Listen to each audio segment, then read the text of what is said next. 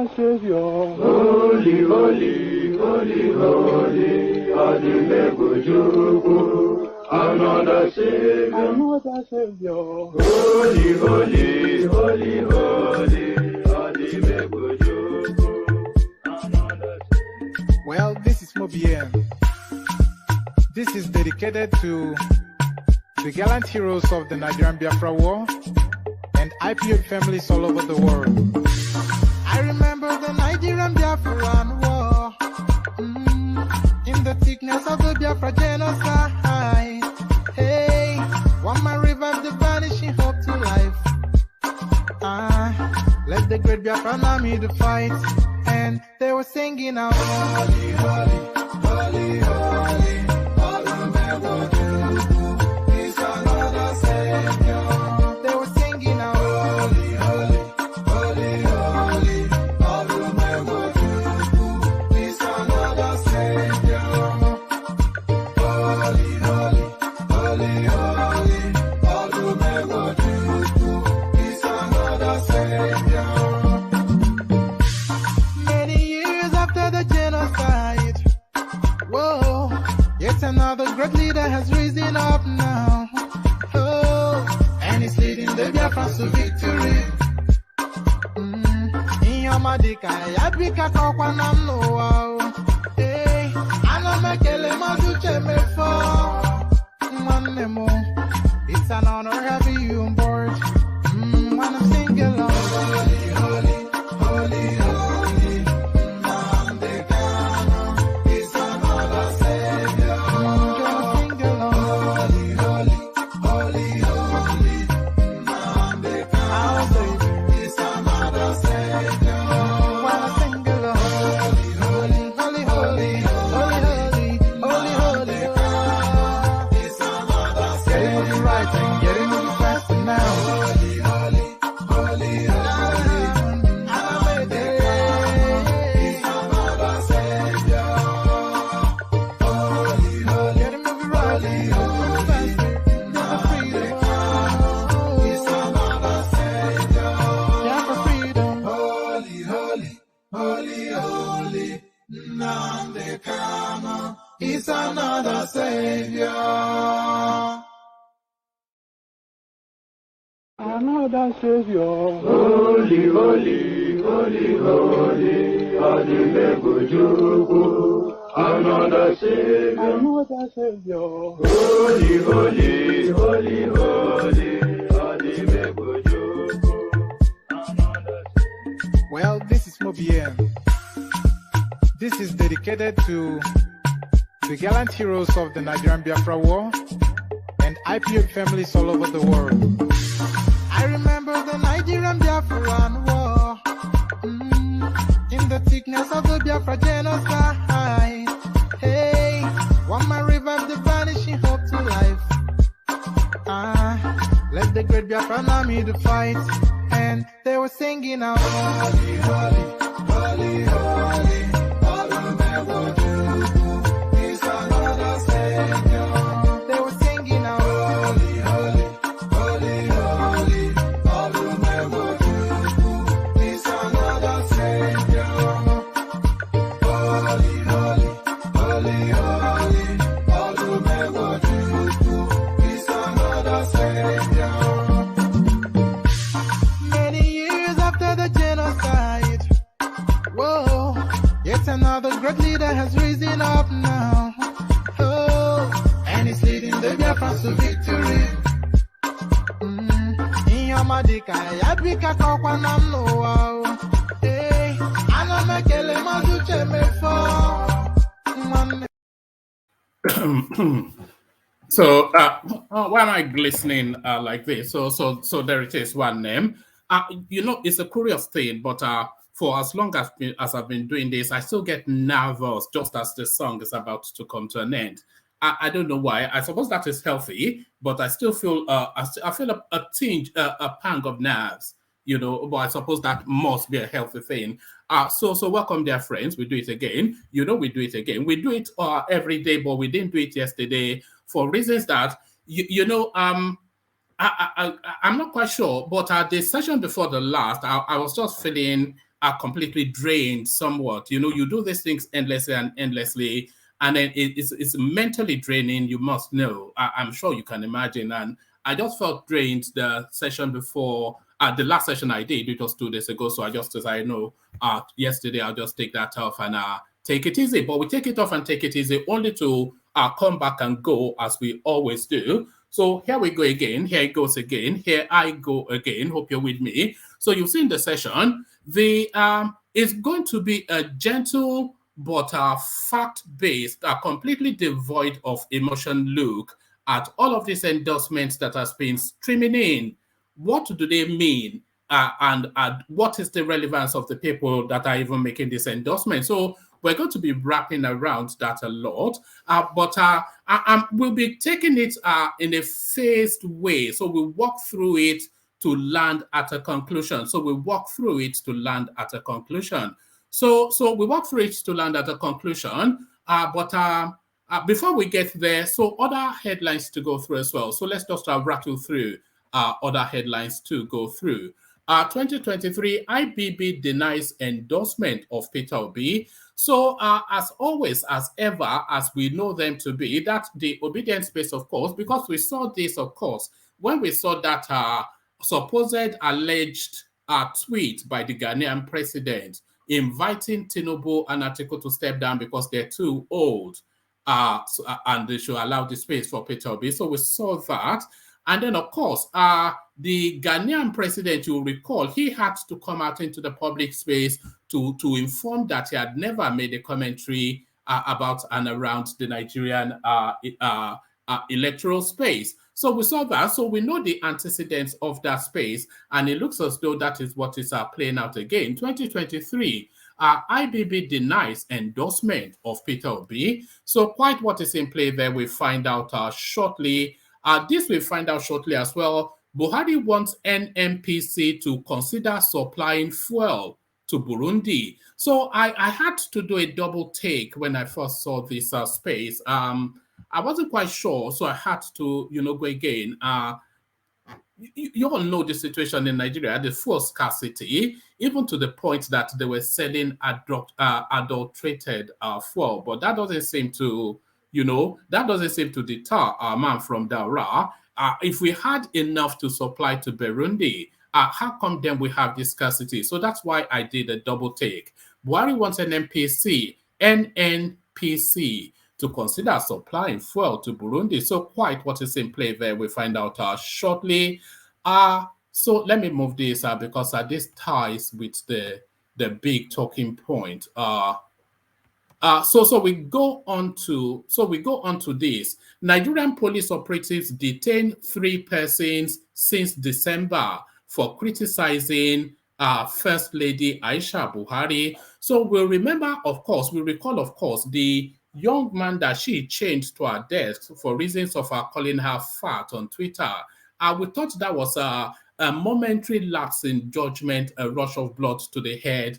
But apparently, allegedly, this is something that she does routinely and endlessly. Nigerian police operatives detained 3 persons since December for criticizing the rather sumo wrestler-looking First Lady Aisha Buhari. So exactly what's in play there, we find out shortly. Okay, I may not bring you this one. Let me just take you, hold on. All right, let me bring you this one.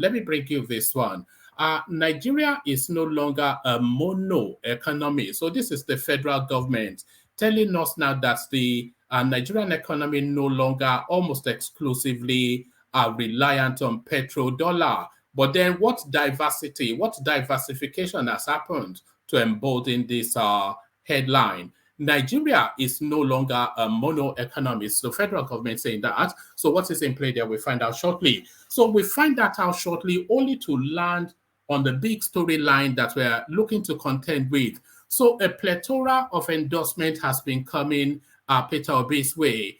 So allegedly, apparently, Samuel Otom has endorsed him, although he has not formally come out to say anything, but that's making the headline all the way through. Pa Edwin Clark has endorsed him as well.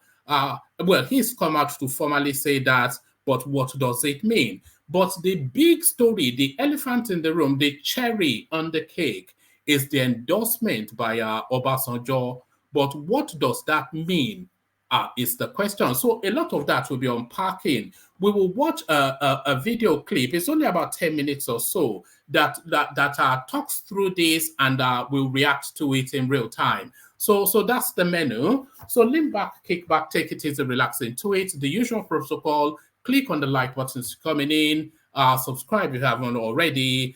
You know what to do. We discuss it every single day. So do the usual things that you usually do. So let's take a short little. I'm not sure. I seem a bit nervous somehow. I'm not quite sure. Hopefully the nerves will go as we continue to proceed. But let's take a short little musical intermission as I have a cup of water to calm my nerves. Water, only water, only water, where they see ma. Water, only water, where they see ma.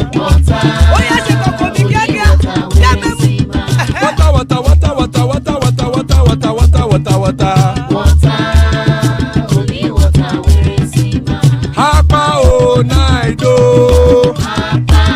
hapa o naido. Hapa you don't come o.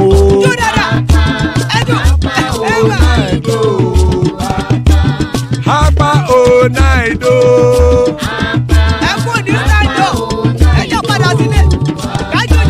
Oro kẹ̀kẹ́ ẹlẹ́mù yé o.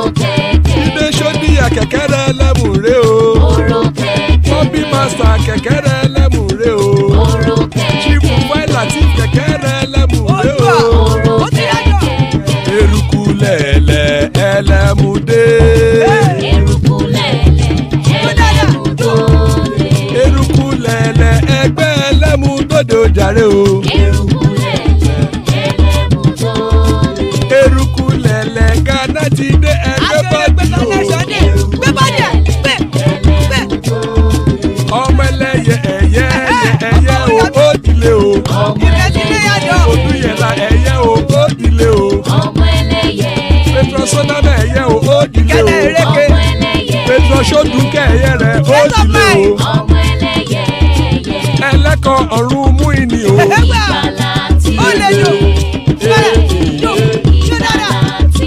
Àkùkọ ọ̀run méjìkọ.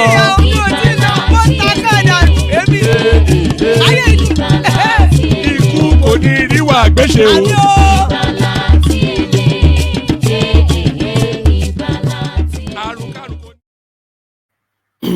And there it is right there. Ikukoniru Agbeche, may death have nothing to do with us.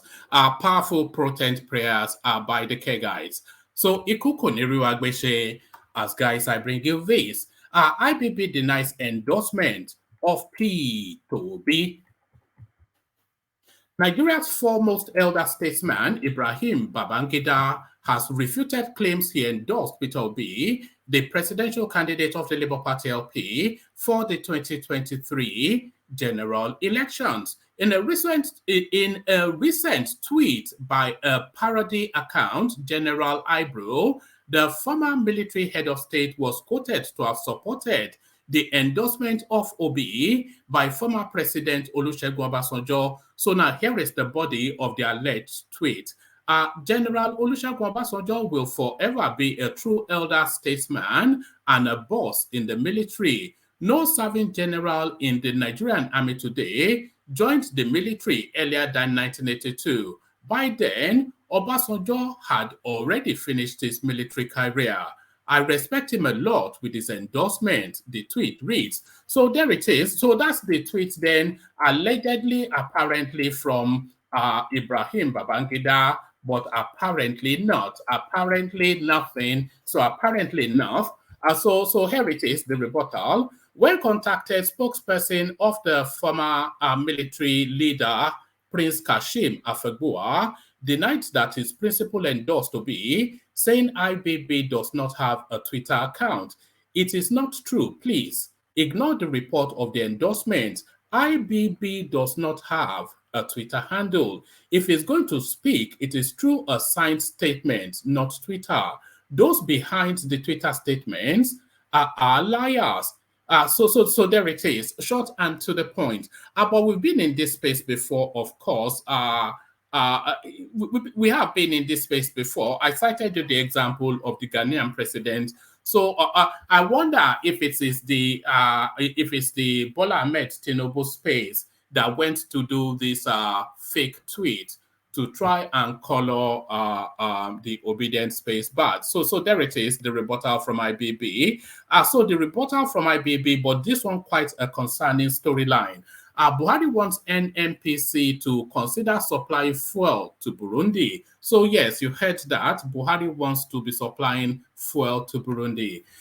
President Mohamed Buhari says Nigeria is willing to supply Burundi with fuel, promising that Nigerian National Petroleum Company Limited. So they've changed NNPC, by the way. They've changed the name of bear with me one moment. I just need to speak to someone. Just stay there. Don't move the muscle. I just need to speak to someone. Just hold there 1 microsecond.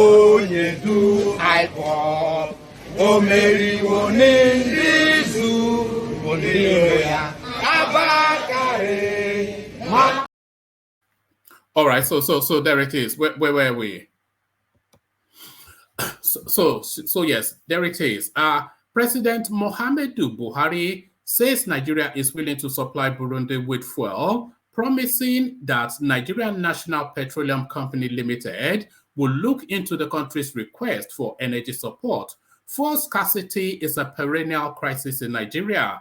According to a statement by his media aide, Femi Adesina, Mr. Buhari disclosed this in the State House on Tuesday, whilst hosting a special envoy of President, I won't attempt his name, of Burundi, on request for assistance in the area of energy provision, particularly fuel, by Burundi leader. President Buhari says he knows what it feels like for a country to suffer from energy shortage, and promised that Nigeria will get the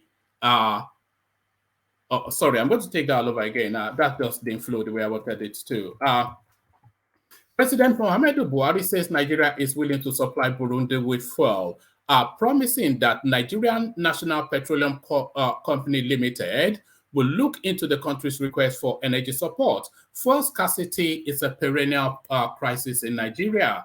According to a statement by his media aide, Femi Adesina, Mr. Buhari disclosed this in the State House on Tuesday, whilst hosting the special envoy to President, I won't attempt his name, on request for assistance in the area of energy provision, particularly fuel, by the Burundi leader. President Buhari says he knows what it feels like for a country to suffer from energy shortage, and promised that he will get the Nigerian National Petroleum Company Limited to look into the request. In the spirit of African solidarity and brotherliness, Nigeria will support the Republic of Burundi in diverse ways as necessary. Mr. Buhari's promise to support Burundi with fuel came as Nigerians are beginning to get fuel to buy after prolonged fuel scarcity in the country. So there it is. We got there in the end, like somewhat like a convoluted read, but we got there in the end. So there it is. Buhari then, of course, I had to do a double take when I saw that headline that we're offering free fuel. It will have to be free, of course, that we're offering free fuel to Burundi as the nation grapples with their fuel scarcity, as you know, the queues all over the country. So there it is right there. So there it is. Pretty certain, of course, that the Burundi will be sort of a Fulani stock, I suspect. Nigerian police operatives detained 3 persons since December for criticizing First Lady Aisha Buhari. Detectives from the Force Intelligence Bureau, FIB, at the force headquarters tracked the trio. Okay, let me take it from here. The Nigerian police force has intensified its crackdown on the critics of the First Lady Aisha Buhari after arresting 3 persons in lieu of a woman believed to be residing in Saudi Arabia. The newly arrested suspects are Saliu Isiaku, Salisu Habib, and something Ahmed. in lieu of a female suspect, Kaltim Ahmed, according to Daily Nigerian Report. So let me just pause there for a moment.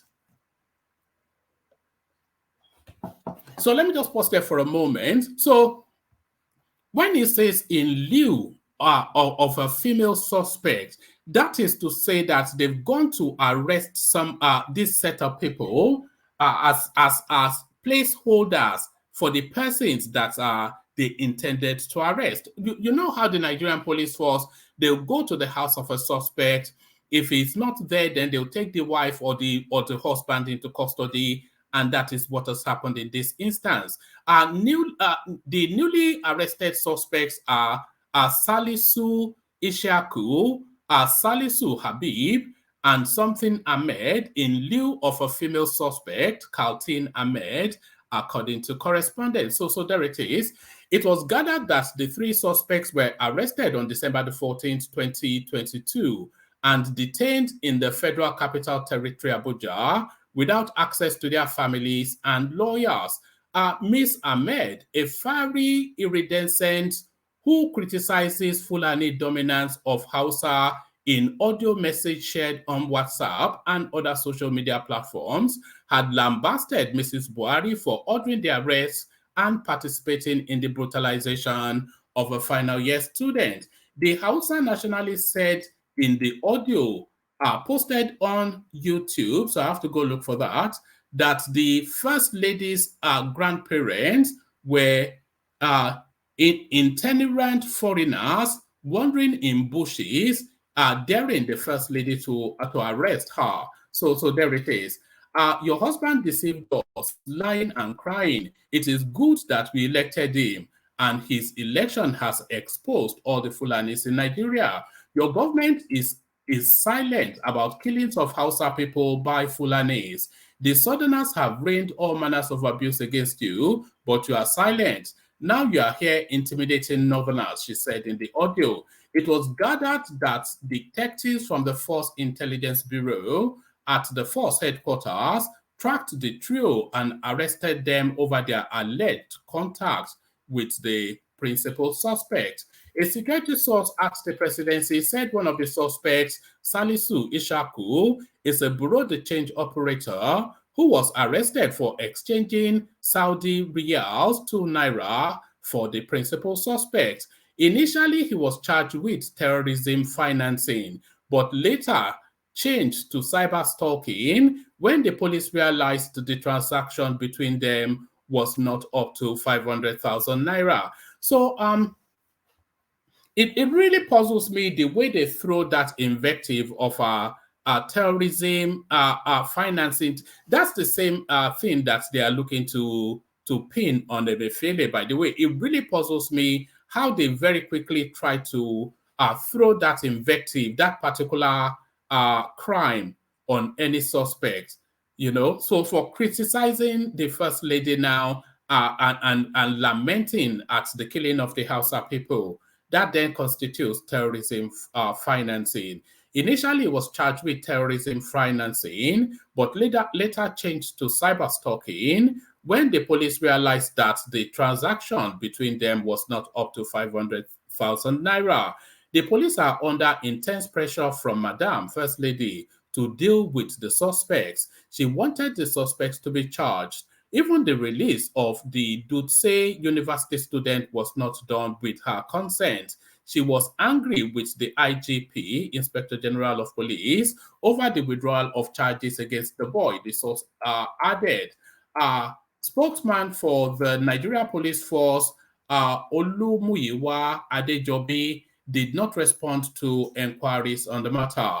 Correspondents had reported in November last year how the Nigeria Police Force arrested. So it goes on to tell us about the Aminu Mohammed guy that was released and changed to the desk. So there it is. It is actually good to hear that there's some sort of a pushback amongst the Hausas. It's good to hear that, because we just thought they were just docile and meek and just taking the beatings from the Fulanis. So, but apparently there's some sort of a pushback from the Hausas. So that's good. I'll give you just one more readout, and then we go to the main topic, which is, of course, the endorsements of Peter Obi. So this now, Nigeria is no longer a mono economy. That's the federal government. The federal government has announced that Nigeria's economy is no longer dependent on oil. Minister of Finance, Budget and National Planning, Mrs. Zainab Ahmed, made the announcement during the ongoing public presentation and breakdown of highlights of the 2023 Appropriation Act. According to Ahmed, there's been a revenue increase from non-oil sectors. She said, we can no longer be termed a mono economy. Nigerian economy is now diversified. The non-oil sector is now generating more revenue for the country, whilst oil and gas and mining sectors are pulling back the economy. So I don't know how they are pulling it back. I would have thought they were the bread basket of the economy. The major non-oil contributors to the country's revenue are agriculture and financial services. So I'm not quite sure how much foreign exchange is being earned with those spaces, but there it is.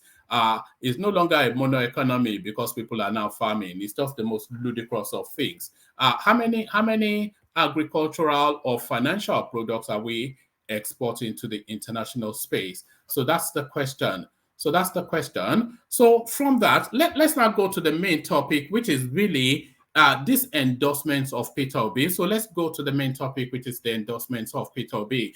So now, pardon me, let me have a... So now, over the last few days, there's been just an avalanche of endorsements of Peter Obi. I'm not telling you anything you don't know. Every single person we've even just read now a fake endorsement by Babangida, but certainly there's been a plethora of endorsements of Peter Obi. Samuel Otom has all but near endorsed Peter Obi. So we've had that. And then, of course, Pa Edwin Clark has endorsed Peter Obi. The Afenifere space, they endorsed Peter Obi a while ago. But then the main one, of course, Obasanjo, he endorsed Peter Obi. But what does this mean is the question. So let's focus.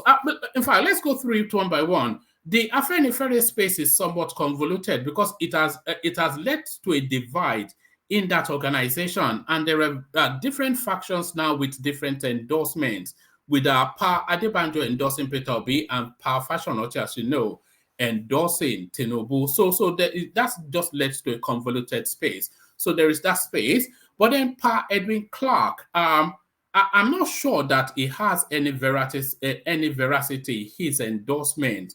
I'm not sure what weight that endorsement carries.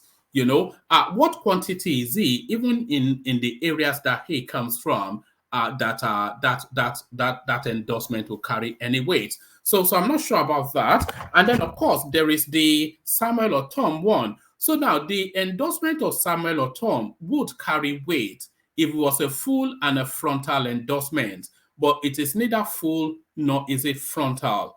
But then, of course, in body and spirit, if not in words. So he has endorsed Peter Obi, but that's not really anything that you can hang your hat on. So there's that space as well. But the main one then is Obasanjo's endorsement.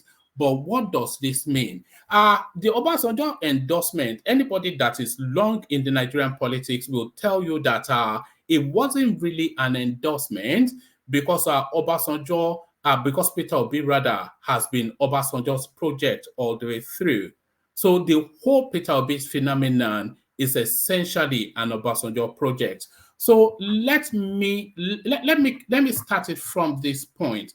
Let me start it from this spot. So I'll take you back to 2018. Let me share the screen. Hold on. Let me just hold on.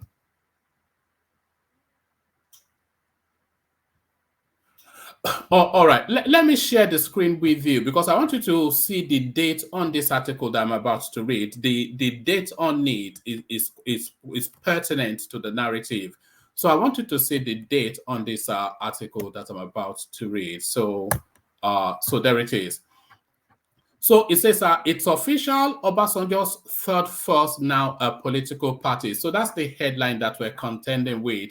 It is official, Obasanjo's third force now a political party. So there it is. But when was this said? So this is the date right here. This is the 10th of May. Hopefully you can see it as I'm highlighting it. Oh, let me remove that thing from the screen so you can see it properly. Hold on. All right. So that's the date right there, the 10th of May 2018. That's when this article was published. So I'll highlight it again, the 10th of May 2018. So there it is. So and the headline again, it is official, Obasanjo's third force now a political party. So now what does it say? We may not read all of it, but just enough to make the point.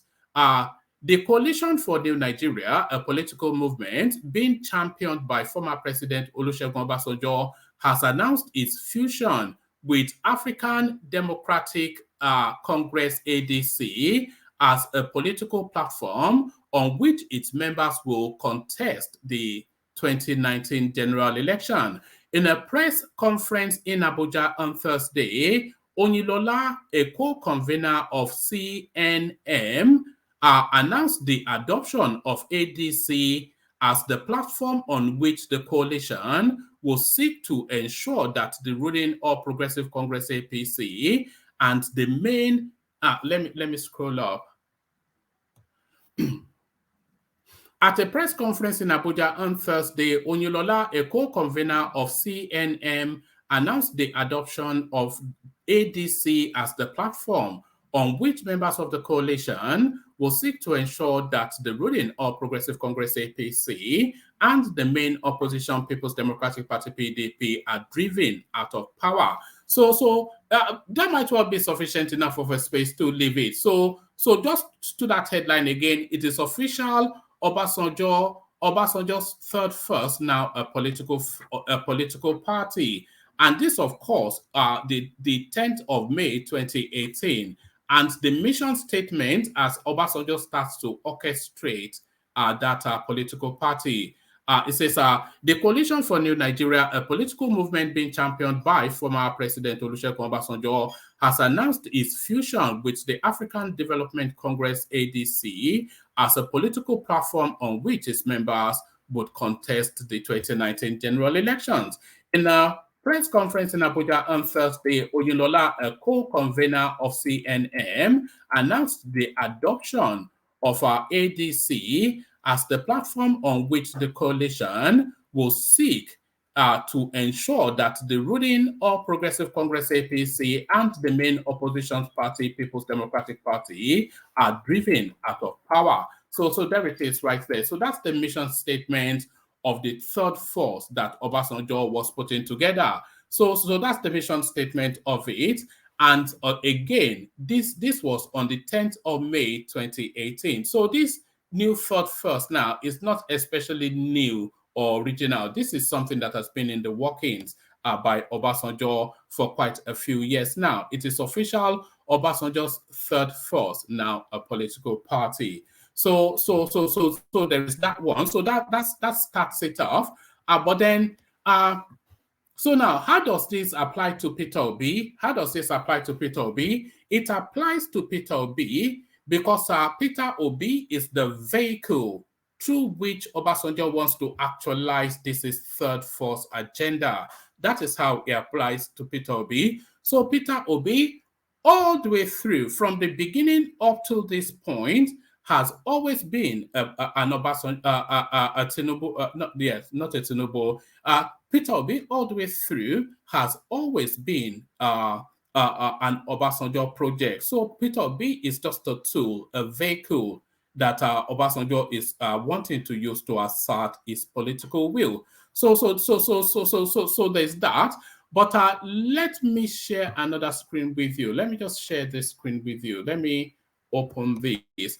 Because I say that, but why do I say that?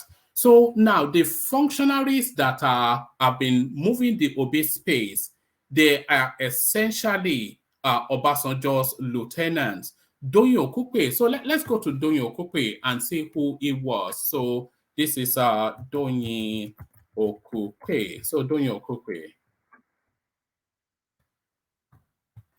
Oh, all right. So let's go to Donyo Okupe.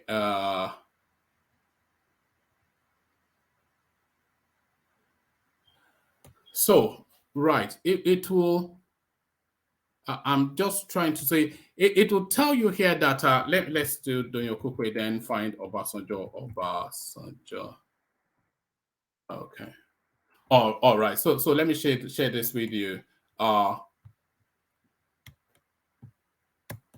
Must be getting a bit rusty. I usually free flow a lot better than this, but there it is.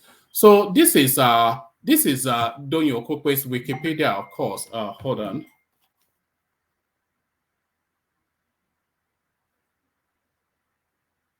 Oh, sorry.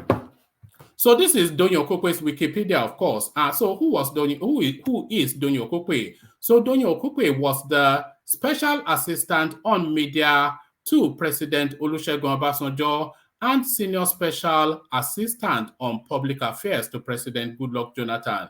So Donyo Okupe very much an Obasanjo man. And Donyo Okupe was the hand that guided Peter Obi out of the Labour Party, out of the PDP rather, to land him in the Labour Party. So there's Donyo Okupe right there. And then just to complete that, the person now guiding Peter Obi, which is Akin Osuntokun. So who is Akin Osuntokun? So let's check him out as well. Let's have a look.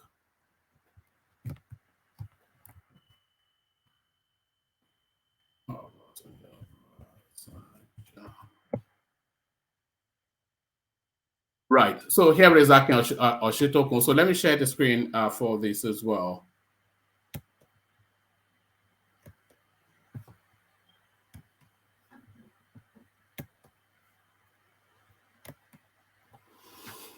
So here it is. So let me just highlight this space. This is only the real pertinent space. It says Akin Osuntokun was appointed as a political advisor to President Olusegun Obasanjo between 1999 and 2007. So there it is. So when Obasanjo then comes out to tell us that he is endorsing Peter Obi, you wonder what that means. So let's have the panelists such as they are. We don't have the full complement of them yet. So Thomas, I see you. Hakim, I see you. And Ajanle Koko, I see you. So gentlemen, good to have you. Let's kick it off with Ajanle Koko. So Ajanle Koko, what are you making of that? This assertion that Peter Obi is essentially an Obasanjo project, which he has been working on since quite a few years ago. What are you making of that, Ajanle Koko? Yeah, thank you, woman, and greetings to our leaders. To our listeners around the world. Click on the like button, share, and subscribe. If Obasanjo is described as you mention it by you and some people, that to me means that Obasanjo is a political genius in Nigeria that should be respected by Nigerian people. This man, for what he has achieved politically and for what he's doing in the political evolution of Nigeria up to the present moment, nobody among the past leaders or elderly statesmen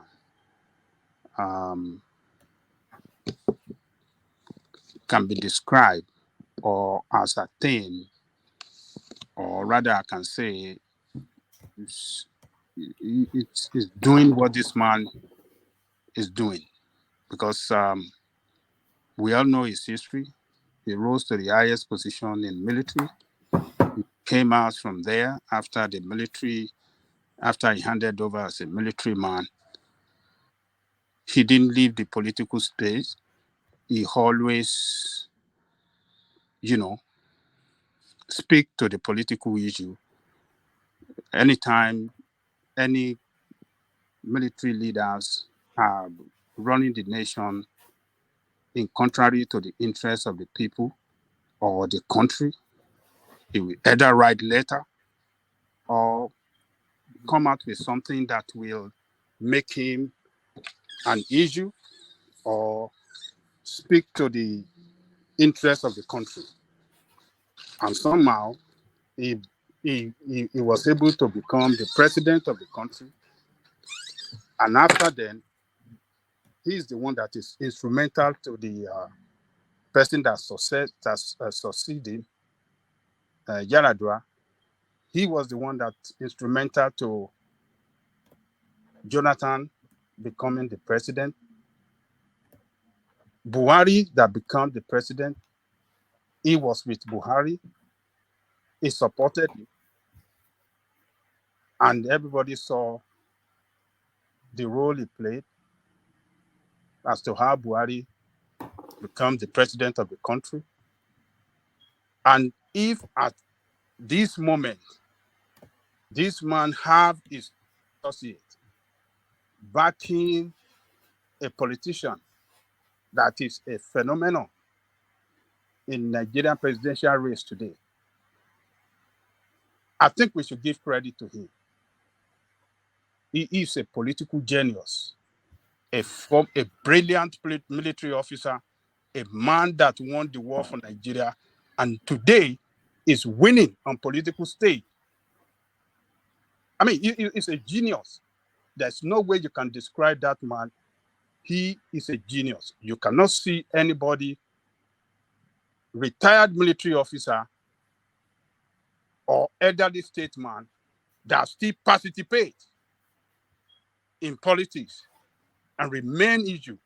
He wrote a 13-page letters that brought Jonathan down. Sorry, Ajale Kokos, somebody is saying in the comment section that it's just a coincidence. But does it strike you as a coincidence? Also, I didn't even need to read it out. Obasanjo had always been talking about a third force.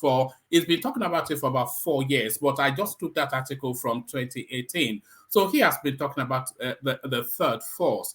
So now we have a third force, but who is that third force? The third force is somebody that's been brought out of the PDP into the Labour Party by Obasanjo acolytes. Is that a coincidence? It could be described by anybody in any way they like. They can describe it as a third force. They can describe it as a coincidence. But I am describing every move this man is making, so I've made in the past, and for what he's doing now as a political genius. An elderly statesman that still participates in Nigerian politics. Every successive administration, you will see him. He will support somebody, and the support has always been huge, that takes people to that position of presidency. So, and I've mentioned it, since the time he left that position as the president of Nigeria, every other person that became the president of Nigeria, this man are always behind them. So how do you want to describe him? What is his support for Peter Obi? What is he going to bring for us? We don't know. He could take him to the position of presidency. We see the letter he wrote recently, 7-page letter, is making waves all over the town. A lot of people are criticizing him, but I want you to read that content of that letter and tell me if everything that man mentioned in that letter is not right. Whatever is not right in that letter, point it out to me. Don't look at him as a person, because he represents so many things to different people. Some people don't like him at all. Some see him as a national leader. Some see him as a very useless leader. People see him in different manner, different way. But what is it this man is doing? His contribution, his involvement is such the type that we have not seen any other past leader doing. So he's a political genius to me, and at this moment, having his men like Oshitokun, like what do you call this guy Okukwe, and maybe some others are coming in to give this strong support to this guy. So for him to be able to have his men around this guy that he is backing openly now, he's no more hiding it, he's backing openly, and I believe will be going around to so many places in Nigeria, the power that be, to give their support and to rally strong support around the country for this guy. I mean, this man is just a political genius. The way that's the way I can describe him. One man, he's just a political genius. What he has been doing is participation in Nigerian politics and issue is second to none. It's second to none. You can describe him in any way you like. You can call him whatever you want to call him. But this man, if we Nigerians have that spirit of Obasanjo, spirit of supporting somebody, and if that person couldn't achieve what he promised the country, we shift to another person. And if that person couldn't achieve what he promised for the country, now we look for a better option. We can get to... One more, I want to interject, please. Yeah, come in, Akeem. Thank you very much. Sometimes when sorry, before you interject, do you agree with the premise, though, that Peter Obi is essentially an Obasanjo project? No. Okay, carry on. So, when Ajali Koko talk about Obasanjo sometimes, and he is a staunch supporter of Sowore, the other just, I don't understand. It's just a big contradiction of your belief in someone like Sowore and the way you kind of heap praises on Obasanjo. I don't want to talk about Obasanjo, but Ajali Koko, please, Obasanjo is one of the worst human beings on earth that still live in that country today. Let's call it spade a spade. So can you just mention one government that Obasanjo has not criticized since 1979 when he was a military? I'm not talking about from 1999. I'm talking about from 1979. There has never been any government except the one that Obasanjo is involved in, except the one that is an Obasanjo government. Can you just tell me one government that Obasanjo has not criticized once he is not in office? That's what make him a genius. And the patriot. That makes him a patriot. And the patriot too. Thank you. That's the right. Yeah, a patriot. You don't have to sit by when a particular leader is destroying your country. That is not the way to do it. You have to come out against that leader. It doesn't mean that you support if you supported him to power and it's now derailing is not going the right direction as a promise. You don't have to cow and said you want to continue to give him a blind love. You have to come out strongly against him, and that is what Obasanjo have demonstrated, and that's what is doing it today. It's a patriot in any way you want to describe him. Obasanjo a patriot. Why are you saying this, Ajali Koko? Does it mean that it doesn't have its bad side? He has his bad side. No, it's the worst. It's the worst among all of them. He's not a patriot. Obasanjo is not a patriot, and he will never be a patriot. Why? Obasanjo has governed Nigeria. No, don't even say has ruled Nigeria longer than anybody that lives right now. Look at Obasanjo government. Political assassination at the worst that has ever happened under Obasanjo government. The highest of it. High caliber politicians assassinated during Obasanjo government.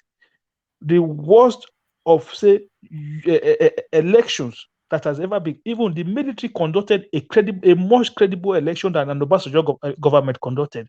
So what is it that gave Obasanjo credence? Sorry, is it worse than 2019? It was worse than any election that has ever been conducted in the history of Nigeria. 2003 election, one man. When people will win election in the village, and when people will lose election in the city, and they go and win election in the village. How can you have more numbers in the village than you have in the cities? It all happened under Obasanjo government. Under Obasanjo government, you have Mike Tyson. Nigerians live in the rural areas. What do you mean? Yes, but of course, it is common knowledge that there's no way where you have more numbers in the villages than you have in the cities. It does never happen.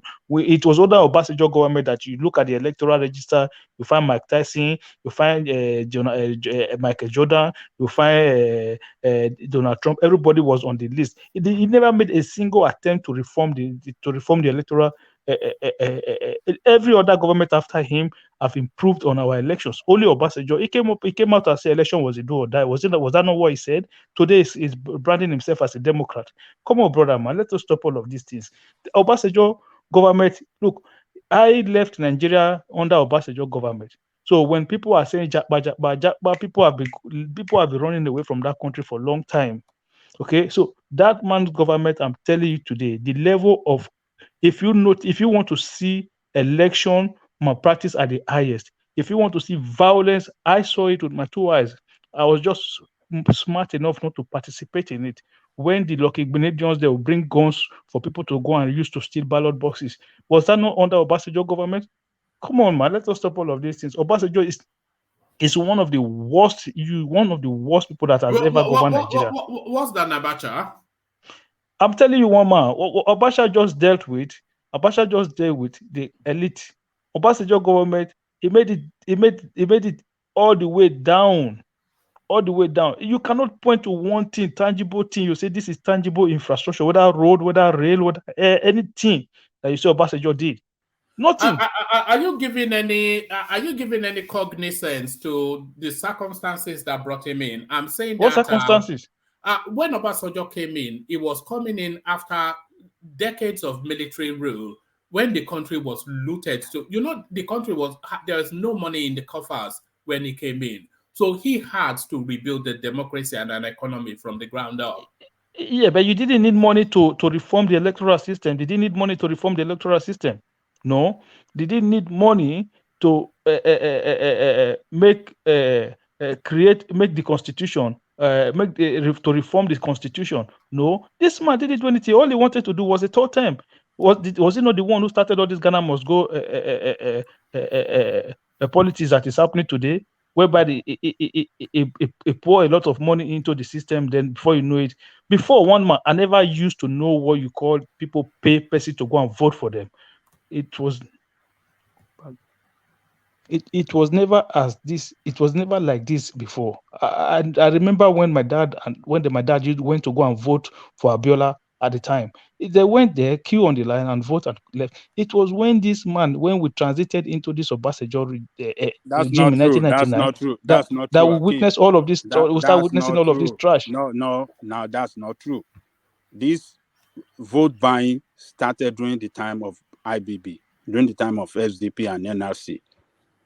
We've been doing that. So for you I never witnessed it.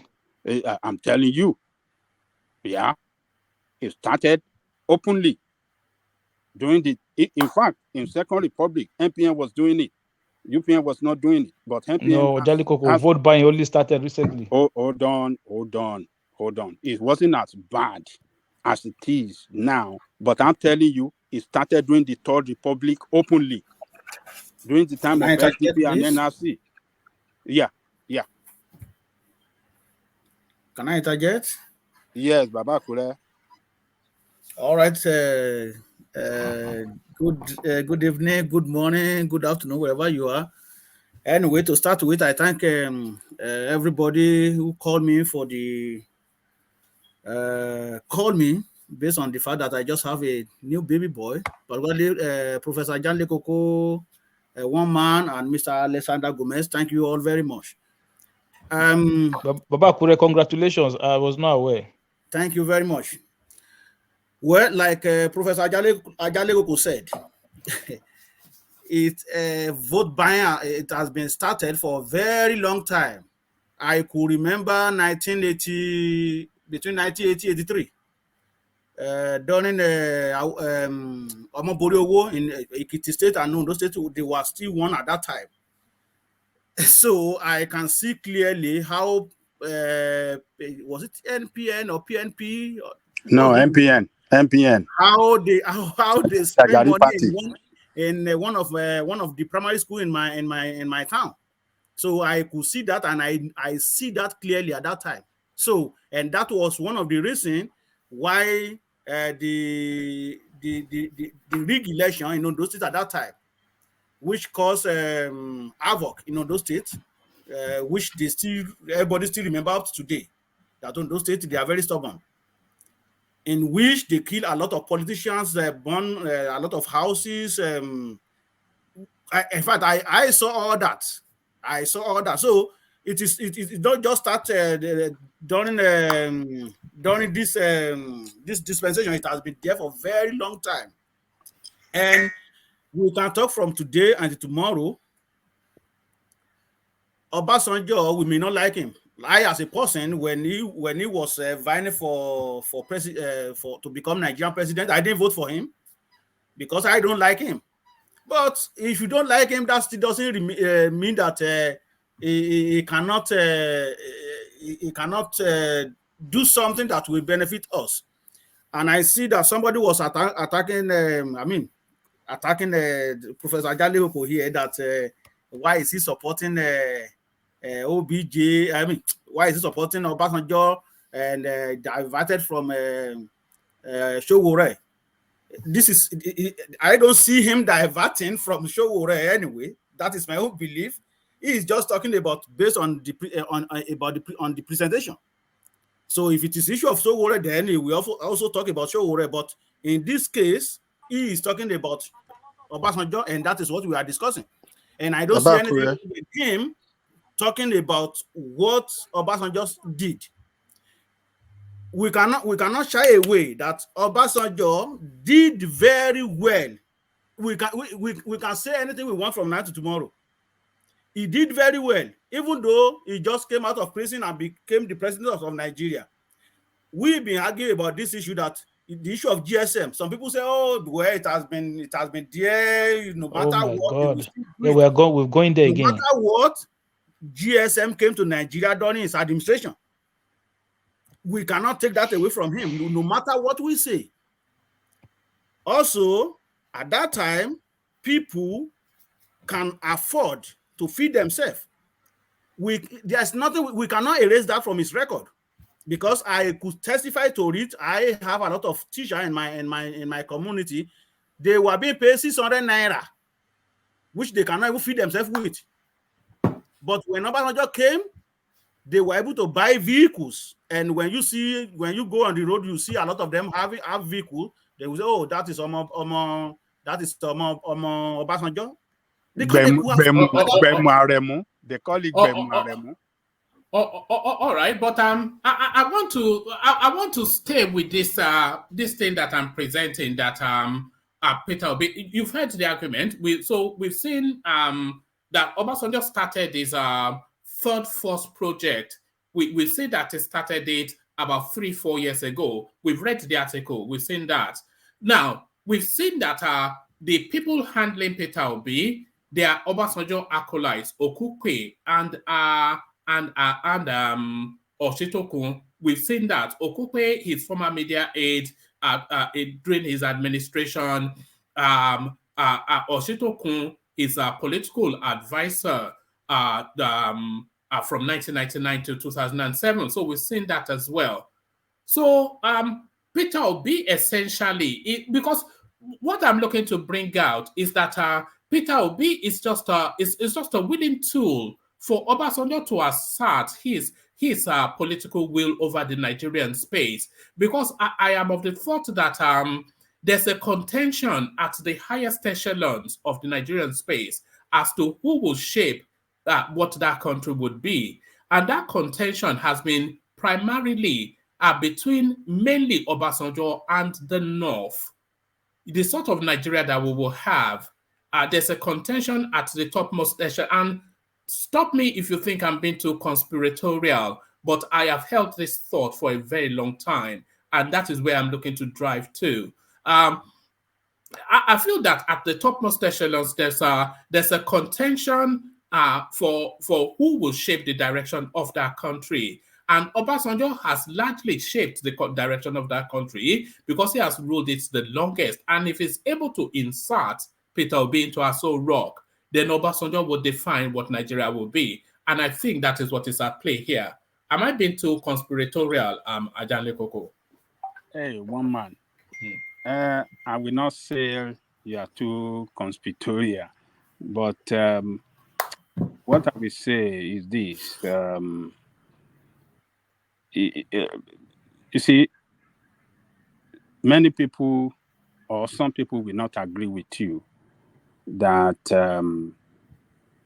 Obasanjo is the force behind Obi.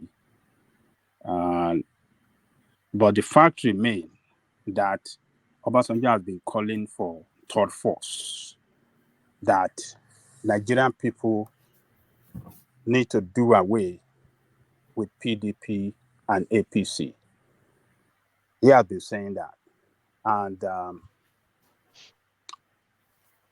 he now seeing Obi representing what he believes in and jumping behind him. Are you of the thought, sorry that I'm interrupting you, but interjecting really, are you of the thought that Obi evolved organically and it wasn't orchestrated by anyone?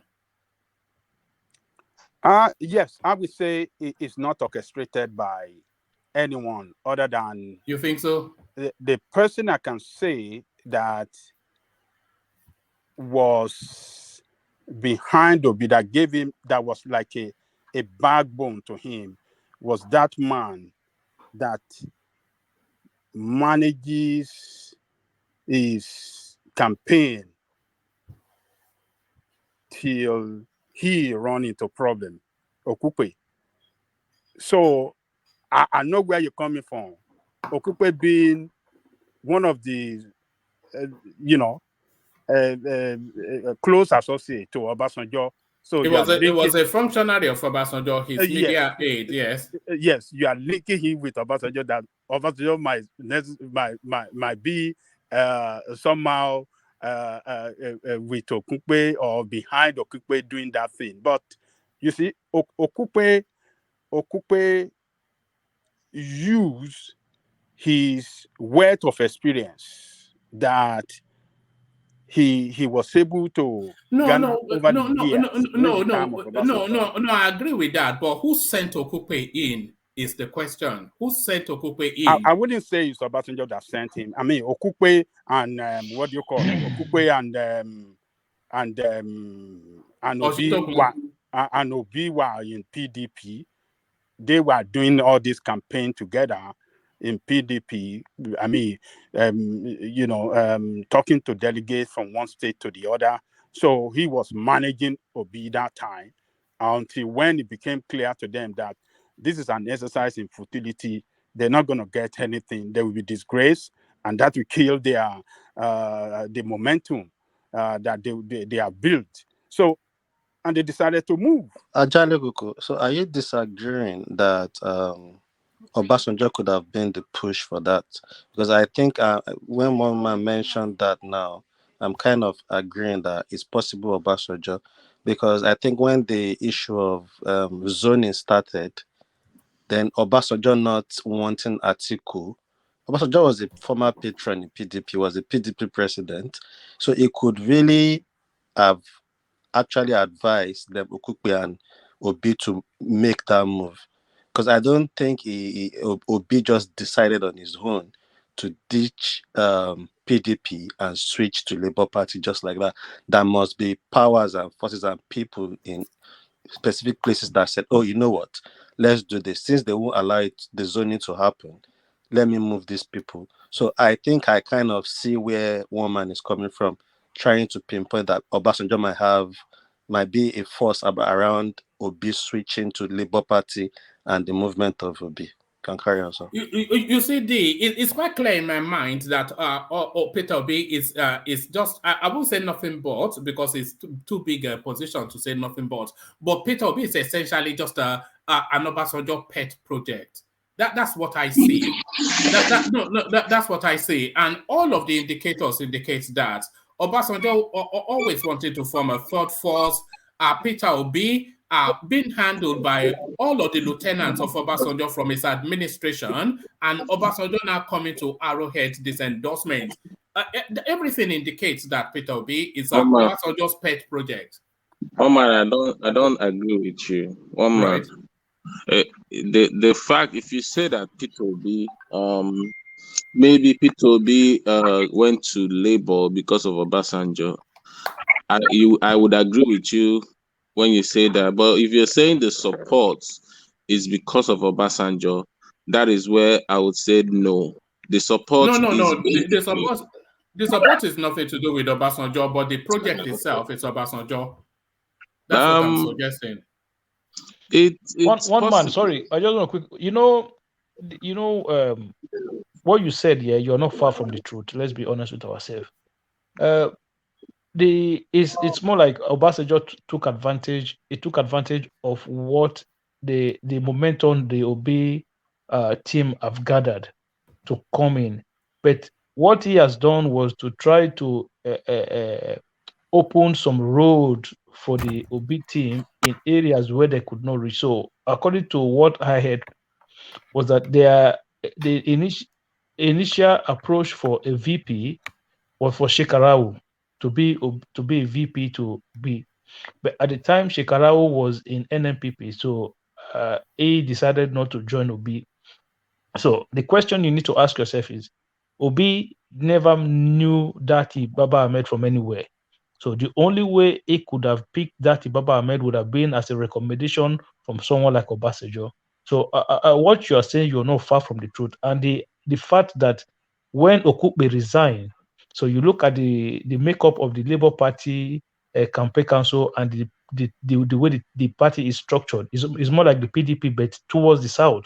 So Obi is from the south, national chairman from the south. So when Okupe resigned, Oshuteku is a very qualified person. Okay, I'm not taking that one away from him, but I'm saying you would have expected them to say, okay, you know what, let's balance the whole thing and go look for a campaign DG from the north. But the fact that they went with Oshuteku tells me that Obasanjo is already pressing some buttons within that campaign already.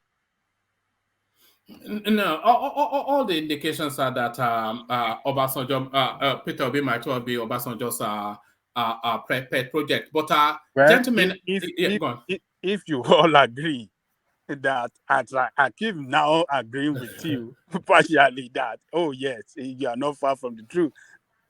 So, what does that tell us about Obasanjo? So, Obasanjo is supporting Obi, or the strong force behind Obi that is making waves in Nigeria today. It's just tell us that he's a political genius, he's a patriot. No. It tells us that Obasanjo is no different from Adams Oshomole.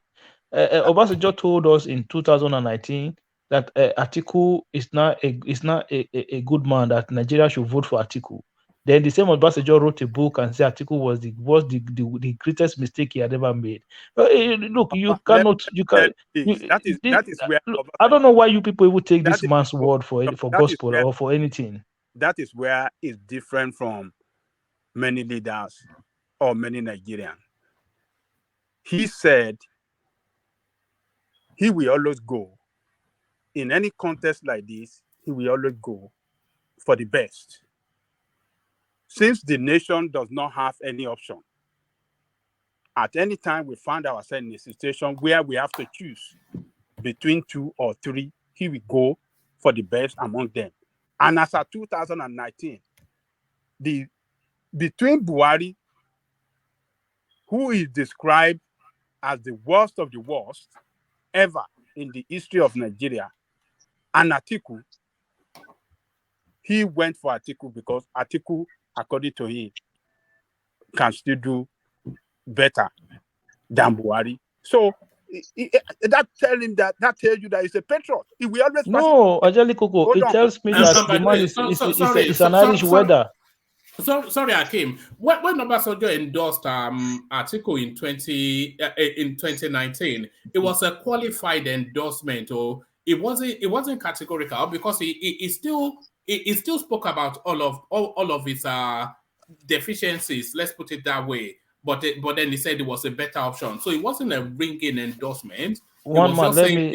Saying this is better than what we have in situation at the moment. It didn't reverse his position. What fully. I'm trying to say, when you are a principled person, somebody who has integrity, right?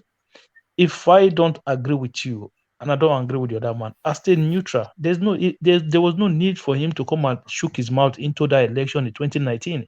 If all the things you have said about Atiku, all the things you believe to Atiku to be, then you want, okay, just imagine if Nigeria had elected Atiku in 2019 with all the things Obasanjo has said about him and he said he is. Is that the kind of person he will want to govern Nigeria? But because he is better than Buhari, but he is a thief, so that kind of thief is okay for Nigeria. Come on, man. Where is your integrity? Where is your principle? Well, the way you looking at it is different from the way other people. No, it's not. Just stay. He could have just stayed away. 2091. That one won't kill him. It doesn't. All right. Femi, did you want to come in? Let Femi come in. So Femi, okay. Come in. Yeah. Right. I think I agree with the progressive. Wow. Like we cannot. I think progressive is the one that is talking about Obasanjo. Yes. Okay. Like we cannot. You call someone an angel yesterday. By today, you are calling him devil. What changes from yesterday to today? We should ask him. Obasanjo let us be frank with each other, is a nationalist. We know that this man is one of the toughest individuals in Nigeria. But when it comes to power, politics is just about interest. Baba have interest in Obi now, and you look at him that this guy is easy to manipulate than Atiku or Tinubu. In 2015, he worked in support of Buhari. He thought that Buhari will work with him, but when Buhari get there, nobody. You guys you guys, if you guys can remember, when people say P2B is easy to manipulate, like, please, can I come? If everybody can remember, by 2015, when Buhari won the election, everybody, I saw many articles written against Tinubu then that Tinubu is not in the government, that this man have neglected him, and we should all remember that Buhari's wife, he speak out then that those that help you to win the election, that you forget them. We should remember all this. Buhari also, he has his own. These people, when they have power, they bring out their real characters. That is why we say that Tinubu, Atiku, Obi, these people are all politicians. Anybody can show you anything when they get that power. But when they are looking for the power, they will submit themselves to you. Like you'll be looking at them like, these guys are very simple. They are simple to manipulate. But when they attain this power, they change. Obasanjo have worked with Atiku for 8 years. I look like what Mr. Wike said recently, that someone that worked with you for 8 years is now endorsing another person. That is a disgrace, and it's a disgrace. We know that Tinubu and Obasanjo before, they are like cat and rat. We expect it that Obasanjo will not work for Tinubu. That one is that. But Obasanjo not working for Atiku, we have to ask questions. That means Atiku is not a good candidate. The election should be between Tinubu and Peter Obi. All right. Femi, let me just ask you this. Do you think that Obasanjo is jumping onto the Peter Obi train to endorse him? Or do you think that Obasanjo had always been the puppet master of the Obi narrative all the way through? In like the way I'm looking at it, Obasanjo jumped into the train. All right. Because Obasanjo does not, I don't think Obasanjo have it in mind that he will support anybody from Labour Party. But the time that I look at the game, that the 18 contestants, and I look at it that out of the 18 contestants, who is the best? I can't say Obi is the best, but let us be frank with you. Obi is better than, I think I can say, better than 16 candidates, apart from Tinubu, because of Tinubu antecedent. That is what, apart from age, let us not take it from him. This man have achieved many things in Lagos State. But age is a factor. If we remove the age out of it, Tinubu is the best candidate in this election. But Baba look at it as Tinubu is not, though both of them, they are not working. I don't think both of them have, apart from when they met each other, October or September, that he visited Baba at Abeokuta. I didn't see that. Both of them, they are not friends. They are rivals from 1999 till now. Femi, do you think Etanu is part of the reasons that Obasanjo has not gone for Tinubu? Do you think that Yoruba Etanu something? It's like it happens to someone close to me, like my family, like my father. It's like a story. In our local government, then they have a man that want to go for a local government chairman, and my father work against him that he should not go for the second time after first time. When my father want to go for chairman, this man work against him. That is how politics go. And both of them, they are from the same community. But when my father wants to vie for a chairmanship of my local government, that is when he work against him. That you work against me in 9. I'm talking about something after 20 years. That is how politics. And my dad, I don't know about it then. And my dad told him that is a payback. That is a payback time. That he pay him back. That is how politics works, sir. Etanu, I agree with you. Etanu, the man hates him, and he can never love him. Never. Egba people, that is Egba for you. That is Egba for everyone.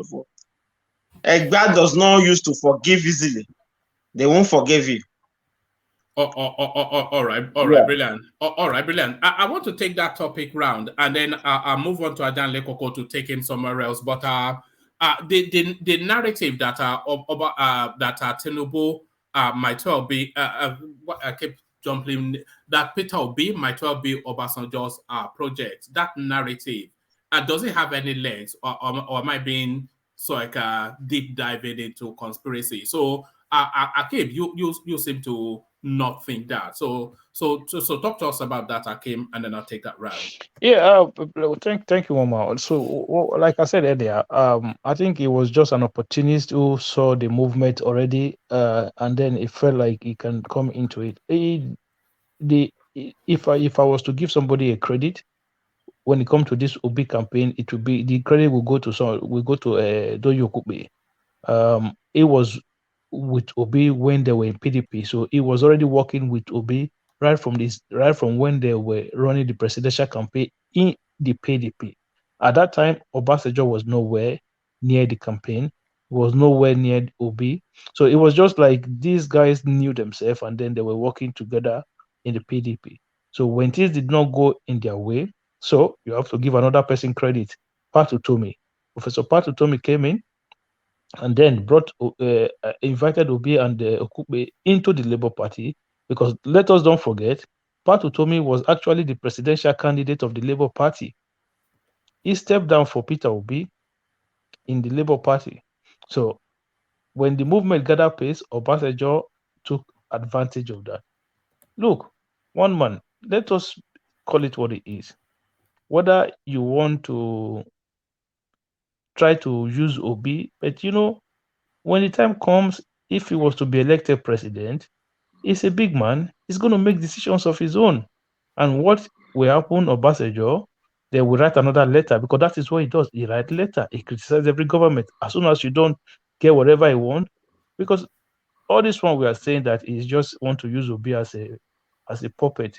It's easier to say when the campaign process is going on, but after election is done, you're not going to be running telling the president of a country where to go and where not to go, what to do or what not to do, who to appoint or who not to appoint. No.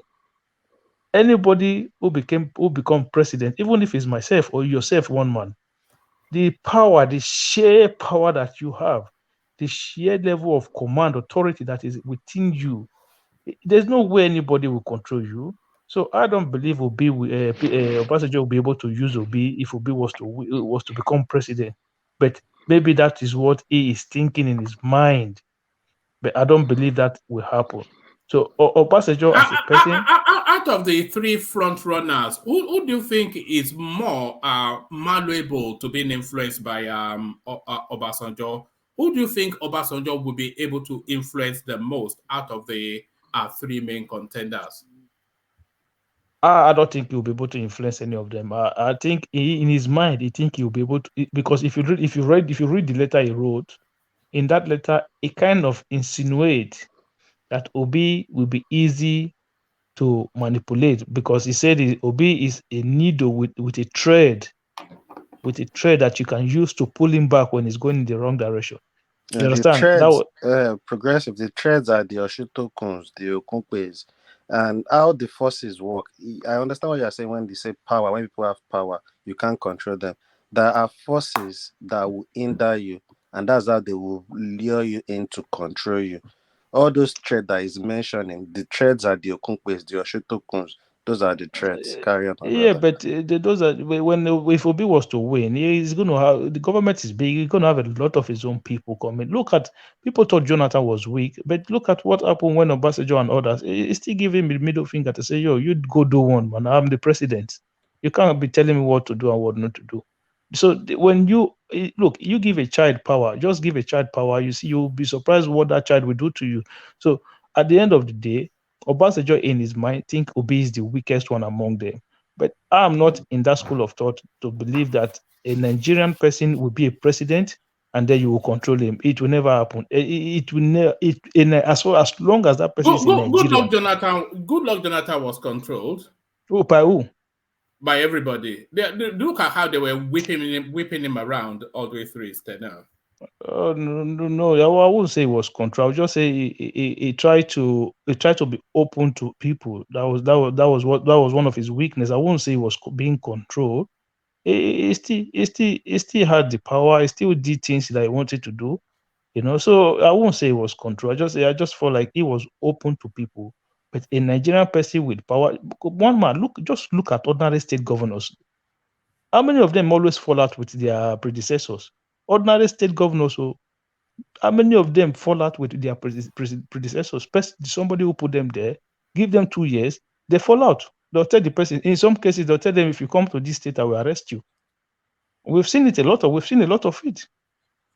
So imagine then you say you want to go and control president. Obasanjo is sleeping. There's no way, even if Obi was to win, there's no way he's controlling Obi. He's not going to control anybody. So for me, I just feel like sorry, say what? Well, but you people are saying that he was trying to control Jonathan, and Jonathan couldn't allow that. That was why he fell out with Jonathan, or they fell apart. I mean, I don't know what you guys mean by controlling that.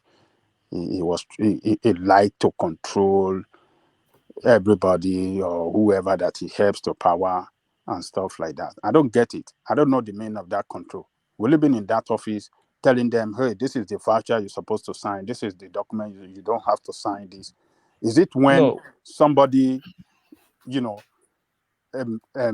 speak out his home position against the government that is not doing right?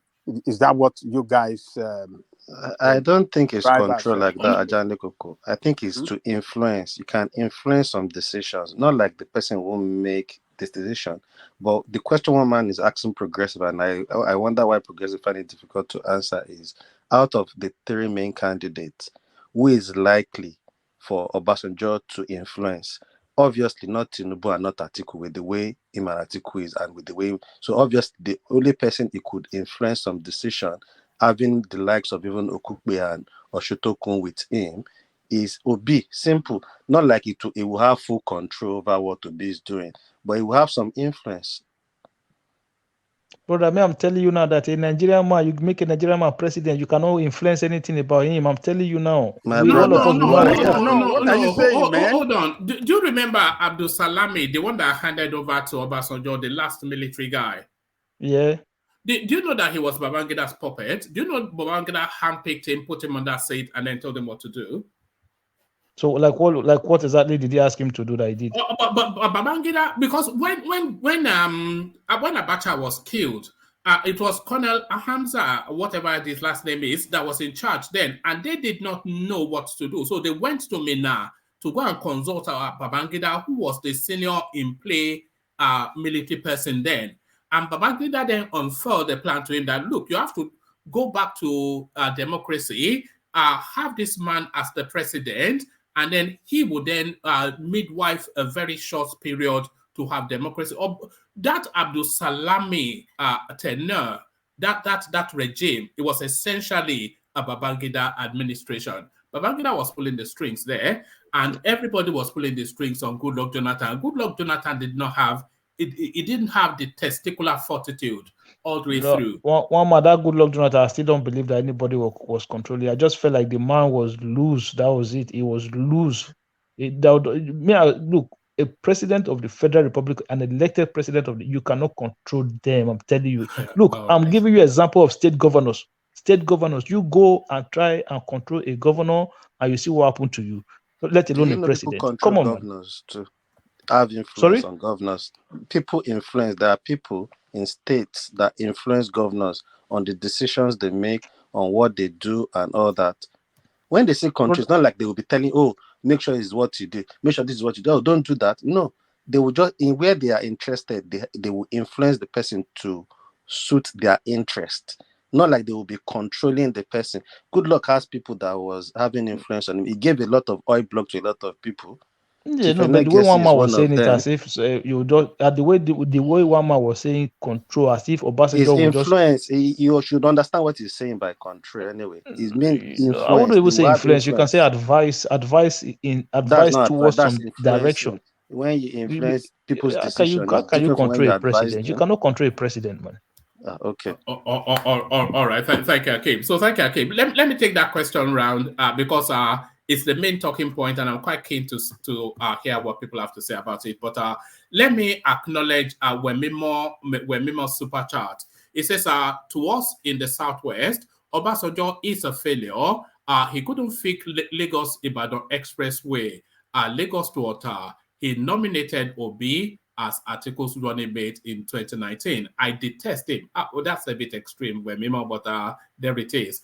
To us in the Southwest, Obasanjo is a failure. He could not fix Lagos-Ibadan Road, Lagos to Ota, etc. He nominated Obi as Atiku's running mate in 2019. But that's fine enough, but I detest him. It's a bit, I don't know, maybe there's something personal there, but thank you for that super chat, Wemimo. So thank you for the super chat, Wemimo. And still using this window, let me acknowledge you know where I'm going. So Ayo, of course, the buy the coffee thing, as always, as ever, he does it again. So there is Ayo doing as he always does. So there he is right here. So there's Ayo doing that. So thank you, Ayo. So thank you, Ayo. So now let me now take that question on to let's go to Thomas. So Thomas, I am suggesting that Peter Obi might well be an Obasanjo project all the way through.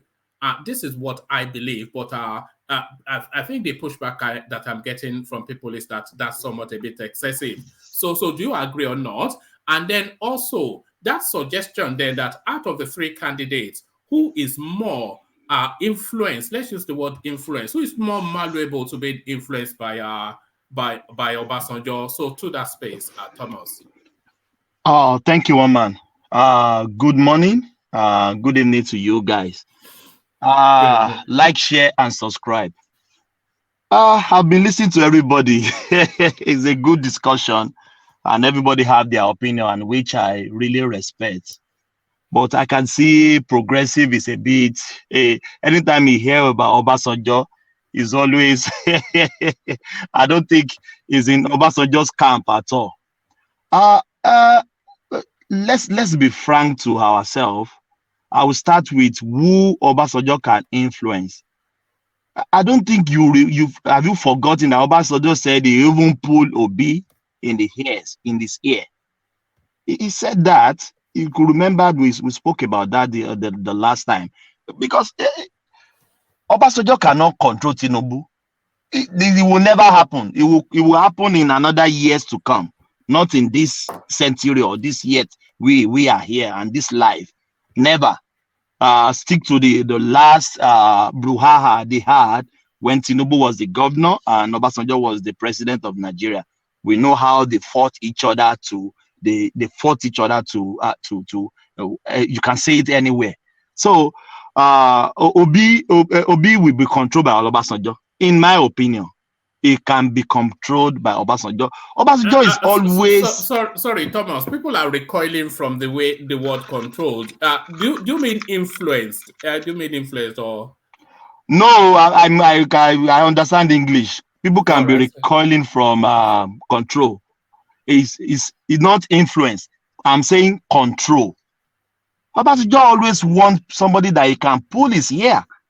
You can't pull Tinubu's ear. No, you can't do it to Atiku. It will never happen. So Obasanjo has been, in my opinion, has been Obi's project all through. Everyone on Obi's camp now was indirectly or directly nominated by Obasanjo. Oshutoku is there. Okupe is there. He's PDP man. Can you mention anyone that is not PDP in his camp or that is not come from Obasanjo indirectly or directly? Talk about the Mauritanian guy, Datti. He came from Obasanjo. So why we just try to manage our speech? No, Obasanjo will control Obi. That is where he wants him. If Obasanjo wants equity and accountability that Baba Jale Koko normally said here, Obasanjo is not after equity or accountability. Forget about that. If you want equity or accountability, he will not be supporting Peter Obi with this letter he wrote the other time. No. So Obasanjo wants somebody he can control. That is why he wants Obi. Don't let us deceive ourselves. He wants that. So back to, are you asking about the Babangida's the fake news from Babangida's camp? Well, you can go there. So the news. What of this? You asked second question. I think two questions you asked. No. I was actually asking because this is my conspiracy theory, and I was wanting to put it to this. Yes, I was wondering. This is my conspiracy theory, and I wanted to put it to the space to see what they are making of it. That forget endorsing Peter Obi. Peter Obi has always been Obasanjo's project all the way through. I'm suggesting that Obasanjo took him out of the Labour Party, acting as the puppet master, took him out of the PDP to the Labour Party, I should say, acting as the puppet master, and he has orchestrated this journey that Obi is on all the way through. So forget endorsement. Peter Obi has always been Obasanjo's project. Excellent. That is excellent submission right there. He has always been Obasanjo's project. And you could remember when they even picked Datti, nobody knew that is Obasanjo that picked Datti for him. But later on, we finally got it. That it came from Obasanjo. Oshutokun came from Obasanjo. Okupe came from Obasanjo. So it's always Obasanjo's project. Because Obasanjo wants somebody to control. He wants somebody that he can control, that can walk up to the Aso Rock and tell him what to do. Obasanjo is a powerful man. There's no doubt about that. In politics of today, he's still long-serving president. He's still long-serving military man that is still relevant in our politics. You can't take that from him. But Baba Yabo always wants somebody he can say, sit down there, come here, do this, do that. But Atiku is not in that shoe. Tinubu is not in that shoe either. So there is no doubt about that. Let's just listen to Professor Jale Koko try to paint Obasanjo the saint of the saints. No. Even though I like him, he's the best president so far in this fourth dispensation that we are. But he always wants somebody to control, to tell him what to do. That's why he's going for Obi. He's not going for equity. He's not going for accountability. He's not going for let the Southeast have it. No. Why don't he give Southeast the presidency when he left presidency? Why don't he give Southeast the presidency then? Why did he give it to other region again? Why don't he do one term and give Southeast the second term? Just forget about Obasanjo. Everyone know that his selfish interest is the first thing in Obasanjo's mind. So forget about that. I disagree with Ajali Koko 100%. I disagree, one man. All right, brilliant. So are you on your way to work? You were about to start the car just then. No, I just got to work. I'm in break now. I'm working, but I'm on break. All right. What's the weather like there? 28 degrees.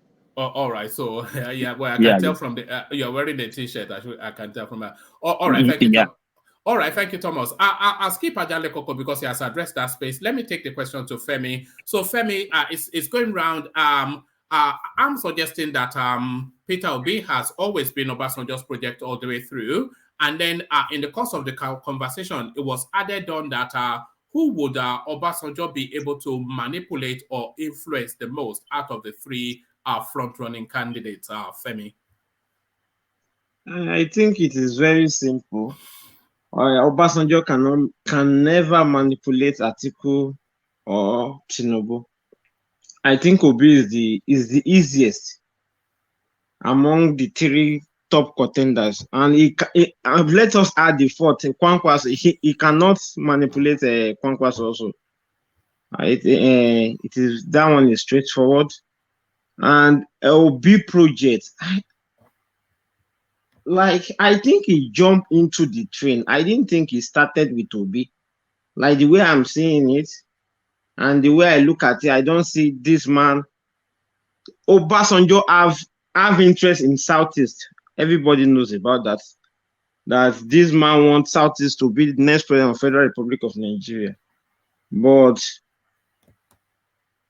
projecting Obi in the beginning, I don't think this man have intention of projecting Obi in the first instance. I don't think so. But Obi is the project. I agree with that. Obi is a project to Obasanjo, and Obasanjo Obasanjo is not in support in the beginning. He jumped into the campaign. That is what I have to say. All right, brilliant. Thank you, Femi. Yeah. So thank you, Femi. If I can get my cursor to work. Okay. So thank you, Femi. Let's move it on and take it to Baba Akure. So Baba Akure, the question, your response. Well, thank you very much, woman. Like the speaker just mentioned, To me, I'm not going to really say that because Obasanjo wants somebody to control or not, because we all see what is going on in the country right now, and I think if you are a patron of a particular country and you have that you have interest of that country at heart, I think you will find way of getting it from collapse, which I think this is what Obasanjo is trying to do here. If truly we really want to say that who could he control among three of them, I will say Obi, but I don't see OBJ supporting Obi because he wants somebody to be controlled. Now, coming to the issue of Obi as Obasanjo project, I disagree with that. Why? When the issue, there's a lot of people that are working on that ground that you will not even know. If you recall, about 2 or 3 years ago, you will see that there are some group of elite in Nigeria that gather themselves. Then they want to form third party. People like Olisa Agbakoba, people like what's the name of this man from the East? He usually come on TV too and talk. Patutomi, Femi Falana. There are some other group from the northern part of Nigeria also that they converge at a certain place at that time, and they were looking at, okay, how could they form third force. So I just see that Obasanjo just see that, okay, well, I think people, particularly youth, they are really moving towards this guy and his popularity, and just, okay, let me just chip in, and then maybe if I declare for him and some other prominent of Nigeria declare for him, maybe he might win the election. That is what I read to that. There's a particular man also. He is from I think from Delta State. I forgot his name. Whenever I remember his name, I will. Is he Patutomi? No. His name is the chairman and CEO of Silver Line. Ben Bruce. Ben Bruce. No, not Ben Bruce. Raymond Dokpesi. No, it's not Dokpesi. Okay, Dokpesi say IT. He's the chairman of one bank before. I think that bank still exists anyway. Usually around there. When I get his name, I will remember. But these are the people that really working on that ground that you wouldn't know them. That these are the people that really brought about a third force. Not Obasanjo just see the opportunity and say, okay, let me just endorse this person. Maybe he will win the election, which might bring Nigeria from brink of collapse. So that is my take on that. I don't really think that Obi is a project of Obasanjo. Though Obasanjo also have been saying that, okay, they need third force for about 2 years now. But this group, they are the real people behind Obi. You can go and check it out. Patutomi, Femi Falana, Olisa Agbakoba. There are some prominent people. Okay, this man, Atari Jiga was one of them. That they were having this meeting before. That they need third force. They gang up and they want to form another political party. These are the people that brought out undergroundly brought out Peter Obi, not Obasanjo. So that is my take on that. All right. So I was all excited that everybody will agree, but nobody seems to agree. Am I too far gone, or are you guys too far behind? Is the question. But that's the thing. So thank you, Babakure. So when Mimo is super charged to say, it says, please let's talk about Tinubu's mega rally in Kano. So he wants to talk about Tinubu's mega rally in Kano. So let's just have a quick feel of that. Just to your wish is my command, Wemimo. So I'll just play a little snippet of that, and then I'll go on to the next person. This ties in, of course, with what's going on about the endorsements, etc. So how does the endorsement play against this backdrop? So this is Tinubu in Kano.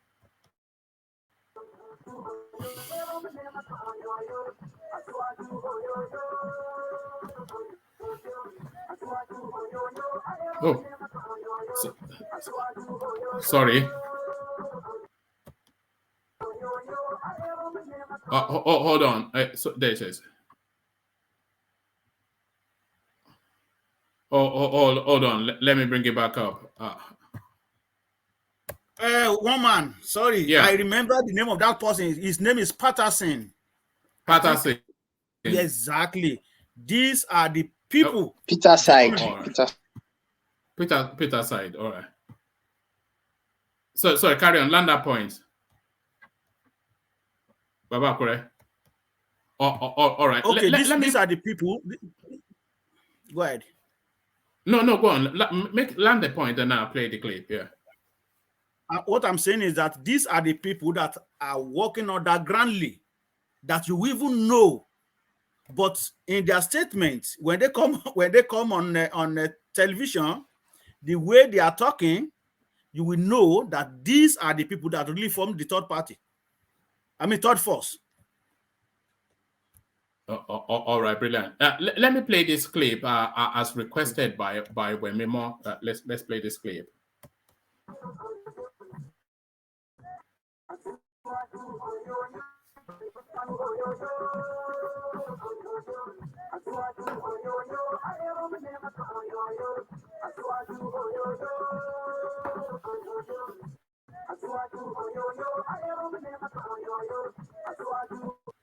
All right. So there it is. Ashwaju yo.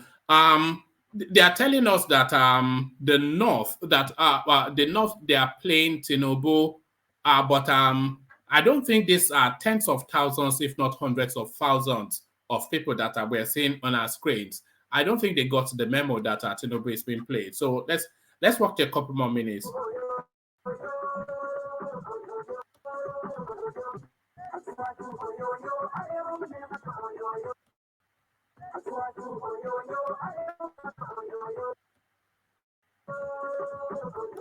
Would you say this is the biggest rally we've seen so far? Although Kano is a large state, but would you say this is the biggest rally we've seen so far? No. All right. This is the biggest of all the rally. These people are up to 500,000 people. All right. Well, I won't go as far as 500,000, but certainly a large crowd. The guy said one man. Yes. Sorry, excuse me, one man. Can you still play the Ibadan PDP rally too, and the Katsina one of yesterday too? Well, make the point that it makes rather than make me play it. What does it show us? It's still in Katsina. It's still like this Kanu, the people that came out for article. It's just like Kanu. In Katsina, article in Katsina. Of course, yes. Now, even in Ibadan, he was not there, but it was also work they had for him. But it's not by all these works and all that. It's on the election day that we need to be talking about, though. But yeah, article still had this same crowd. That was yesterday, did you say? Yes. All right. All right, carry on. I'll look for it. But round out that space, Baba Kure, and then we go on to the next person. Yeah, one more. Sorry. Yeah, go on. Yeah, before you quickly go into that space, can I contribute on the Obi's Obasanjo project? No. Yeah, that's the topic. That's the topic that is going round. So we'll come to you. Okay. Let me wait. We're doing we're moving it through so everybody gets a say on it. Baba Kure, round off your thoughts, and then I'll go on to Solomon next, then DOG, then Kulata, then we'll come to you, Saki Father. So Babakure round of that space. Okay, like I said, the name of that man, which I forgot before, it was Atedo Peterside. All right. Exactly. He is one of the champion that is recruiting youth to go and get their PVC. These are the people that are really working for third party.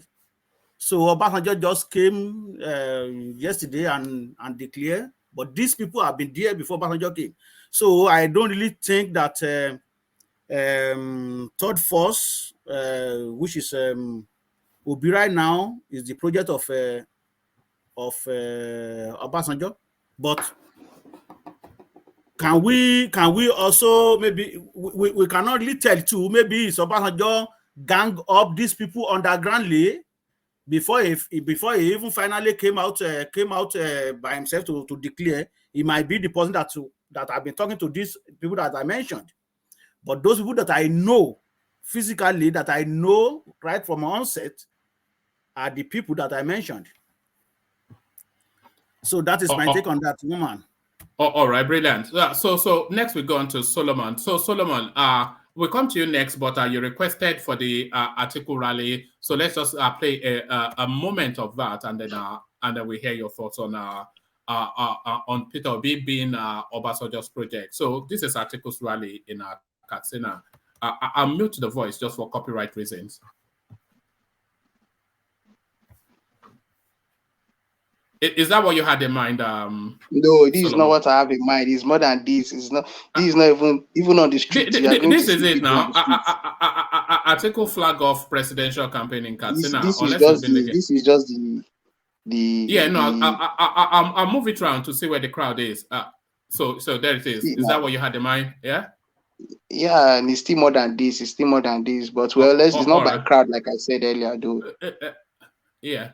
It's a good gathering, but the crowd seems to be in one space. But then no, of course, okay, it's more than this, but let's move on. No.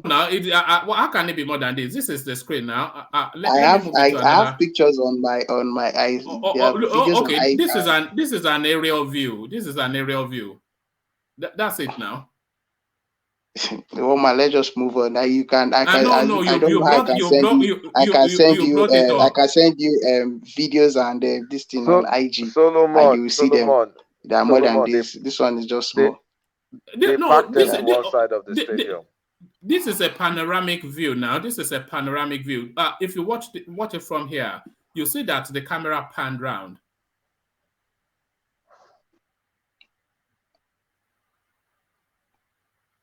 Sorry. Let's just move on. Let's move on. Wait. There shall be no more hunger in the land. All right. So there it is. It's an impressive crowd, but I'm not quite sure it was what Tinubu pulled in Kano. But Peter Obi being is Peter Obi Tinubu? I keep saying Tinubu. You know I mean Obasanjo. Is Peter Obi an Obasanjo project all the way through, or as Obasanjo jumped onto the Peter Obi train with this endorsement? And also, out of the three front runners, who do you think Obasanjo can influence the most? Yeah. Good morning, everybody. Good morning, woman. Good morning. This I don't think Obasanjo was part of the plan at first. I feel he jumped in at the time. He was never. I don't think he was part of the plan. He's just somebody that I've seen that this guy has gained momentum and he just jumped in on took taking should I use the word taking advantage of the movement. So he's not. I don't think he was one of the planners. The only person I know that they've always said that is part of it is on that Peter side. He was even the person that he told Obi to leave PDP as PDP. Like he was telling him he should leave PDP or something like that, and to get into another party, and he got into Labour Party. But Obasanjo was never one of the persons who instructed Obi who advised Obi to leave. Then in terms of controlling, Obasanjo can't control any of them. See, if Obi should even get all this one Obasanjo is doing, the guy would even do to him more than what Jonathan did to him, because that is if he's truly if he continues to be the way he is to be, like the way Saja was here saying, Baba Aja was talking about Obasanjo, that he did this, he did that. They're trying to make this guy look good. This guy, like everything Hakim just said, were the things in my mind, because I don't see Obasanjo as a saint. I don't see him as somebody that yeah, he's a nationalist, but he is if not for the something they did to him about what they call this guy. There's this about his third term. There was cash that they seized that made Obasanjo was not able to bribe there was about, I've forgotten that the talk about that space. If not, he would have been able to achieve that third term. There were circumstances surrounding that period that surrounded that period that happened that period that made him not to achieve that third term. If not, I know this guy is a for somebody to have that kind. He wanted to rule like other African leaders, like Mubarak of Egypt, like other African leaders, even like Cameroon. But because of certain things, he was not able to gain to gain that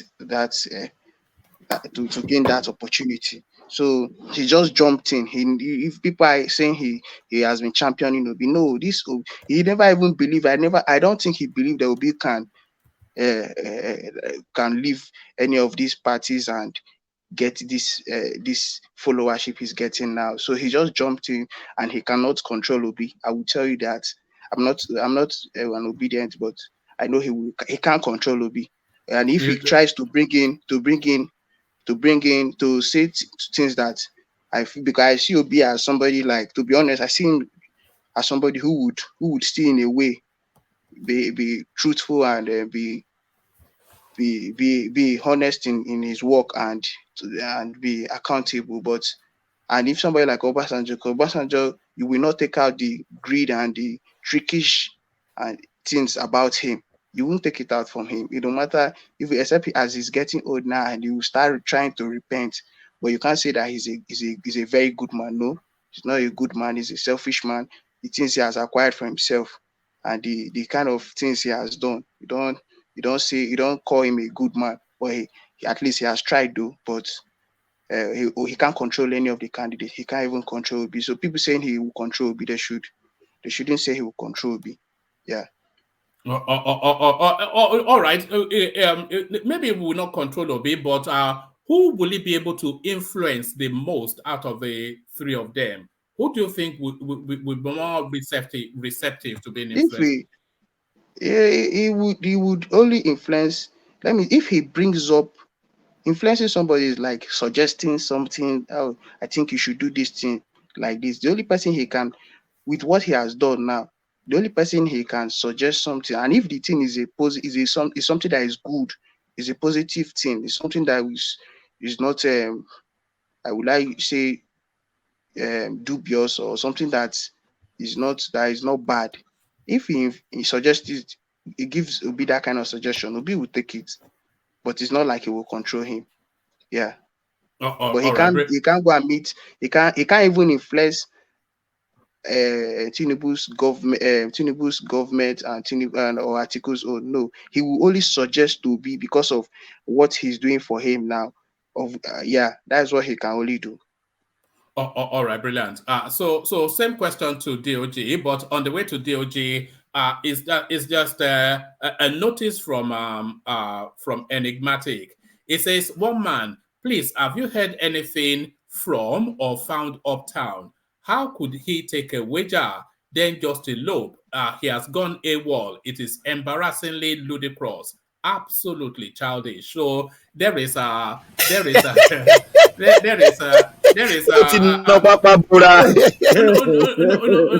no. In his defense, I have had contact with Uptown, who says that it's in the rural areas at the moment and the network has not been very good. So I don't think he has a loop because he made the bet. So obviously he must have the funds to make the bet, but there he is. So maybe I should just One copy. man, what kind of excuse is that? He's in the No, rural area. Rural area where he's not spending money where he lives now. Yeah, but the place has no network for him to come It's not online. by force now. A lot of people were on the platform. If you know you can't place the bet, don't jump on it because the other person is serious. You are not serious. If Uptown is listening now, if you don't want to place a bet, you can just come and say, "Oh, you are not interested in bet." You just say it won't happen. Then come on the show.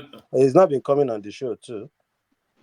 No, I'm pretty certain that because I've had contact with him and he said there the is no network area in Nigeria that you can't sort money out. One man.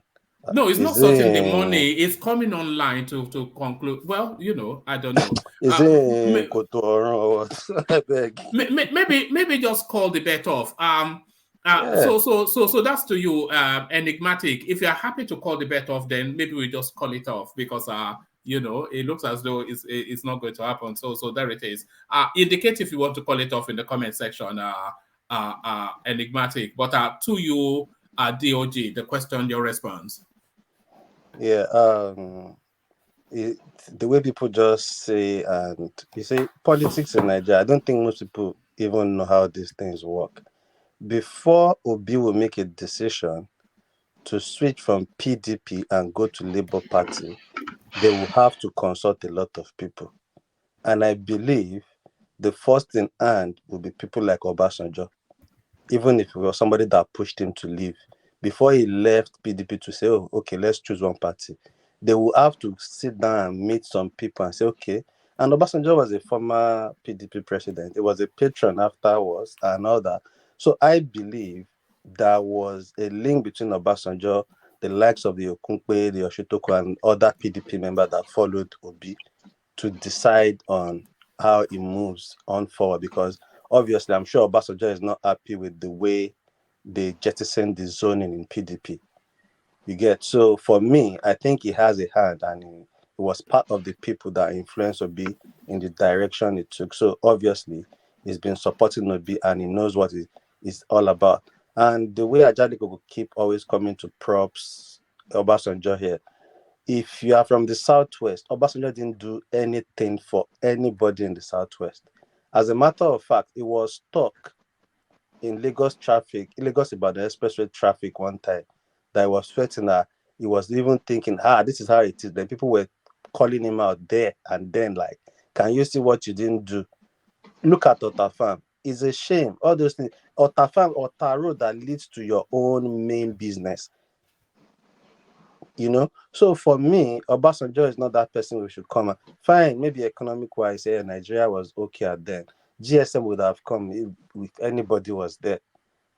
So I don't get it. And what I get what Progressive was saying initially when the section started, when he was saying it doesn't get Ajande Oko because you are supporting Showore. You need to listen to the things Showore have said about Obasanjo in the past and in recent times, even after this letter he wrote to support Obi and all that. So that's why I understand Progressive was saying, if you support Showore, you should listen and understand what he's saying. He has said a lot about Obasanjo too.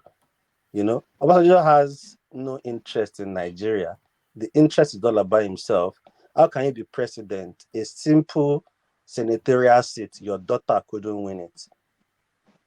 Tinubu was... That is to show you. Sorry to interject. Come in. You can come in. Yeah, that is to show you. I don't know why the obedience are just jumping up and down and they are just my brother happy, in front of change themselves up with house, this guy don't have any electoral value. Lost. And he was in front of his house.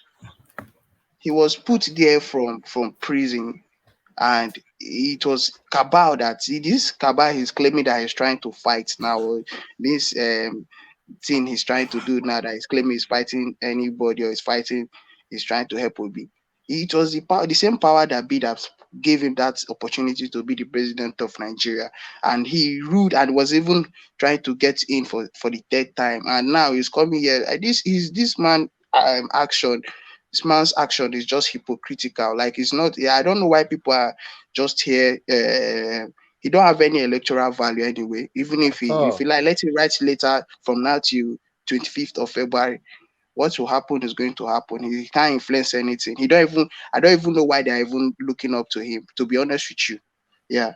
You see, yeah. And to be honest, I think when it comes to endorsement, self, you have to be somebody powerful, maybe from the north. It's in rare cases you will see in the southwest now that somebody that is one particular person that really have influence on people. It's hard to find somebody in particular in southwest to say, okay, oh, this is a Yoruba man that whatever he says, people jump at it. It's rare. Obasanjo is not even number one out of them anyway. He's not even amongst them. Tinubu can still endorse you. Yeah, exactly. Tinubu is contesting, so you get what I mean. So apart from Tinubu in that manner, because obviously we know what Tinubu can do, and he's showing it, and we can see it. But what I'm saying is, Obasanjo is not even. I think his time is gone. He needs to go and just chill. All this thing is even doing is messing, and I think even this endorsement will have a way of affecting Obi when it comes to the north, because I think they won't read meaning to it. They won't be reading good meaning to Obasanjo coming out to support Obi. I don't think it will, I think it will even affect the support Obi will get from the north.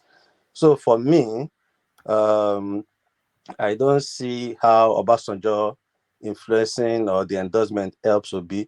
And secondly, I think Obasanjo was part of this whole thing from maybe not from the start, but when it comes to decision making to leave in PDP, I think it was one of the people they went to like consult with to make that decision. Because immediately Obi started, you can just tell Obasanjo is a bit on Obi's side, even before he comes out to say this. We all know Obasanjo was supporting Obi.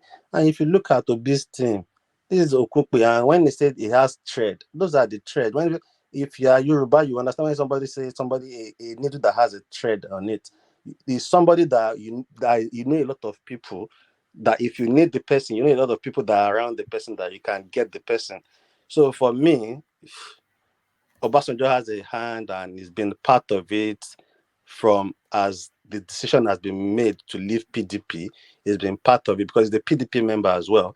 So they will all have gathered themselves and think, this thing must come to the West. This is the decision of the zoning. And he doesn't even like Atiku at all. So he doesn't even want Atiku there. If he has a way of even doing that, Atiku won't be part of the contestant, he will do it. So that's the way I see that, one man. And I all right. agree with you totally. Like he has a hand in it. Maybe not from. It's clear in my mind that that Peter Obi is Of course, now you can't make a Obasanjo move project. like that from PDP You know? to leave PDP like that, and you won't consult people. You won't just wake up and say, "Oh, my people, I'm moving to the LP," and everybody will follow him. They must have sat down. Obasanjo must have said, "Okay, I will support you." That's why the likes of them Okunpe and the Oshutokuns and all of them followed him to LP. That must be and that's how politics work in Nigeria. And that's why when they said 24 hours is a lot of time. And that is what it means. They consult, they meet people, and people just decide on what their interest is going to be. Okay, I should support this guy. This is what Obasanjo is doing. And to me, Obasanjo is just useless, to be honest. Because you look at Southwest, he didn't do jack shit. Go and look at the roads in the north, even during Obasanjo regime. I went for Obasanjo regime. If you go to passport office in Abuja, all those places, is Hausas you will find there. They don't even sit down in their offices. They will put agbada, put all those their paws on their armpits. They just breathe in, breathe out. He was just a puppet to the northerners. He didn't do anything for us. He didn't even do anything for his own people in Ogun State. So what are we talking about? We come here and we props this guy like he's done a big thing for us. What has he done? And we will be pointing at GSM. GSM would have come. My uncle handled NITEL privatization for Nigeria. GSM would have come if anybody was there at that time. Even if Sikiru and Sabo Market was the president. People keep saying that, but I'm not GSM sure would that have come. People keep saying that, but I'm not sure that I agree. Because GSM was a good 12 years, if not more, before Obasanjo came in. Exactly. So we why are even didn't far behind. why didn't he come in then before Obasanjo came in? I was saying to whether it was Kulata. I was saying to Kulata, like, I don't understand why people don't get it when you try to explain it like that. But some people just try to turn blind eye to what you are trying to let them see. Like if it was anybody there, if it was Sikiri, it was Said from Ebute Meta that was president, GSM would have come to Nigeria at that time because we are even far behind in GSM when GSM is everywhere in the world already at that time. So what are we DOD. saying? And we make it look as if it's All a right, big hold deal. on there. I think Saki wants to come in. Oh, Saki, sorry, yeah. come in. Yeah. Yeah, DOG, please, sorry. Did you actually read Obasanjo's letter? Did you read that letter? I didn't read the full letter, but I got all he was trying to say, and now he said Okay, all what do those you things. understand? What do you understand by the expression? You know, the By the figurative expression. expression. And No, it's the what do you picture you want. You no, see, what you people don't see is let me people come finish. out, Let me they finish. paint Let the me picture. finish Hold now. on, Saki. Hold Let on, me finish. sorry, D. Let Saki put the position to you. Okay, What do you go on, Saki. understand? What do you understand by the figurative expression? Ubi is like a needle with a thread in it that connects the south and the north. What do you understand by that expression? when you say somebody is a It's like needle a with a thread on it. yeah, it's like a needle with a thread on it that connects Mhm. the south and the north. You see, when these people say things, they caress you people's. Is it your ego and your obedient? Can I even interject? Can I interject? So I just want to know what you No, hold understand. And on. I will ask.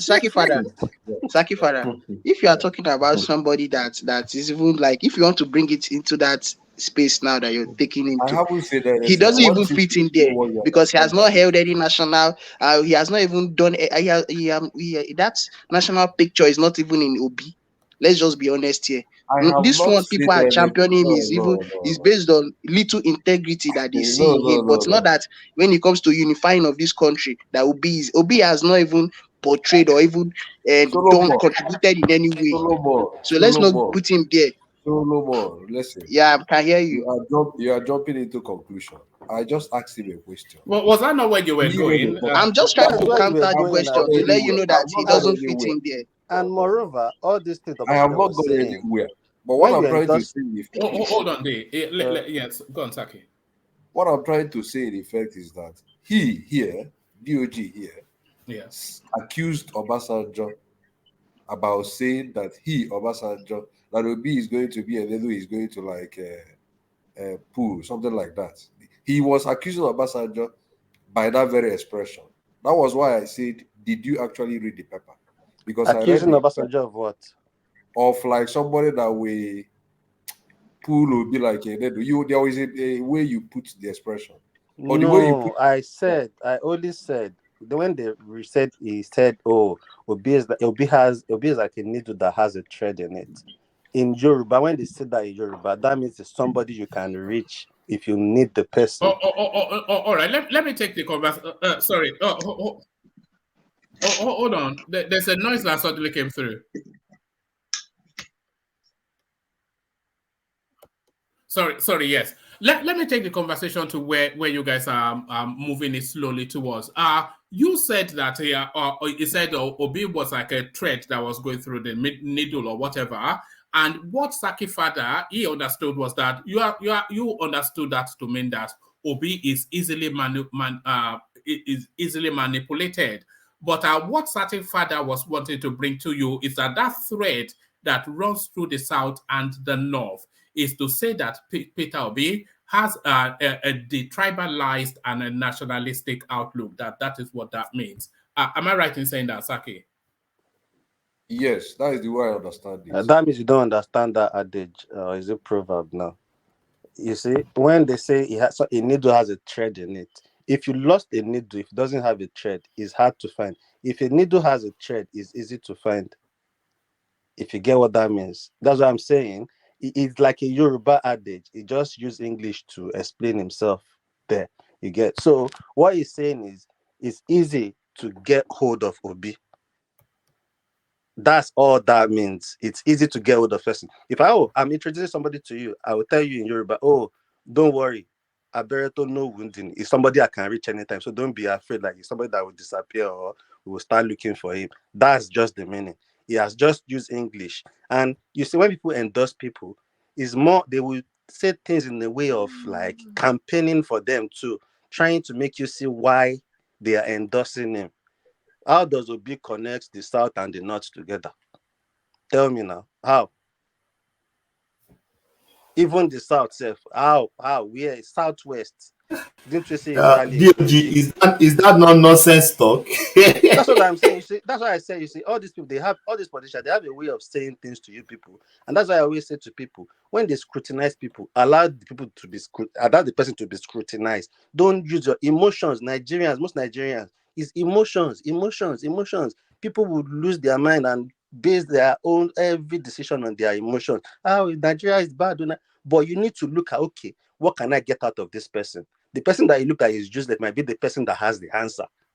The person that you think has the answer might not even have any answer. It's just saying what you want to hear. But because of your emotion, you can't think and scrutinize the person, you know? But anyway, it's just a round question. Don't let's waste time on that. All right, brilliant. So two things.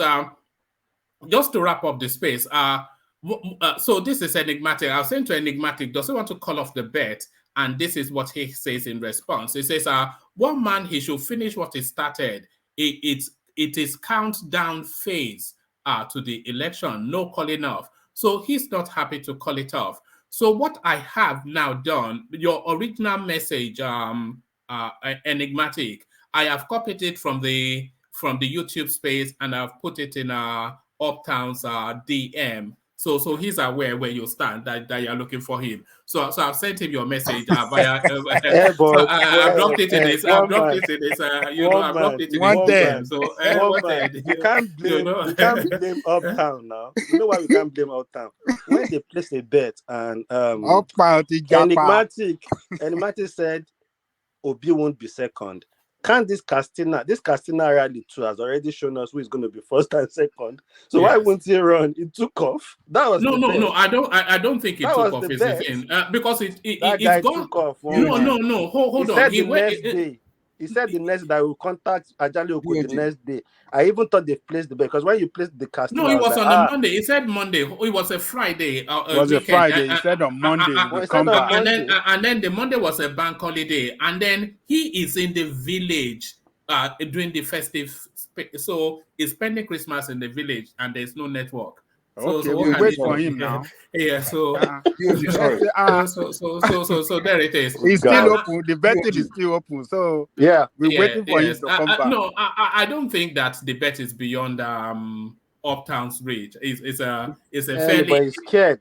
It's not scared now. What's $2 million naira? He's not scared. He can pay that money. There is no way you're in Nigeria. Woman, please stop instigating. Woman, please. I'm not instigating though. When you know the rules here that when you come here and you want to bam, if you want to bam, then you have to bam. This is not a club that they do the you want to bam, then you have to chill with the big boys now. But before I move on to sorry. Yeah. DOG. Yeah. I went to search that very idiomatic expression. And what I find here is like finding a harmony or striking a balance between conflicting forces and interests. You know, that is is that the Yoruba interpretation of that? I don't know. I don't even know that Yoruba has that very adage. But what I'm saying is a Yoruba adage, my brother. The English idiomatic expression. This is what I found on search. Finding harmony or striking a balance between conflicting forces and interests. Oh, all right, because Patrick comes in to tell us that he says when the Yoruba Father, sorry, you are not a. Sorry, yes. So one man, let me say this. Zagi Father. Yeah, Zagi Father. DOG has explained the meaning to you. What you are translating, it doesn't cohere at all. The meaning is a needle. If a needle have a thread, if you lost it, you'll be able to find it quickly. But if a needle doesn't have a thread, you will not be able to find it. It translates that they can still pull. No. See, find the better way of explaining it because it's more elderly and all that. Because I don't know how to explain to this guy. You can't go and Google a Yoruba adage and expect to get what it means in Yoruba. The person that will translate it will translate it to their own understanding. What is the Yoruba adage? Does the Yoruba adage say a needle with a thread, or did it say they do with a thread, connecting something to something. Tell me the full adage in Yoruba. Let me tell you, this is what they say. Don't if I introduce somebody to Thomas, I will say, Thomas, don't bother about that. Don't worry, the guy will come true. I better to know is somebody I can get hold of easily. You get, so that's how they really say it. So Obasanjo has just used it now, translate it in English.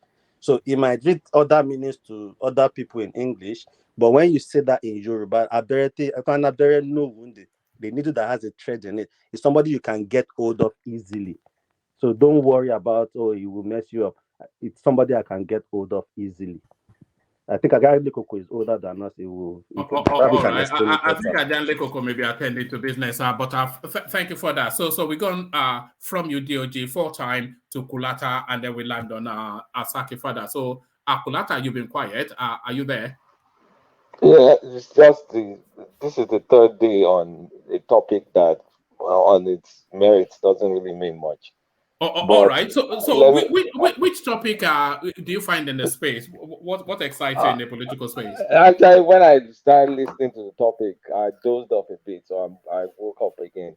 But let me see, because I mean, Obasanjo is an overbearing guy, and I mean, I've said everything I was going to say. I think everybody like Peter Obi will have a godfather, and I believe Obasanjo will perhaps be his godfather. So before they made the move of jumping to Labour Party, they will consult many people. That Tedo Peter side, Patu Tommy, all of them will put it together. And Obasanjo has been nursing this third force for a long time. So this just fits. So everybody is right in one way or the other. But I just think we're overflogging the issue, because the more I remember Obasanjo, the more I just get pissed off. This was a guy that slept with his son's wife. Oh yes, that was God. Yeah, yes, that's true. Obasanjo is a nasty man. His own daughter disowned him, and these are his kids, his own blood. 2 of them disowned him. His first 2 kids, Benga, he slept with Benga's wife. And what's it called? Yabo has disowned him forever. So I mean, while economy she wrote one very nasty essay, didn't she? Yeah, she wrote a nasty essay to him. That was the final score, and I think from there she took off and left for America. And I mean, that's why I said he's in search of a lost legacy, because he lost in my opinion, he's lost his legacy. Economy was good, but that's pretty much it. After that, nothing was sustained, and he's trying to look for someone he thinks he can manipulate. He thinks Obi is malleable, but when Obi gets there, Obasanjo will start going there, trying to be overbearing, and Obi will start ignoring him. Buhari did the same thing to him. Jonathan did the same to him. Everybody will do the same thing to him. He should listen to Professor Bolaji Akinyemi and call it quits. Enough of all these letters. The only administration is not written letter about is his own administration. He wrote letter on Buhari's administration, Babangida's administration, Abacha's own. Abacha's own got him locked up. Then he started, after almost every administration but his own, he writes letters. You are not Mr. Savior. You're not. Go sit down somewhere and act like an elder statesman and just jumping around. The whole thing is meaningless. Like what Kwankwaso told them yesterday in the interview. He has told him we should go and sit down, and old man should stop fooling himself. Exactly, you should go and sit down, stop fooling, because it's just, well, apart from people talking about it in the press, at the end of the day, But it continues to dominate the news cycle still, Kulata, because all of the thread in the news is essentially still, and then Edwin Clark has joined that space. Those were guys that have been supporting Obi since. They're not new. Edwin Clark and Afeni Ferry and Pandef or whatever, the Middle Belt, whatever, they've been supporting Obi since. It's almost like maybe because campaign activities is just picking up again. It's blah. It's just there. All right. Okay, this is not there. Buhari wants NNPC to consider supplying fuel to Burundi. So Is this guy yes, Burundi? Is it trolling us, Buhari? Is it trolling us? I mean, what's even the meaning of that? Shey you dey whine me new. What's that song? There's a song called Shey you dey whine me. No, he dey whine us still, Burundi bao. Why? You can see it on your screen. Buhari wants NNPC to consider supplying fuel to Burundi. He actually made the promise to the envoy. Let me give you the last paragraph. It says, on request for assistance in the area of energy provision, particularly fuel, by the Burundi leader, President Buhari said he knows what it feels like for a country to suffer from energy shortage and promised that he will get the Nigerian National Petroleum Company to look into the request. In the spirit of African solidarity and brotherliness, Nigeria will support the Republic of Burundi to in diverse ways as necessary. So there it is. Buhari promising fuel to Burundi as the queue in Lagos continues to go around. Where's the fuel? Something something we're importing. I mean, which fuel is he talking about again? Do we have another fuel that I'm not aware of? Maybe it's importation that we're doing that with fuel scarcity all over Nigeria. Where is Burundi in the map? Is it East Africa or Central Africa? I don't even know where Burundi is. Yes, it's why Burundi is the question. Yeah, East Africa. East Africa, very close to Rwanda and Congo. So we'll now go and carry. Buhari is a joke. The guy, I think it's time he packs his bag and go. Burundi, we've not supplied Nigeria finish. We're still dealing with all sorts of things. You are doing Father Christmas to Burundi. You must be joking. Kulata, is it not a way of opening another door for themselves after they've left the presidency to be getting money? Because the way they will now start channeling the whatever fuel to Burundi, they will have part of it. They can't account for it. They can't do anything. I think it's just a way of enriching themselves. They will probably have a deal with Burundi. That will supply you. Yeah, but it's funny to me. We buy fuel from refiners abroad. Why can't Burundi go and buy their own fuel from the same refineries? So I mean, it's not. It's just what am I missing? Or is it because they're going to launch? They're going to launch Dangote. Is it this week or next week or something? It's going to Colata. The same thing we are paying subsidy for, so we'll be paying subsidy for Burundi as well. I hope not. This man. I don't. That's why maybe what is the details? We can't pay. I mean, I hope not. No, we can't pay subsidized fuel for Burundi. They swear for us. With they don't have refining capacity. So if we are now, so if we are going to give them oil, we might as well give them the ones that can go in their cars. So we are buying that from expensive source. Why can't Burundi take their own money too and go and buy from expensive source? All right. So Ete joins us, but your device is not connected properly. So Ete, go back out and come back in.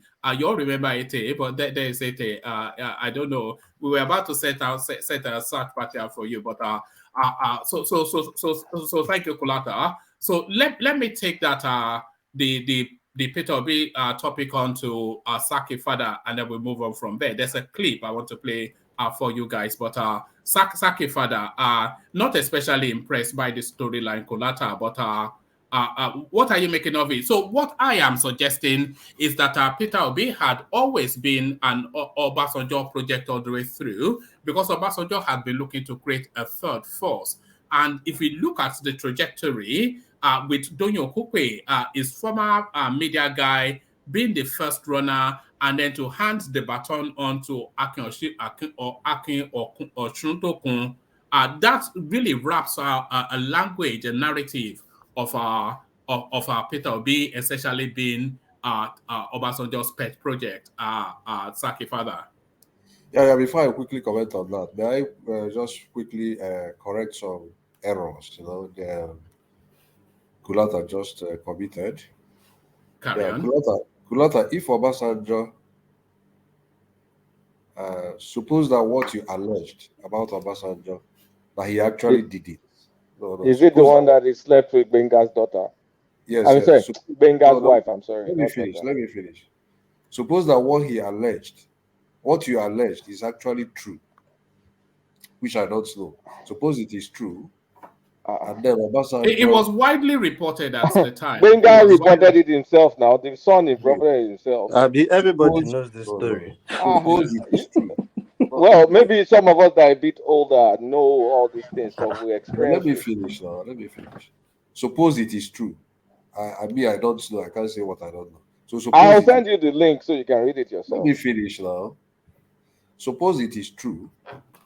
Yet Obasanjo came as president of Nigeria, and maybe he was able to perform wonders, perform economic miracles, and did Nigeria great.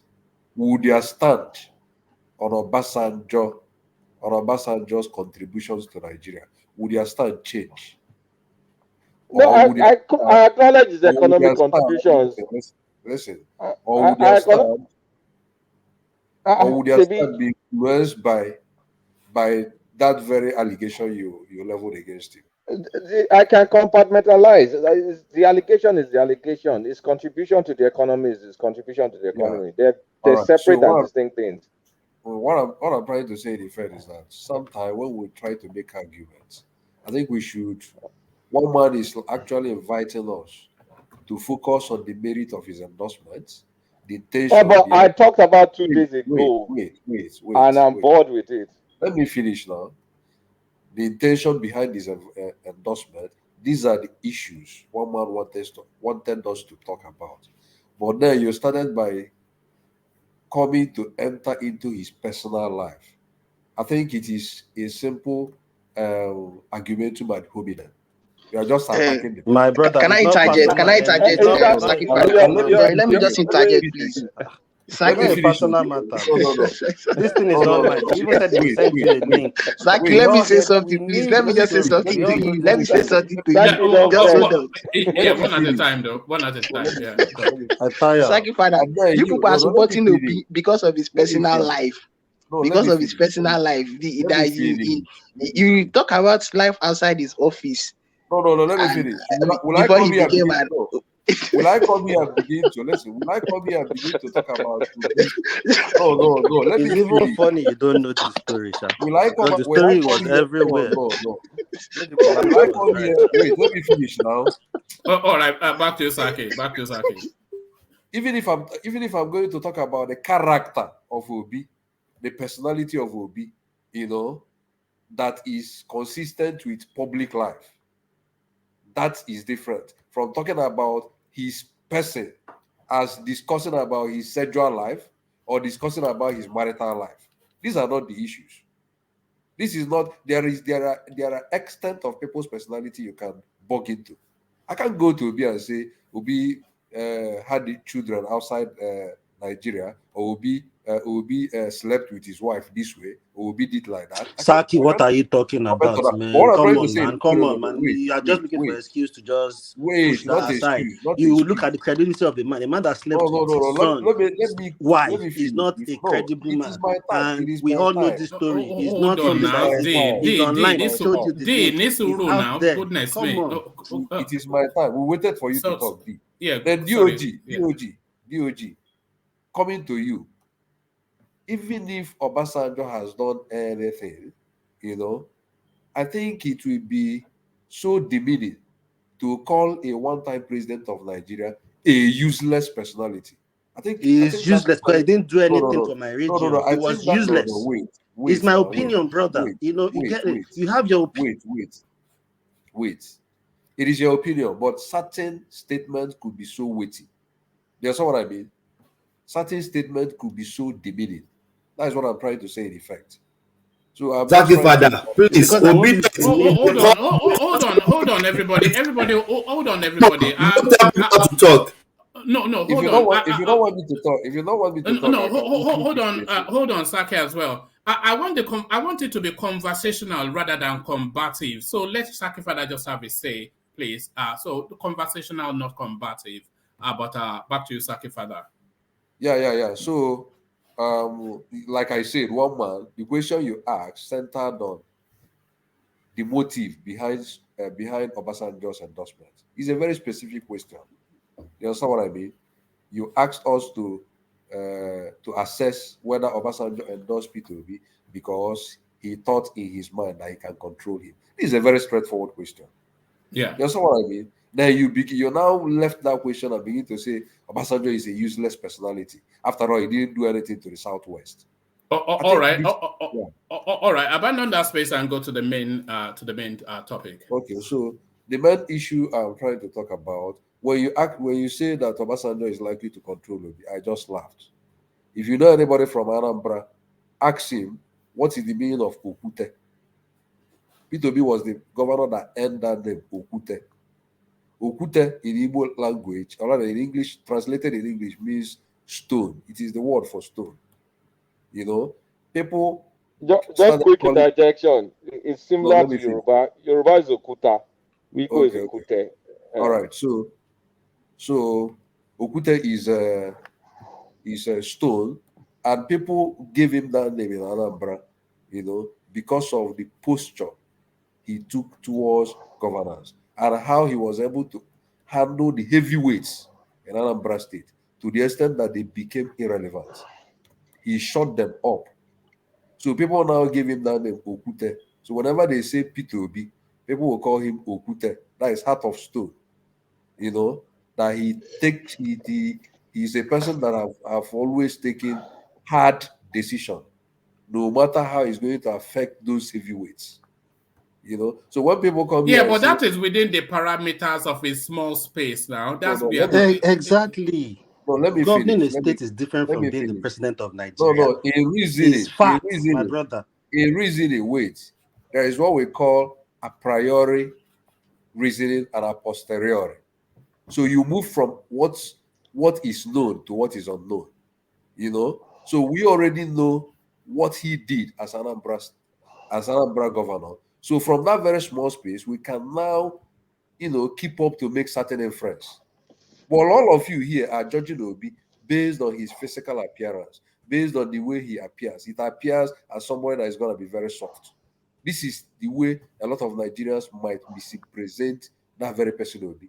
But I'm telling you that Obi, for him, do you know how many rich men in Anambra State? Do you know that the state in Nigeria that has the highest number of rich people is Anambra State?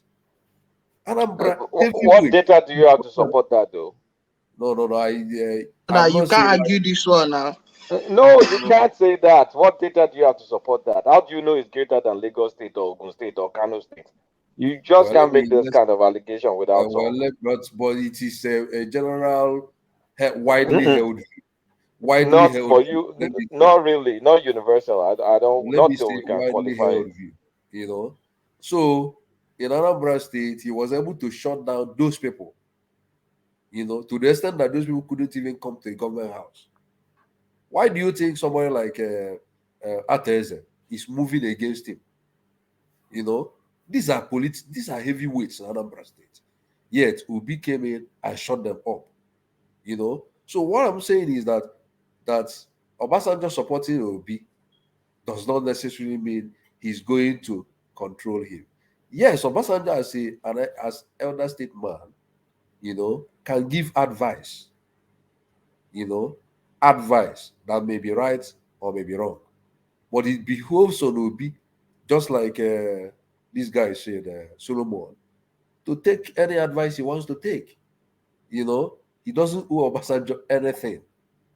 Then when you now come and say that Obasanjo is behind Obi's thing, because most people working for Obi now are Obasanjo's mentees, I think it is also somehow. Obi has been a member of PDP. Anybody that Obi calls today, who was originally a member of PDP from the South, no matter who that person is, it will be very, very easy to also say that Obasanjo is behind that. Because anybody in PDP that is a political heavyweight, from the South, one way or the other, must have had some contact with Obasanjo in the past. So no matter anybody that follows Obi as of today from South, who is a very visible political figure, people will still make this statement that it is Obasanjo is at play. Then people talked about Datti, Obasanjo choosing Datti as the vice president. So sorry, Remember, before you go into that space, Saki Fada, what led me to bringing it up was Obasanjo had always wanted to create a third first. And I brought the article as far back as 2018. So he's always spoken about creating a third first. So now, the evolution of Peter Obi, you can see the handwriting of Obasanjo written all over that storyline. Donyo Kukwe, as I was saying, was Obasanjo's media aide during his administration. And the new director general, Donyo Kukwe now, the law caught up with him. The new director general, Akin Oshitokun, he was a political advisor to Obasanjo 1999 to 2007. And Obasanjo, you recall, from that famous output, he held Peter Obi's hands to London to negotiate with the G5 group. That info. So, to all intents and purposes, and from all appearances, and in the sequencing of the trajectory, it looks as though Peter Obi is just Obasanjo's pet project. That's what the optics looks like. all right, thank God you say it looks like. Thank God. But let me further tell you what actually happened in that very space. Remember Doyin Okube was a PDP member, just like Obi. And Doyin Okube was also aspiring for presidency initially. He was one of the candidates that was indicating interest to contest initially. Then remember again, because somebody said Peter Obi never knew Datti. Remember again, Datti in 2019 was one of the contestants in PDP for presidential when Peter Obi was the vice to Atiku. Datti even made a statement recently. He said that during that time in 2019, that he had had contact with Peter Obi, and in that very contact, he mockingly told Peter Obi, "Why don't you guys support me?" Because he was coming out to contest.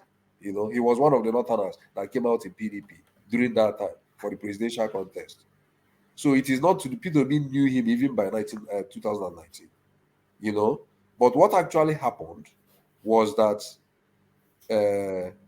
this push for southeastern presidency from the southeast extraction, they were pushing it. People were pushing it from the southeast and some other parts. People were pushing it, and then when Peter Obi, people from the southeast started declaring, people like the former Senate President Pius Salim, and then Peter Obi declared. All those people, they started declaring, But when it was obvious that Peter Obi is not going to get this ticket, and it was equally obvious. That was what this guy said, Ulisabeto.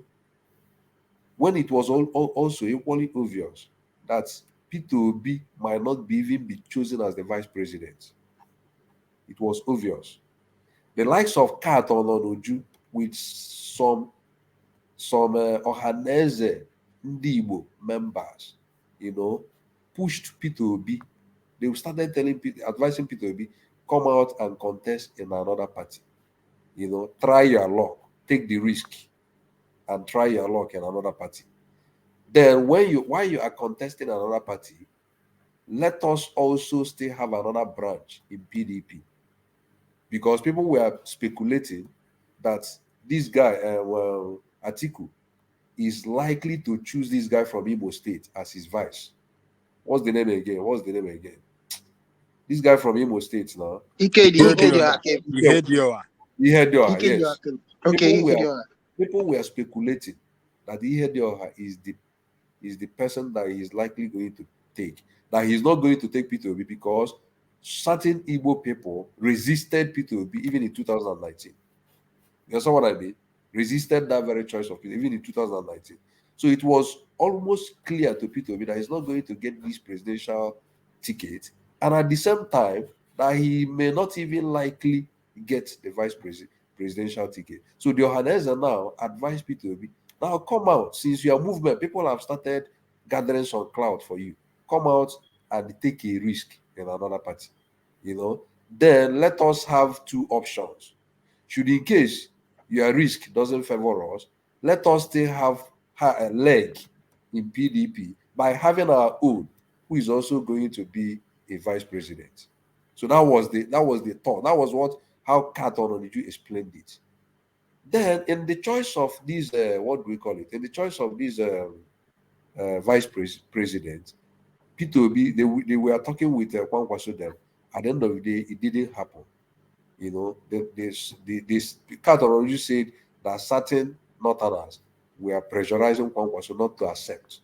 You know, so it was like a frustration to P2B. And then Obasanjo now came in and went to the north and met the northern elders and told them, are you telling me that there is nobody in the north that can be a vice president to this guy? Give us names, you know. So the northerners submitted 3 names to Obasanjo. They brought 3 names, you know.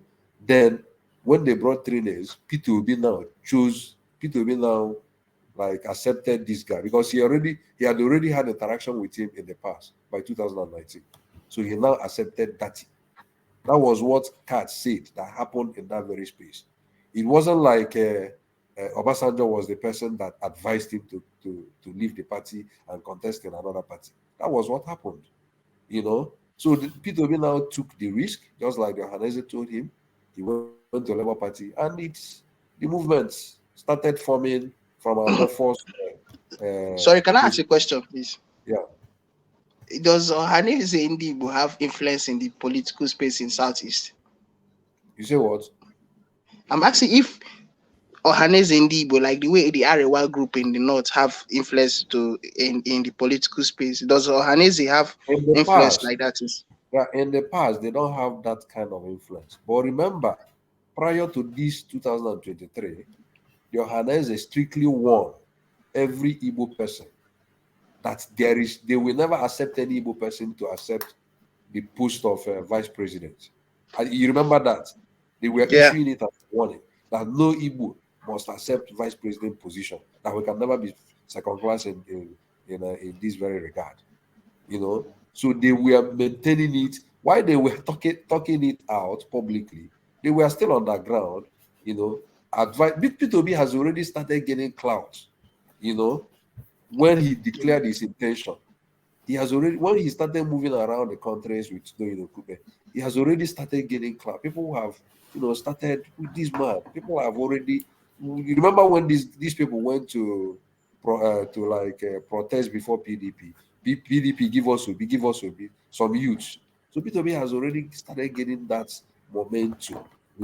So with that traction, they organize a group together with people like Katon Oduju, who is currently in Labour Party as of today, that he's working as something strategy and media for P2B.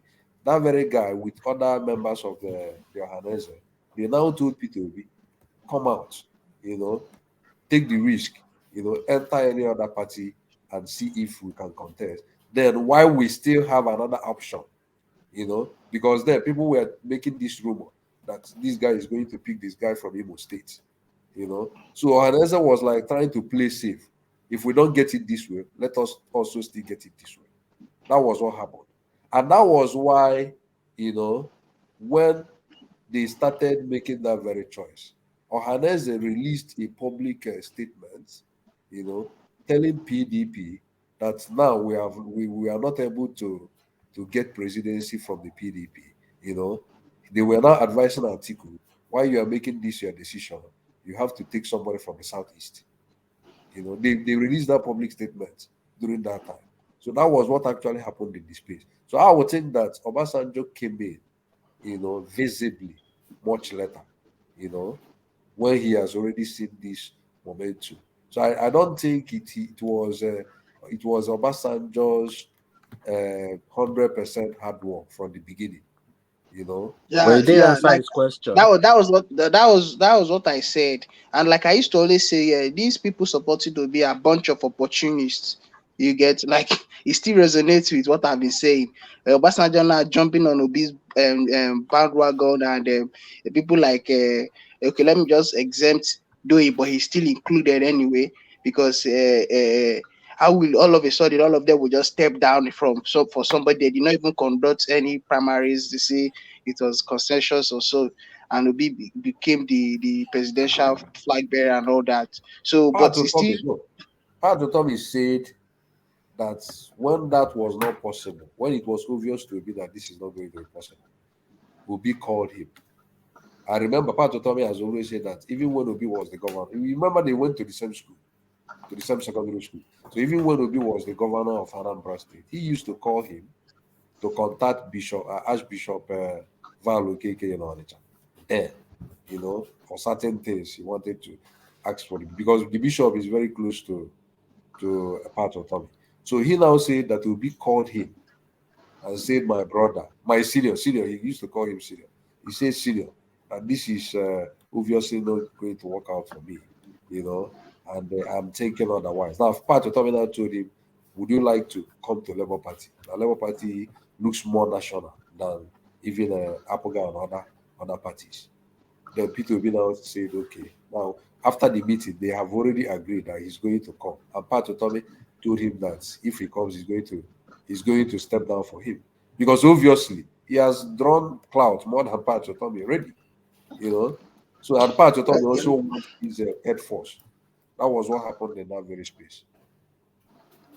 Yeah. All right. Saki Fada, one of our viewers on Facebook, and we seem to be getting some strong views on Facebook at the moment. But one of our viewers on Facebook, Patrick Onyeka, he corrects you as you like to correct everybody all the time. He says, my brother, point of correction. Every person that have this name Peter, every Igbo calls them Okwatu. Or Ukwate. So no, you see, you come here to correct people all the time, but our Facebook followers, they are correcting you now. Let me finish. Let's make a very practical observation.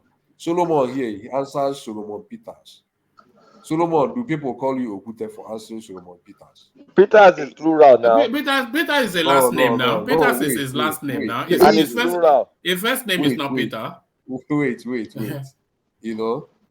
There are some people that also call him like Peters, right? Yeah. There are some people that call you by the name Peters, right? Yeah. But Peter the Rock is from the Bible now, and people just translate Peter the Rock to Kuta. No. Peter the Rock. Saki Father, you don't know. The person has corrected you. Accept it. Let's move on. No. Stop. No. Solomon Are we not talking about Fire Shade, the Peter the Rock? Peter the Rock. Everybody Saki doesn't like. Saki doesn't like being saying, corrected. He doesn't like Saki being is corrected. saying Peter Obi is a strong man because they call him Okuta. No, it's still this Obi's regime, Obi's tenor resonated with. Still resonated with that name. Like they still called him that name because of the circumstances that surrounded his. Everybody will be Peter. Then they call Okuta. No. I did try. No. We know, but the challenges we face for that office, as in during that time where they be like they impeach him also, he was able to still get back and all that kind of thing. Still made them call him that name. So that is why they relate it to the biblical Peter the Rock. That's why now Peter the Rock. Let me tell you something. It is the general term. No. I don't know why Saki would just accept. Let me tell you something. You can't tell me because let me tell you, Solomon Peters understand what I mean in Igbo land. Generally, the Peter the Rock is something from the Bible. You are Peter, and this rock I will build my church. That is biblical injunctions, right? Everybody knows that story. But I'm telling you that in Igbo land, people call people Ukute, especially people that answer Peter. But it is not always like so pronounced like that, But Peter Obi was actually identified with that very name as governor. People don't even call him Peter Obi when he was governor. People call him Okute Ndibo. Ask Solomon, he will tell you. People call him, even till today, Okute Ndibo, the rock of the Igbo people. People still call him that name till today. So he was known by that very name when he was the governor. All right. Let's just let that one go. So we can call him Okute Igbo now. Okute Igbo. So Okute Igbo. Who call Obasanjo Okute Ndiro? All right. Let me do the super chat. Alexander Gomez. Major difference between OBJ and Tinubu. OBJ is the most Right. Okay. Major difference between OBJ and Tinubu. OBJ is the most stingy man you will ever meet. Conversely, Bola Ahmed Tinubu will give his left eye, hence his popularity amongst the elites.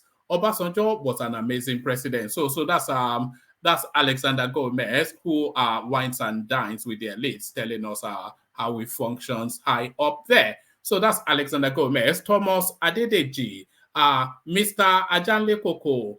Mr. Ajanle Koko like Fela, and he talks a lot about Obasanjo. So I don't know why he's trying to make him look good to us. So that was pointed at you, Ajanle Koko, that you are always coming here to sing Fela tunes, and you know what Obasanjo did to Fela's mother, and still you eulogize about Obasanjo. So that's Thomas flogging you. There's a cognitive dissonance there. That's well, when we are talking to the issue, the political issue, and the role that Obasanjo has played in the past and still playing it today, you have to give it to him. You might not like him as a person, but this man never sit back and allow any leader to run Nigeria down. You cannot tell me that Jonathan run that country well. And that was what Obasanjo was speaking against. That was what that was why he wrote his lengthy letter against. The same way you cannot tell me that this man that is running Nigeria now is running Nigeria well. So let us forget about the man Obasanjo. Is there a point where you go from being a patriot to a busybody? Because it's almost like a busybody, Obasanjo. Nigeria is not his personal property. Patriot or not, there's a sitting president, and you want to be orchestrating them. And he's been doing that pretty much since. Who has he not done that to? Pretty much since he took off his army khaki, he's been trying to micromanage everybody that governs that country. It's just showing the leadership that everybody in that country should emulate. We should emulate by personal example, Abi. Hold on. He's showing leadership and he's playing a role as a citizen of a country that must always participate in the political issue in your country. You must speak or you participate by voting for the person of your right. If you cannot participate by voting, maybe for one reason or another, you must speak up. You must always stand up for one thing. Don't sit down and just be talking for nothing. Even in this current letter that he just wrote, he called on the youth, come out and take your country. Are the youth responding? Is it not nonsense that they are talking all over the internet, abusing people, or somewhere smoking igbo, somewhere they don't know what to do? Are you guys, are they acting? Are they doing the right thing? So when this old man, and of course, he still have a boss. Gowon is his boss. Where is Gowon? Where are other retired officers? Where are other? Look, if you see Baba Adebanjo still playing his own role, what is wrong with Nigeria? Baba Adebanjo at 96 years old, or is it 93 or 94 or 96? Baba Adebanjo, Baba Edwin Clark. Baba Ajanle Koko, wait, there's a difference. Baba Adebanjo is not part of the problem. Obasanjo is part of our problem. What do you mean, Baba? Now Baba Adebanjo is not part of, but the other time when he was against Baba Tinubu, you said no, he's part of the problem Tinubu of Yoruba people. No, you are here. Nobody said that. Stop. You're making stuff up. Group. You're making stuff up right now. Nobody said that. No. Hold on. Nobody said that. Nobody said that. What we said is against different. Tinubu, What we said was different. You are calling him a betrayer. That's not what we said. We said he had no business endorsing another. He had no business endorsing what's it called, Peter Obi, because he had Yoruba people who could have endorsed. Nobody said it was a problem. Obasanjo was part of Nigeria's problem. You can look at all the nasty things he did when he was president. In spite of his economic success, he ruined a lot of people. Bola Ige died under his watch. He manipulated EFCC to be a political tool. He uprooted governors in the middle of the night. Many of them. He rotated Senate president like he was changing shoes. Like, come on now, let's. What's all this? What's all this sanctimony? What are you saying, Babajale Koko? What's all this sanctimonious stuff is now doing now? Like everybody, Naim only pass. Everybody must write the right letter. He should listen to Professor what's it called? Ajibola, what's his name? That professor that just talked, and keep his mouth shut. It's at this time. He's done his bit. It's time he calls it quit. Take that part. Tell that professor to carry padlock and lock his mouth. Tell him to go and lock his mouth. It's Papa so. The professor is a better man than Obasanjo. The problem that is leading us to the bush. That is leading us to the bush. You have to follow him. We will now be eulogizing Obasanjo like he's some saint. No, there is something I want to say. Sorry. Zaki Father, what you say? Yeah, do you remember that time Tinubu went to meet Obasanjo? Mm-hmm. You remember he came out and the rumors started circulating. Yeah, and he held him by the hand. He held him by the hand and took him to the rumors started circulating that all these people were hailing. Oh, they were hailing yes. You later did not criticize Obasanjo. I did not hail nor criticize because it was nothing. I did not hear did they hear from these double standard people? It was a nothing burger. Nobody here hailed Obasanjo. Nobody hailed Obasanjo. It was a nothing burger. It was just a normal meeting. Then they joke about the local and all that, and that was it. There was no big deal about it. There was no big deal. There was no big deal about it. Nobody came here to now start eulogizing Obasanjo like I beg. Obasanjo endorsed Peter Obi. They don't eat Obasanjo. They pay no obedience. Did you criticize Obasanjo? That's my question. We didn't criticize him there. They did you even saw it as a booster, something like that. Yes, they said, Obasanjo is coming home. He looked like he's going to support his brother. I didn't say that. I didn't say that too. All of them were saying overall know what he said. I did not because he has one will replay that video that time. He's already pitched his tent with Obi since, and the thing is played out. Well, all I just want to say is that whether we like it or not, as long as you remain a citizen of a particular country, you have to come out and play your role. It doesn't matter whether you are power that be or you are no power that be, you are ordinary citizen, you have to play your own role politically to bring good leadership to the position of authority in your country. This is the role that this man is playing. So you might not like him, you might not like the person he's supporting, that is your own cup of tea. But he is playing his own role as a citizen of that country. And he have only one vote that he can give to Obi. So go and give, if you have 10 votes, go and give it to your Tinubu. If you have your 10 votes, go and give it to Atiku or others that you have. But I'm giving mine to Showore. That they can give. Don't waste it. I have my own vote to give to Showore. So I don't believe that's the point. Is the reframing of Obasanjo. Who cares about the endorsement? He's endorsed. No, what's the big deal? It's now, he's a hero. He's a this. He's a that. Isn't it the same Obasanjo? That is what is pissing us off, not because he endorsed someone or wrote a letter. Even at that, Ajani Kuku have said it here that everybody that wants Nigeria to be good, if they really want Nigeria to be good, they should be supporting Showore. Why is Obasanjo not supporting Showore? Well, Obasanjo. He even supported Buhari. Obasanjo supported Buhari. He worked against Jonathan. everybody that became president in that country.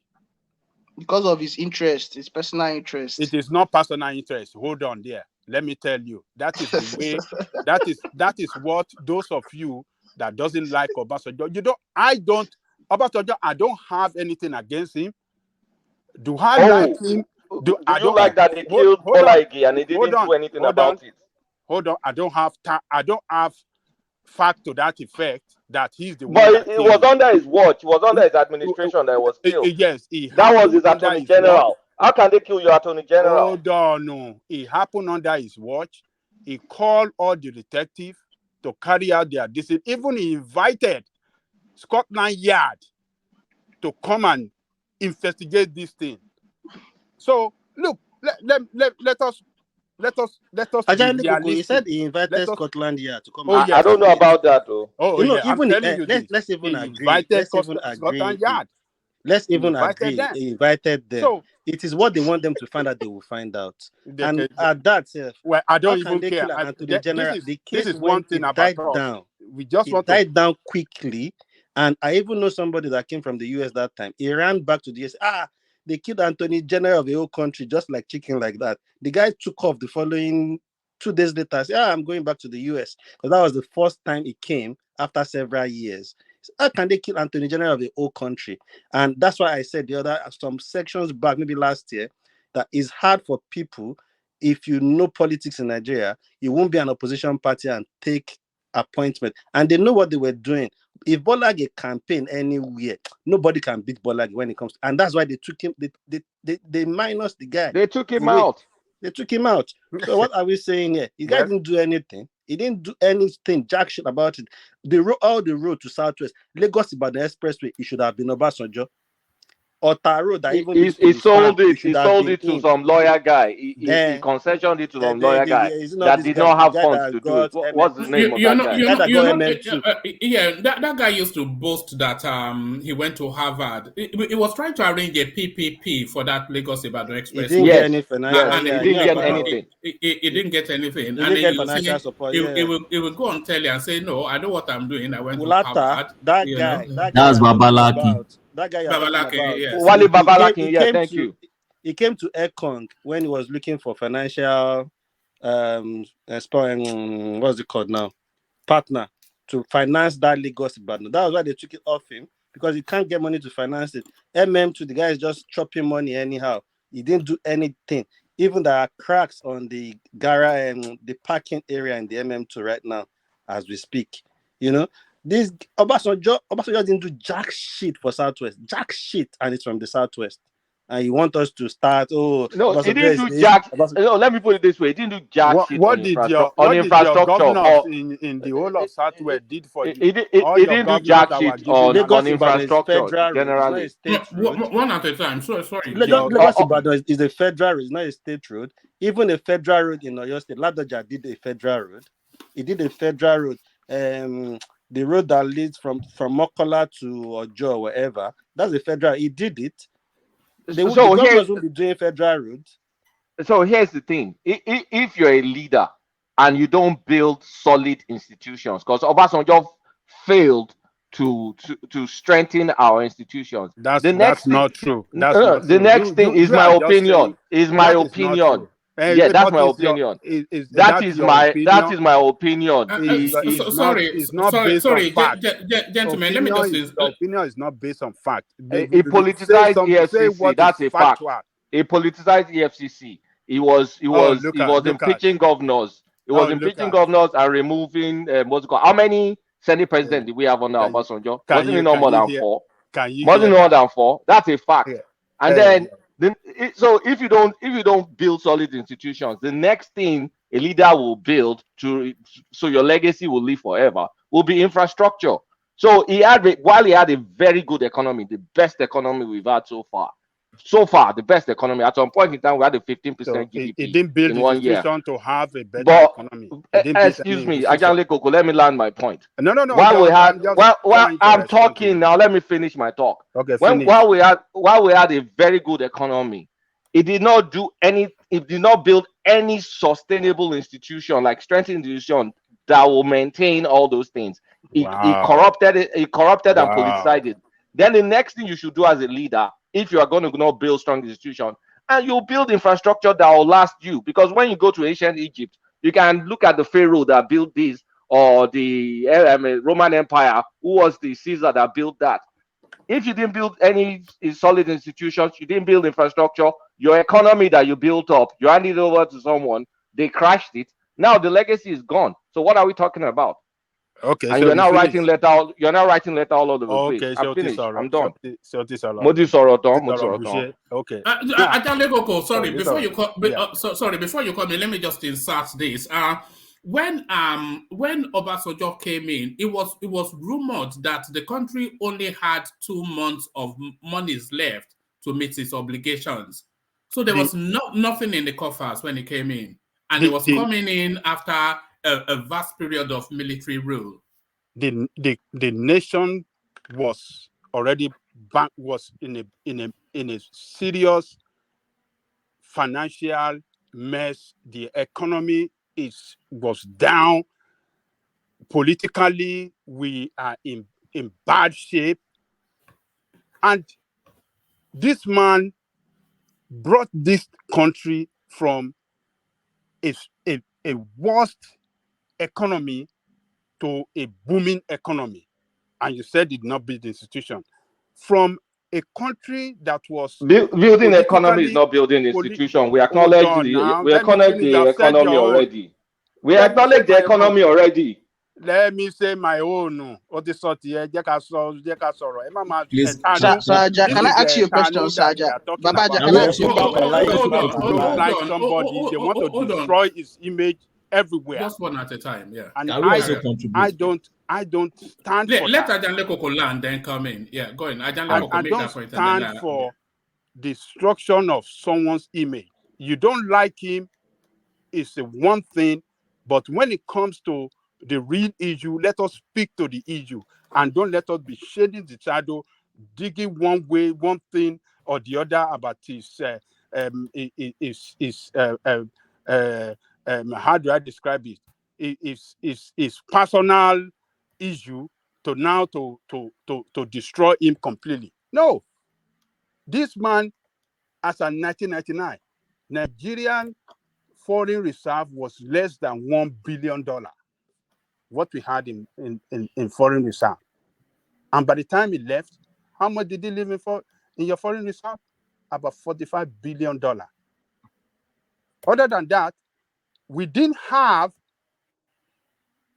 what we call SS crude up account.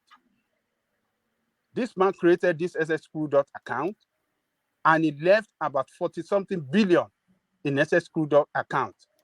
And that money was an emergency fund that Nigeria can dip man into anytime we run into emergency situation, maybe economically, or we are facing a serious emergency disaster or whatsoever. That is the money that it's a kind of savings that you can dip our hand into and then use it to solve that particular problem that is facing the country, an emergency problem that come across the country. He created it, he have it there. Our banking institution, this man reorganized our banking institution in such a way that our banking institution became very strong and can finance any businesses, unlike before he became the president. And that's to you don't see it as a man that built institution. And this man built, what else did he do? This EFCC, do you know the war that he fought with the assembly before he was able to have that EFCC established? Do you know the war he have to fight to have RCPC established with the National Assembly? Do you know the war he has to fight to build what do you call? Do you want me to answer that? Niger Are you asking me a Delta? question? Do you want me to answer that? Let me finish now. Let me finish. You said he didn't build the institution. I just know. Yeah, but you're asking me a Hold question. on, I'm man. asking, do you want me to answer I'm now? still running. I'm still running my Okay, talk. okay, I'll wait. I'm still running my talk. And this man built what do you call Niger Delta Development Commission, aimed to develop Niger Delta. Look, he has done his best.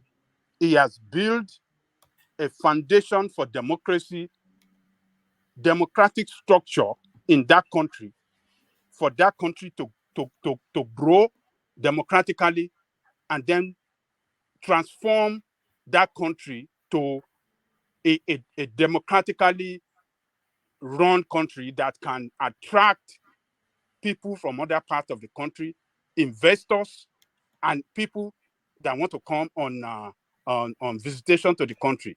You see, he has done his best. But for us to come to want to rubbish if you have people after him that could not manage your economy well, the way he managed it, they could not manage the institution well, the way he managed it, they could not manage the political situation well, the way he managed it, and you want to blame him for everything? I don't get it. All right, Ajale Koko, let Kulata respond. But before Kulata respond, let Ogbeni come into the conversation because I think he wants to insert. But before Ogbeni even comes into the conversation, let's invite Babajide, Babatunde Fashola to have a say. So this is what Fashola has to say. We'll talk works now. Lagos Abeokuta Express, we should go Abule Baguda side where when we go complete. First of all, we have started work. Yes. Now, Nigeria we have started work now. Wait now. Some people where they write letters since they did there and they wrote to their house now. They don't do anything. And all the money where you say they spend now make you they spend money there. And they don't spend money now. The money waka. Now Buhari can't do it after 16 years with the government. So that's Fashola's response. So now let's hear from you already. My brother. Good evening, everyone. Good evening, everybody. Sorry, I'm preparing for my final Viva. I'll just all right. How's that going? Go yeah, on. It's going on fine, my brother. It's going on fine. Yeah. Keep shifting the date. So yeah, you see, about 3 or 4 books I'll recommend for people who have not read to read about Obasanjo. Yes, we could easily say we are alive now, so why do I need to read a book about Obasanjo? But I tell you, you would understand him more and understand his administration more if I believe we're all intellectuals, so we don't hate books, we read books. So you will understand Obasanjo administration more into probably more details. For me, I don't pick one big brush and just brush a particular administration that took 8 years and say, oh, it's a failure. No. For me, if you ask me, oh, how did Obasanjo perform during time? I will tell you comparatively, who are you comparing, which administration are you comparing Obasanjo to? Secondly, I will tell you what are the indices, the parameter, what are the areas, what sector are you comparing? So now, I've read the first book I read about Obasanjo, apart from the fact that I was, yes, alive during Obasanjo time and already political alert. So I could understand what Obasanjo did during his time. There's this book, this guy, Adeolu Adebayo wrote that book, Olusegun Obasanjo, Nigerian most successful ruler, something like that. Then I read about 2 books written by foreigners, one guy, Friskila. If you can just pick that book and read, more like a memoir. So it's titled Nigerian Journalists Militarism or something like that. Then there is this one by one Patrick Afegbiku or something like that. I can't remember really, but I remember the title. The title is Olusegun Obasanjo and His Footprints. And so many books like that. Then I read one about Obasanjo's foreign policy by, I think, either John Cliff or John Lifu, the guy's name. But it's titled Obasanjo, Nigeria and the World. If you put all these things together, you realize Obasanjo, it's actually an achiever. I'm telling you. Yes, if you look at it from the regional perspective, that's like, you're talking about an average Yoruba man looking at Obasanjo politics or Obasanjo administration. You won't really appreciate Obasanjo because You know, when Obasanjo got there, first and foremost, we never even voted for Obasanjo in the Southwest. We voted for Fala. He didn't win at all, even in his polling unit. Okay, so when Obasanjo got there, the Yorubas believe, oh, now we have a Yoruba man there, we should be able to have whatever Abiola talked about and all that in the Yoruba. But this guy, we shouldn't forget the time this guy came in was a very tough time for Nigeria. Don't easily forget Abacha stove. Don't forget charcoal, this thing we do. Don't forget no petroleum, no kerosene. Don't forget we're using diesel even to power our cars. I remember my dad back then. We'll go and buy diesel. There's a way we refine that diesel ourselves to get petrol out from that diesel to power the taxi and power. We should remember all this. This was the time when Obasanjo got to government. And what happened? The first thing I could remember vividly about Obasanjo was that Gbemu Aremu. Everybody should remember Gbemu Aremu now, even if that is what I was telling them earlier. That money that was paying people, and people started buying cars, buying houses, and all these civil servants everywhere. People that teachers, were gallivanting, that they are showing off, they are bragging with the bankers that yeah, I remember the teachers. I have some uncles and aunties as teachers. They were the pauper of the family. They were the ones that any family meeting, they must run away because they couldn't contribute. But after Gbemu Aremu, they started buying cars. And we started, respecting them a bit because now they have something. So for me, I don't think we should forget that. And the kind of people to say that I didn't build the institution, I think we are not just being fair with the guy. NAFDAC was working fine under Obasanjo, if you can remember, and he established everything in 2003. Yes, people will say yes, it was because of a prayer from this Financial Action Task Force on money laundering, but he established it. And remember, Ribadu were very fine. I remember that FCT back then, before Obasanjo got there. FCT was like a rubbish place now. Yeah, people prefer to stay in Suleja than to come and stay in Abuja.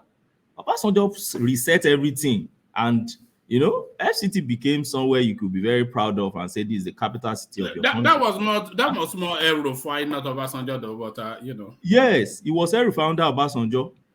El-Rufai was a minister of FCT under Obasanjo, and don't forget. Yeah, and ICPC, you remember that guy in ICPC? They were all functioning. NDLA, they were all functioning under Obasanjo. And I remember DMO was another major department. I was in. The ICPC guy, is it not Ayola? You said? The ICPC guy, I think somebody Ayola. Yes, it was that Ayola. And even the NAFDAC. You see the war he fought, yes, that Igbo woman that he had in NAFDAC. That's Dora Akuili, DMO, the Department of, what do you call that one? That one that negotiated our debt and everything. Then don't forget information, communication, and technology. I always remind people, there was no mobile phone before this guy came. Yes, people. No, hold on, but they are saying the mobile phone, it was sweeping through anyway, and it would have come in. Actually, correction. There was mobile phone before it came. It was just Abacha started. There was Abacha started, but it was it was too expensive, and it was only for the elites. They didn't make it available for. He liberalized that space. He liberalized. I'm not even talking only about mobile. I'm talking, I said information, communication, and technology, internet facility. Obasanjo brought that into this country. Internet. Go and check it. Cyber Cafe came during his time. There was no internet came. I used internet in university before Obasanjo. Internet was which year, sir? During Abacha time? In the 90s, during Abacha time, I had internet in my faculty. In your faculty, you had Cyber Cafe during Abacha time? Well, we even installed the first, what's it called? Wi-Fi, frequency hopping. Well, I'm just hearing this for the first time. That's why you don't make categorical statements. This technology was it in the public? You said in your university. Was it out there at that point? Before you guys start jumping, technology matures. Technology matures. When you start launching technology, it's very expensive. Then when it's cheap, then you deploy it more into the masses. Mr. Kulata, you think it's when you invent the technology, then the entire world will have it? I'm not arguing with you. Out of 10 people here, only you say you had it then. It tells you. There was internet. internet Two in my house people in out of 10 Lagos. said they had internet even in their house before It's just like 1999. it's just the same thing Kulata was saying about the mobile phone. Yes. You see, that was it's just about the mobile phone too. There was mobile phone then too, but only few people have it. I remember but only elites. Let me that's what it's the same. run my thought. That doesn't mean it's not there. When It's the there. technology is invented, it's first expensive, then it gets let me commoditized. just It's run the normal cycle of a product. Can I just run through, please? Can I just run through? Okay, before you run through, answer this question. Who liberalized it? Because the whole mobile phone debate, it ends with the answer to this question. Who liberalized that space? Who liberalized? Who removed the red tape from mass telecommunications and ended Nitel to open up the space? Whoever liberalized that space gave us internet. It's Obasanjo. It's Obasanjo now. But it happened twice. No, it happened twice. There were some Lebanese guys that first, the name of the company is called Moto Phone or something. But at that point in time, the technology wasn't standard. Some were using CDMA and some were using satellite phone, and then some were using what is now the GSM. So at that point in time, it was just disjointed Those were technology. days when the multi-links were doing Multi-links and code. It was you not use your mobile phone until to get internet. Yeah, so it was liberalized then, but the technology was not uniform. Now, when they now sold the frequency, they now did frequency auction under Obasanjo, and that auction, the Nigerian now standardized on GSM. That's when they attracted MTN. All right, let me narrow down that question. I've not finished. No, it's to you really, because we've debated it not today, but over the course of time. But who changed policy to have new, because that space was almost an exclusive preserve for Nitel throughout all of the years and decades. But then who liberalized? Who changed policy for new actors to come in, for privateers to come in, and then for that space to open up? Because whoever opened up that space has to be responsible for the internet. So was it Obasanjo or Abacha, essentially? Abacha. I thought it was even No, IBB. no, I thought it it was was Obasanjo. One man, sorry. One man, let me interject, please. Sorry. One voice. Please, let me interject. Let Wapis come in, and then you take the floor back out. People just talking and talking and talking. Sometimes when people talk, when Kulata makes some statement, just listen. If you don't know, then you go make research. Every technology we came to meet in Nigeria, I was part of Econet. I worked with Econet in 1999. Before they won not the Econet, like GSM reform, they're not working Econet. Every GSM reform you saw in Nigeria during Obasanjo regime was under Abacha. He had it because don't forget, he was campaigning to be president for his transition. When he transitioned, these are the things he wanted to use as soft landing. GSM, internet had already been in Nigeria, but it was not for public use, as Plata said, but it was on few section of this few section of Nigeria, like some, maybe Nigerian port has it, some university has it. GSM you see today is under Abacha, signed, approved, working under Abacha, but Abacha kept it for his administration when he transitioned from military to civilian. Those are the things we used to appeal the world body to remove the embargo on in his government. You understand? So all these arguments But it did not liberalize it. It didn't liberalize it. It was Obasanjo. Do you understand my language? He had it, but he was waiting for the election. Forget about the election. It didn't liberalize it. It was Obasanjo. It was under section. Under then, he was under section. Nigeria was a serious embargo. You can't even buy a ship pass to repair. The embargo was so much. What piece? Don't disturb yourself. We understand. We understand what you're saying. What piece? All right. I'm not even arguing with what piece. Carry on. You see what he said. Let Ogweni carry on. Yeah, carry on. Yeah, what piece said, and Kulata and I think DOG said. Yeah, true. Abacha started that thing. I never argued against that. What I'm telling you is that Obasanjo jumped on that thing immediately and kept it running. Obasanjo made it available for all commoners. That you can't argue against it. They removed Obasanjo sanctions liberalized. against Nigeria, so it was able to Let me sell land the now. frequency. I'm trying to explain because I was involved in some of those things at an early Okay, tell point. me, do you know what they call Nigerian Communication Heart? Nigerian See, Communication Heart. after Do you we know when they changed to passed that law? civilian, when Abacha, when we had the military, remember Nigeria was under sanctions, especially Yes.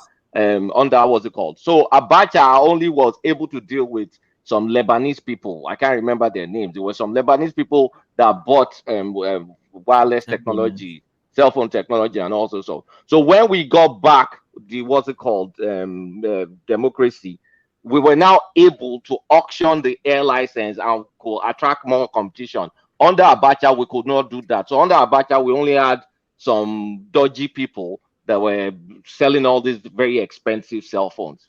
So it was liberalized under Abacha. I mean, it was liberalized, but sanction did not let it blow up. So we could not auction our frequency spaces. And Obasanjo did that as soon as he got in. And that's how we So ended up having I'm MTN. not arguing. I'm not arguing against your point. You see, you've ended up making my point. My point is Obasanjo liberalized it, and you just said it now. That's the way you just concluded your statement now. And then Obasanjo gets the credit. Obasanjo gets yes, the credit. and that's the point now. No, but see, nobody's arguing about the economy So under then let's move Obasanjo. on. Let's move That's on. not the point. The point is use of institutions, is abuse of the Senate and I've co. not It was landed. if we started democracy and you did not have someone using EFCC as a political tool, you did not have someone removing governors. You did not. If that did not start, our democracy will have been stronger. And that's my Maybe point. if you allow me to land, I'll just land. Then I leave the floor for you. You know. Oh no, carry on. It's a conversation, but it's a dialogue, not a monologue. So people will interject. I know. It's a dialogue, but you know, carry on. Yeah, there are when somebody pause a bit, then you can, you know. But when you keep disrupting somebody's flow of thought, it's not. Anyway, sorry. so yes, right. I think I was talking of communication, and I said it's not about mobile alone. And I remember Who is that? there's this law. Who is that? Hold on. Okay. Nigerian Communication Act. That Nigerian Communication Act was passed 2003. Go and check. There was nothing like that before. Obasanjo passed it. And that was what actually liberalized this whole thing. I will repeat it. Nigerian Communication Act. You can download it and read those provisions there. All those board and these call for bid. They brought in Glow, brought in all these people, and Obasanjo did all those things, liberalize it. That is for mobile part. The internet part, when the Glow and MTN came to Nigeria, my brother. No, sorry, I must insist. Let this guy let Ogweni have his sorry, flow. I want to interject to word piece. Sorry. Word piece. Word piece, can you hear me? I'm hearing you loud and clear. Yeah, during the time of Sani Abacha, was it possible for somebody to go to a bank he has, collect money from another branch of the bank? No. Hold on to that question. Gentlemen, when somebody is in the flow of a thought, if we chop him up too much, then you lose the logic of, because I was following what Ogweni was saying. So with your permission, let Ogweni land, and then we carry on. Ogweni, back to you. Okay, thank you. So if you pick that Nigerian Communication Act, liberalize things. The other area I want to touch is what this person is, I think Saki Father is trying to touch now, is the banking sector. You can't take that away from OBJ. The reforms he did with Soludo in that banking sector he laid a very solid foundation for a banking sector that allows FDI, you know, the foreign direct investment, to enter easily for us, unlike Abacha did. Yes, I understand. During Abacha time, there were embargoes, yes, on Abacha. But when you look at those embargoes, they were specific embargoes. So don't just generally just tag them as embargoes. They were specific embargoes. Not all sectors of the economy were embargoed. No, not all sectors. Then don't forget Niger Delta Development Commission. He established that commission. Now, with all this, if you still ask me again, does that his letter carry weight? Should he be meddling in the affairs of in the political space in Nigeria? I'll tell you no. He has done his bit. Let him go and rest. And he has his own mistakes in government. He has his own shortfall, a lot in government. I can't say it override his strength, no, but it has a lot. NEPA that he sold and all those our federal government things, federal housing collapsed, all those things. What explanation can he give us? Then lastly, let me say lastly, is his predecessor. You see, in Africa, the way I think everywhere in the world, the way you measure one's performance and success is the person's predecessor. Now, somebody just said, since he left office, he has been involved in the appointment of his successors. I think it's an indictment on Obasanjo's success self. If there's all the successes we just counted, how can you get a successor that cannot outperform you just because you want to be controlling your successor? You got us Yaradua. You find ourselves where we were in 2010-11. You brought Goodluck. It was the one who brought Goodluck. The same thing he's doing for Obi now. You took Goodluck everywhere around. Babangida. He partly bought Buhari as well. He was one of the. He brought Buhari, remember when he tore up his PDP membership card and all that? Yes, and he started writing all those letters to Jonathan.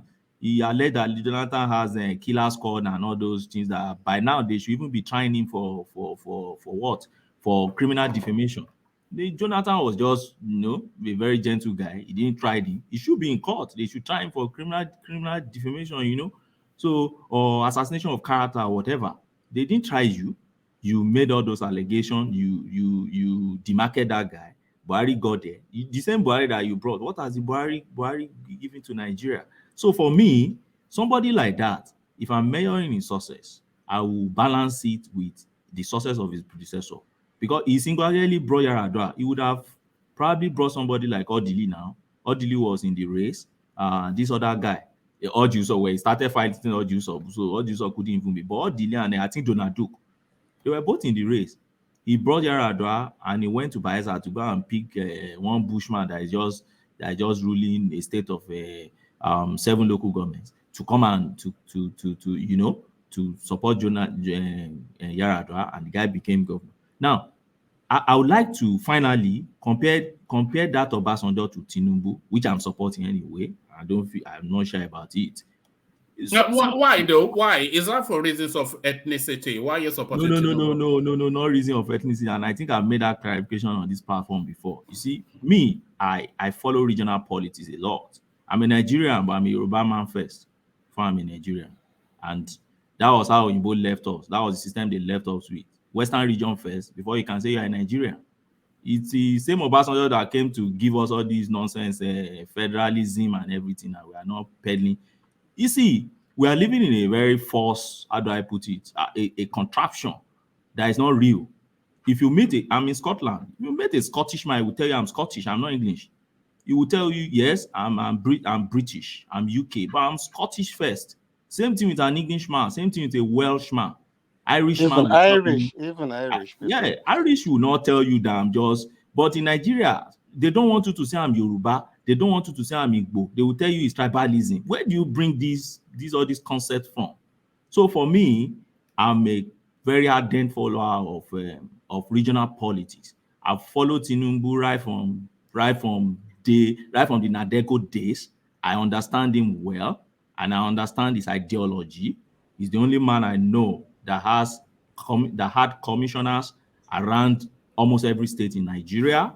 I remember back then, if you allow me, I will tell you some few guys I know in his government, back then. I remember Lai Mohammed was from Kwara, Osinbajo from Ogun back then. Osinbajo was the AG, Lai Mohammed was the chief of staff. To tell you, I know Wale Edun was from Osun, and this guy is information commissioner, Dele Alake, from my state in Ekiti. Aregbe was from Osun, and even Igbos. I remember this Akaboeze. That's the commissioner of budget. Guy from Anambra. Same Anambra that Peter Obi is. How many Yorubas was a commissioner in Peter Obi government? He had Otowore. Hold on, Ogbeni. I've often heard people make that argument, but it's somewhat of a straw man. Lagos is a microcosm of Nigeria. Okay. The makeup of Lagos, I doubt if it's up to 40%, 45% Yoruba. Everybody's in Lagos. So Lagos is hold on. Lagos is a microcosm of Nigeria, but Anambra is almost like a mono-ethnic state. So you are comparing what Yoruba man is in Anambra for Peter Obi to appoint as anything. Okay, But you see, yeah. It's easy for us to just pick Lagos and say, oh, Lagos has been there. Lagos has been there. Tell me, the past military administrator we had in Lagos before Tinubu, how many of them appointed Igbo as commissioner?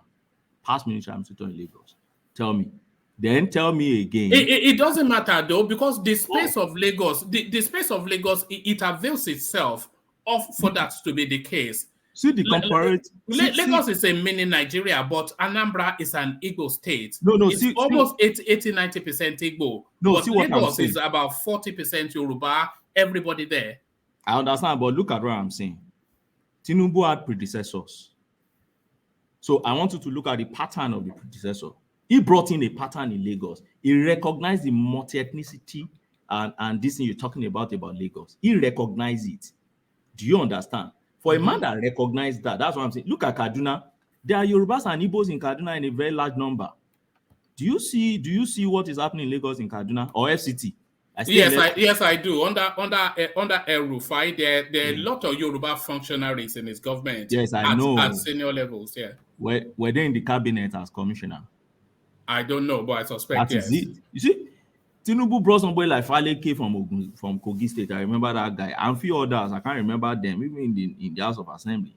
I'm not saying. You see, my point is, I'm just saying, this Tinubu guy had good successors. That was where he was successful in that. He is successful in that part. Obasanjo is a failure in that part. That's what I'm trying to compare. Do you understand? He brought Fashola. Let me tell you a little about what he said about Fashola. He said for him to discover Fashola, didn't really have a serious practice. Yeah, he's a lawyer, but didn't really have a serious practice. But he said something. He said that was his interview about 7 years ago that I listened to. That's Tinubu back then, and he said, but whenever he went to the Fashola office, that's the Tinubu's that lawyer's office. Fashola was working there or something like that. That was something he noticed about this young man, this Fashola man, that he will always argue Lagos like.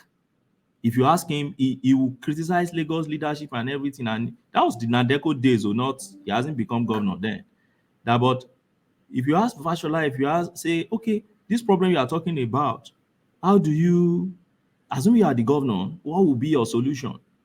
That Fashola will give you 1,100 solution right there. He won't go to as if the thing is already glued in his head.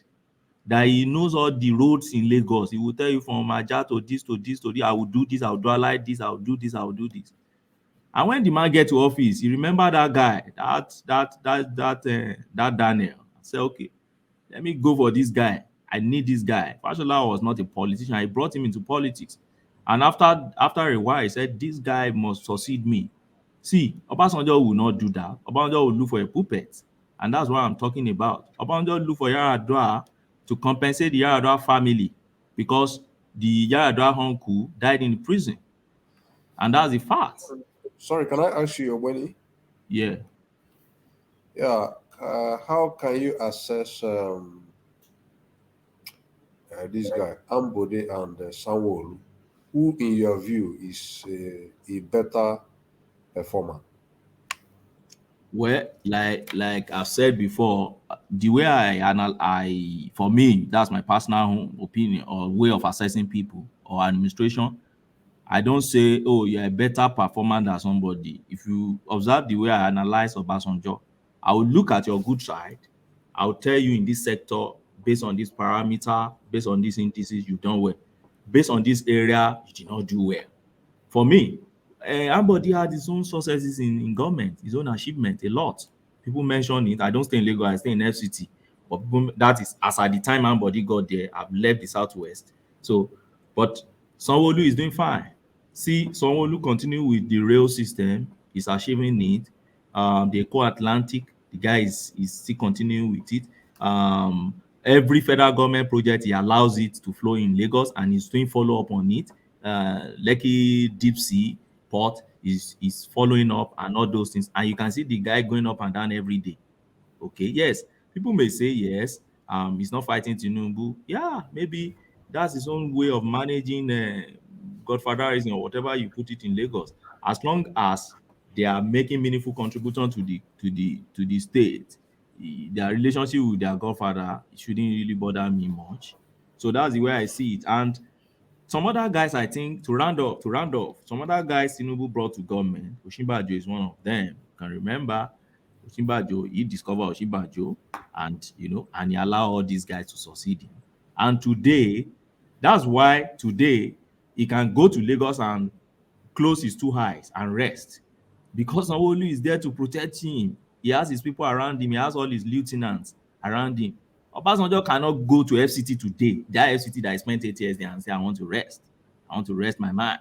No, because what can he really point to and say?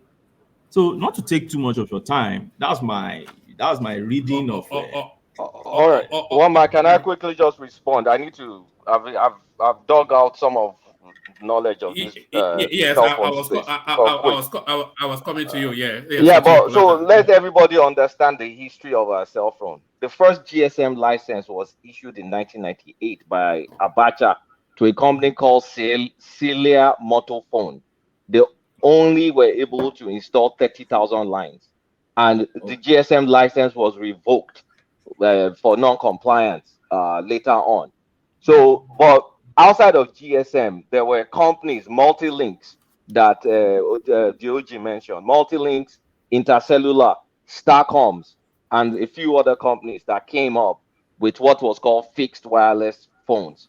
They were wireless phones, but they used the technology that was used in America before, CDMA. For a lot of people that were living in CDMA, America, yeah. they were Use the using multi-links CDMA, mobile, yeah.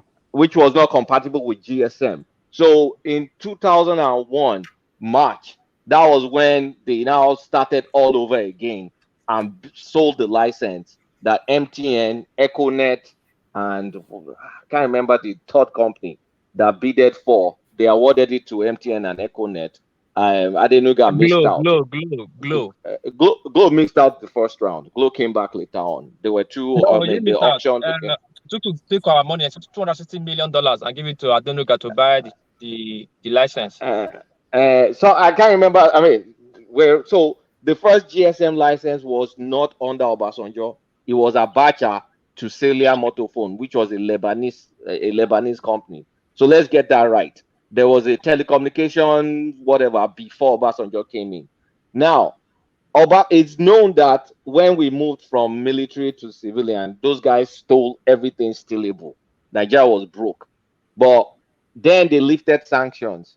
And then we got a lot of respite from international, from Western countries. We got debt forgiveness through Bono and the other guy. The Foreign Corrupt Practices Act made us implement EFCC. That was influence of the US and ICPC. So the economy boomed. I credit Obasanjo for the economy. That one is no doubt. Nobody's arguing that. He's been the best economic performer we've had. In fact, he's been the best president we've had so far. But where I blame him is the bad things that happens in our institutions started under him. Bribery in the House of Assembly between Obasanjo and Atiku started under them. It started with $5,000 bribe. Killings of politicians, like we've mentioned a few of them. There was another one from the South or Edo that was killed, a prominent one that was killed under Obasanjo. Then using EFCC for punishment for political purposes. That's why till today, EFCC is a toothless bulldog till today. Because if those strong institutions were maintained, even the, what's it called? You say Niger Delta Development Company, $42 billion or $41 billion has passed through that company. Go to Niger Delta and tell me if you don't cry. What's the genesis of all those things? So rather than focusing on a strong man, Obasanjo had the opportunity to build strong institutions that will have outlasted him. And that's my beef with him. It's not about whether economy or no economy. I've already said his economy was fine. So I don't know why nobody was listening to what I was saying. I'm talking about Kulata. Hold on, hold on. Kulata, my big brother said he thought you were IPOB because he always listen to you in Dr. Damage show. IPOB. I'm taking my big brother to the airport. So I think you are not. Is it because is a superstar now, or is it because of my hooded? Because I wear hooded top and cover my face? Maybe it was that time you converted to IPOB for 1 week to know how the No, thing. I know do IPOB 1 week. Oh, maybe I was obedient for a week. No IPOB. So that's my beef with Obasanjo. It's not about the economy. I've talked about even have 15% GDP at some point. He built up our reserves, but now he did not strengthen the institutions. And then that third term agenda and trying to pass on to weaklings, and then the whole cookie crumbled. That's my beef with Obasanjo. Colata. Okay, But I just don't ask a think question, please? Ogbeni self Nice history. Thank you. disputes that, because in his submission, when he will finish his conversation, he tends to now lean towards what Kulata said, even from yesterday section as well. Like all these things Kulata said. Economy was fine, we all know that. But there are other things that it was the failure in it. So I don't know. No, maybe say it did not achieve. You can't say it's a failure, but if you don't achieve in some certain area, you're a failure in that area. Even if you've achieved in some area. Let me ask one man a direct legacy question. How do you, if you go to a country or somewhere, how do you look at the leader's legacy? Like when you go around, what like you come to the United States, the FBI, this that institution, or you go to ancient Egypt, you look at the building they left behind. Is legacy about once upon a time economy boomed and economy stopped booming? Because economy will boom and will stop booming. It's so I mean it goes It's a up and down. graphical thing. Let me answer that question, Ajanle Koko, and then you come in. What I would look at is how he has improved the lives of the people. Yeah, but if it was temporary, it can't be temporary now if their lives are improved. Ogbeni says people were building houses, people were buying cars, and he elevated some people up an economic bracket. Then he transitioned to people, and then that you could not continue those things. Those teachers that bought cars, it was fine when they bought cars. Like we said, we give him the economic. Let everybody listen. We give him the economic advantage. He's the best in the economy, bar none. But the succession, the legacy, the success, your legacy is in your succession, is in your vision, is how you're able to translate those things. It's like performing in your freshman year, and then, I mean, that's not a good analogy. Forget about I said that. But it's more like, how do you keep that going on to strengthen what you've left behind? Because once he left, everything. He left strong institutions as well, but then of course, no, because he ran those institutions politically, apart from a few ones like the one that late woman, that the late Dora ran. But that one too now, the cookie has crumbled. Anyway, that's it. All right. Sorry, Justin. His problem was getting a good successor to continue those things. That was his major problem. Yes, it's the successor. But Can I just ask my question, please? Sorry. I want to ask Kolata a question. Don't you think we should, in this economy you are talking about, that we should still give merit to Atiku in this economy issue? Merits to Atiku in the economy, but I will want to say no, because what Atiku was personally responsible for was almost the lowest ebb of Obasanjo, the privatization. Liberalization was okay. Privatization was a total failure. How? Like this NNPC of today now, don't you think if they privatize it now, it will generate more? If they privatize at NNPC the way Atiku privatized what they privatized, Oshogbo still rolling mill, Just still rolling mill, whatever, is it Niger Docks or whatever? Gone. Those things, Nitel, they are dead. They were sold for scrap, and people that bought it just sold everything and left. It's not running. They are not running. Atiku, privatization is good. I love it. That's what I like. But Atiku did not do it well. I'm sorry. It's only the liberalization part whereby you called new participants to bring their money and then give them free hand to operate. That was fine. But you now say I convert a government parastatal, I sell it to foreign people. Everything that was done in that aspect, that was a disaster. I don't even think I Kulata, can't think of one that worked. Kulata, I had access to some NITEL privatization then through you know who. So if you say the prices they were selling, the NITEL has a lot of buildings all over Nigeria, right? A lot of properties and assets. If you say the price they said they sold all those things, I read everything from A to Z because we were doing expression of interest for the privatization of is it NEPA then. I had access to it and I saw the price and I was like, oh my god. And that's how they do. That's how they do things. So I don't know why people are just. I don't get it. So anyway, Okay. it's the privatization is for everybody to see. Okay. Yes.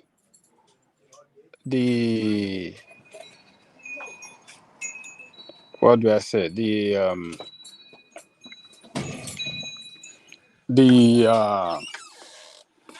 GSM issue, as Kulata mentioned it, yes, we started doing what's the name of that military prisoner? Abacha. But then it was under the management of NITEL. Even that company that he said they gave the that they gave the authority to License. sell The Lebanese license. company. Yes, sorry, license. It was under the management of NITEL. So that was not liberalized.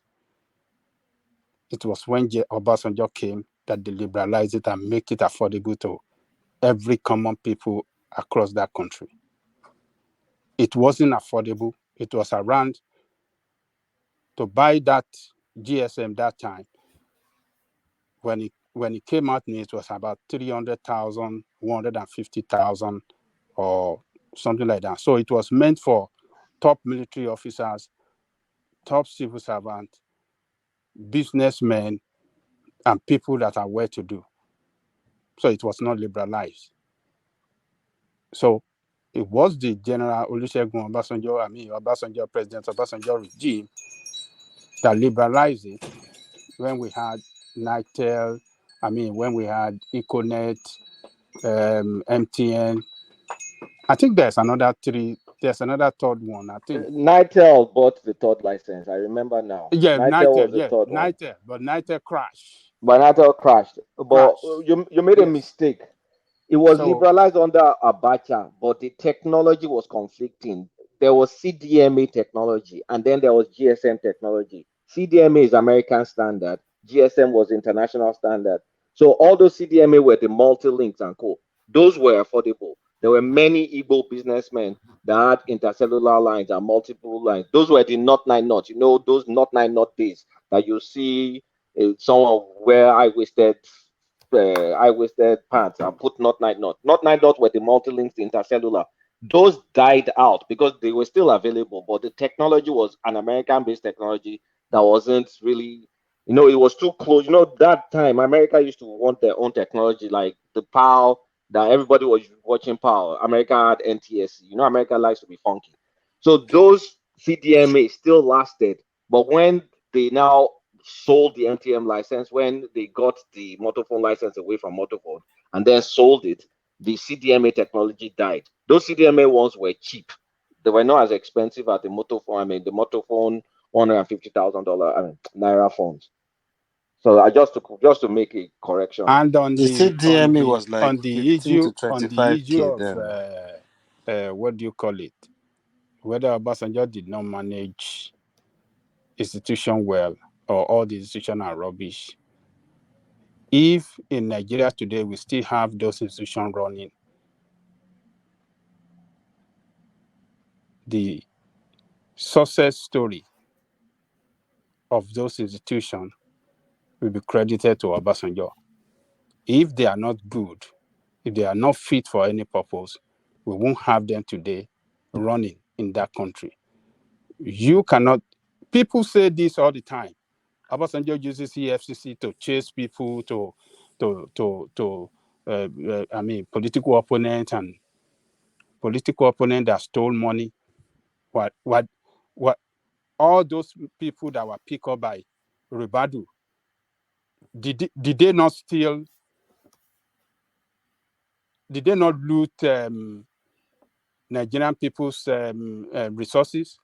But or why the money selective? some kind of But way? why the selective justice What on do you mean by some? selective? Some It is not some will be selective. released. Before Some will EFCC be act, released. hold on. Others will be held. It Hold depends on on. who the president favored. Before EFCC act at all, people must have petitioned them. They must have got their fact right before they go after you. Governor Ibori that they got, was it Wishantin? And some others that they got, was it Wishantin? But people will say this, okay, if it's even Wishantin, why were their hands so in a mess themselves? You see, people will just make up stuff, particularly people that does not like the man of Obasanjo.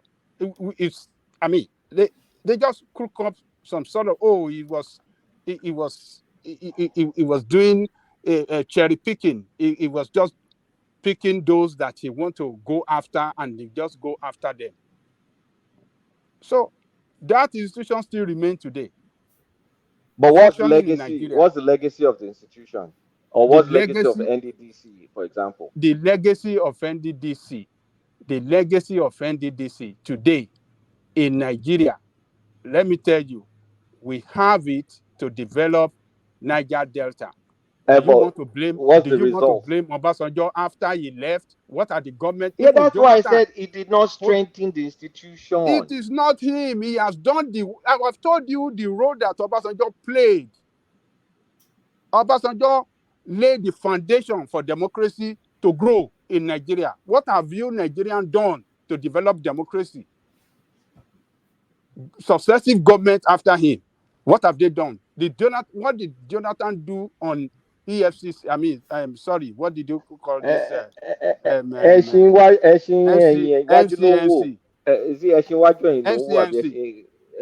whatever. The predecessors looked at what the people that succeeded him in this mess. Look at what he did. Our refinery would have been running effectively today if, what do you call this guy?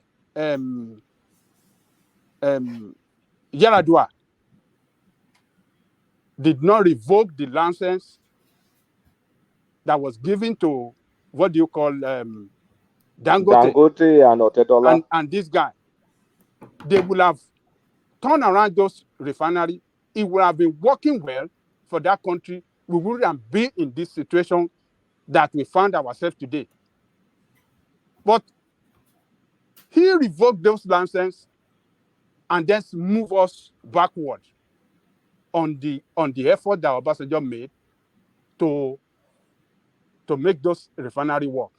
So, but then you want to, people that doesn't know want to blame Obasanjo that, what did he do about the refinery? The refinery did not work. And after then, when Jonathan came, what did Jonathan do?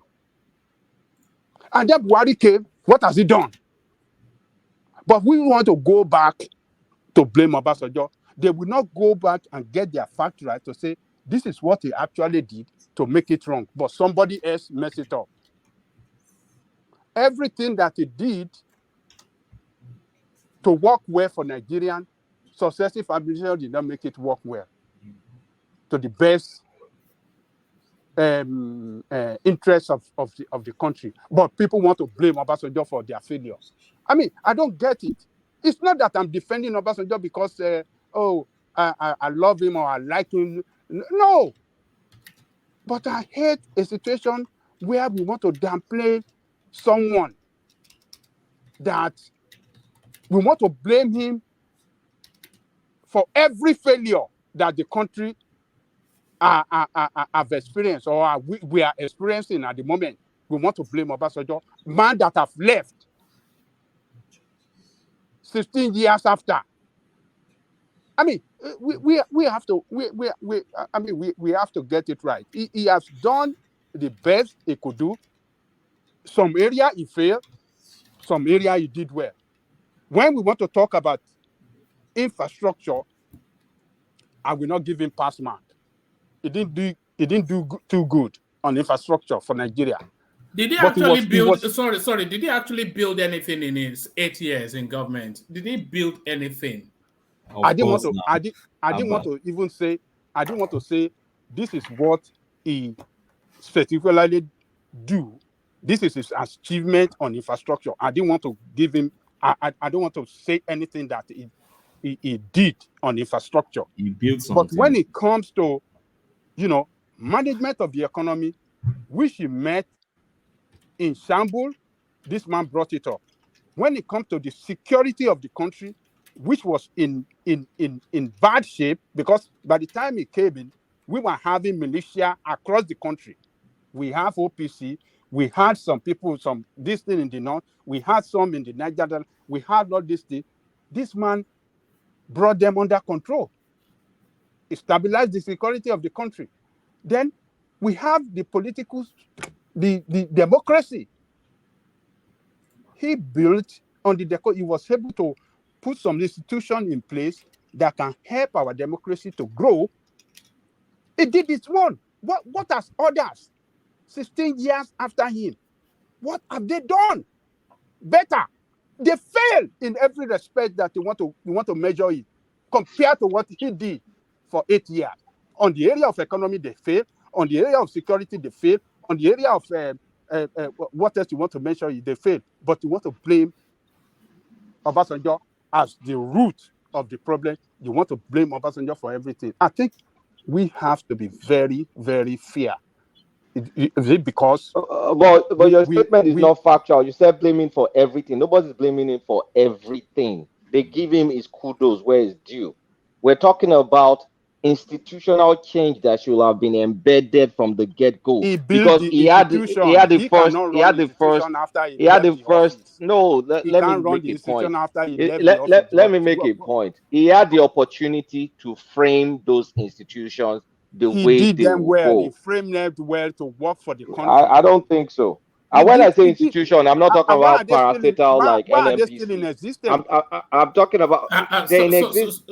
Sorry, gentlemen. I think where Kulata is taking you, Ajanle Koko, is if you look at an institution like the EFCC, for instance, which Obasanjo, people are saying built, he could have crafted it in such a way that his powers are so independent that it cannot be interfered with by any succeeding administration, including Thank his you. own, so that then they can then have that purpose and not be used as a political tool. So he built these institutions, but he did not strengthen them for them to be fit for purpose. Is that where you were going now? Yeah. Exactly where I was going. Exactly. Fine.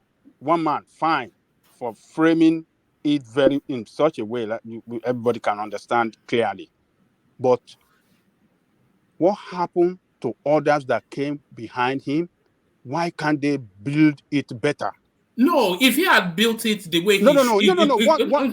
Rome is not built in a day. No. Ajane Koko, I think Kulata has a point. No. Kulata had no point. Let me tell you why he does not have no point. I will explain to you. All right. Obasanjo, with a military mentality,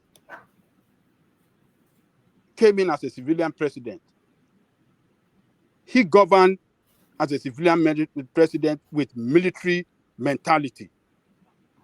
Now, after him, we had civilian people, Yaradua, and we had Jonathan. People that are civilian that should know better how the civil society should work better. What did they do to correct the mistake? I mean, country, something that we started, democracy by then was something very new to Nigerian people. I'm not saying that we are party democracy in the past. Look at how long it took us to get to the First Republic. Now we got there like a new baby. Obasanjo started in the best way he could do it. He didn't do it well.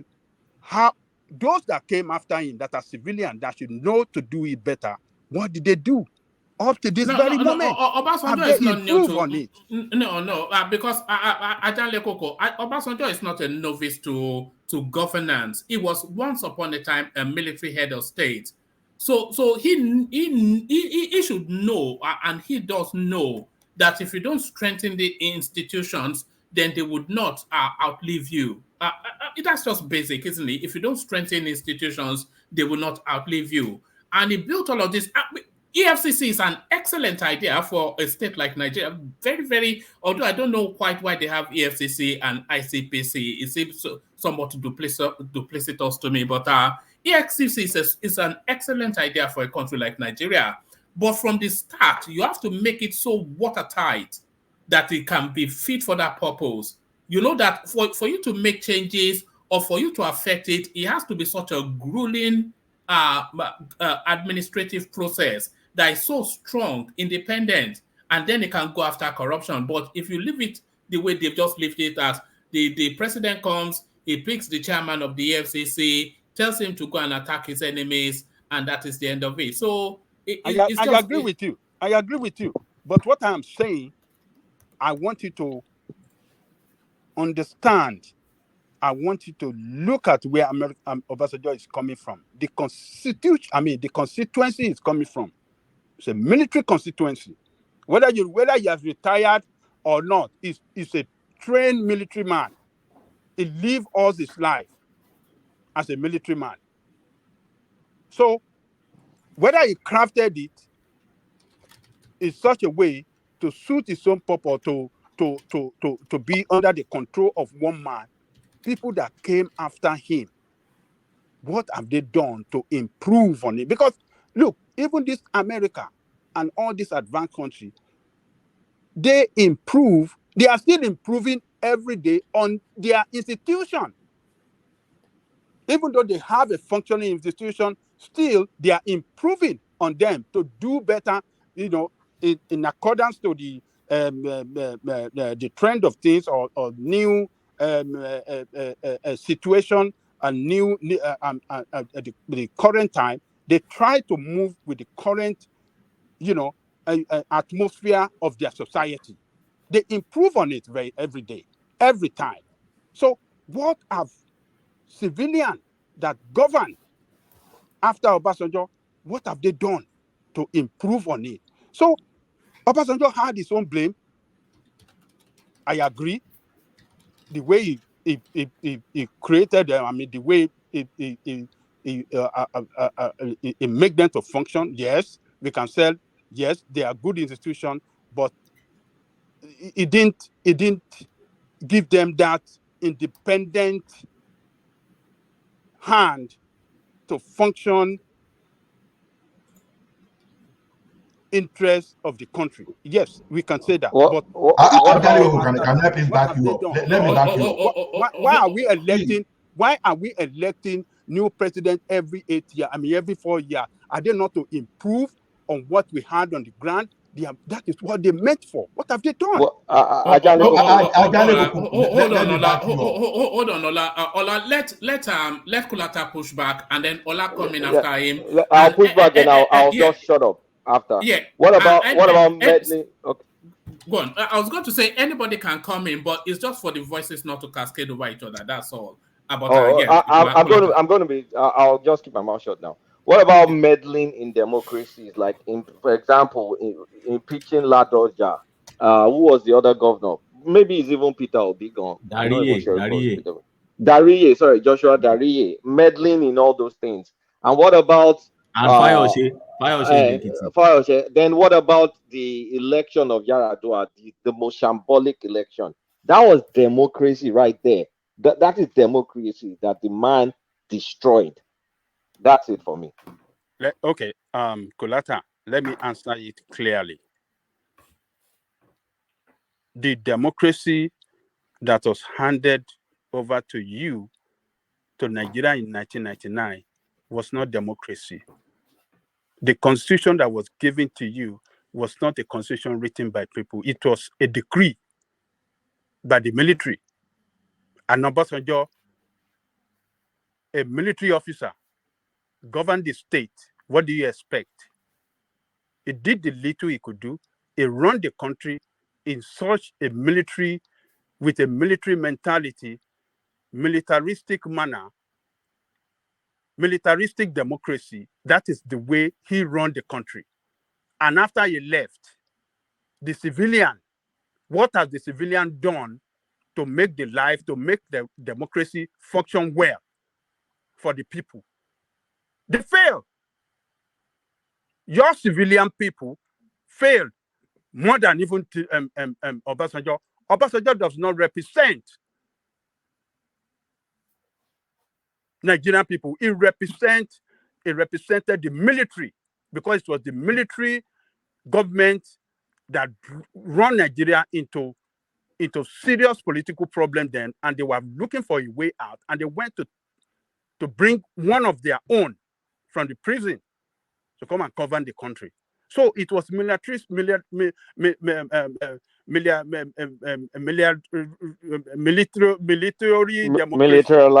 Militarized democracy.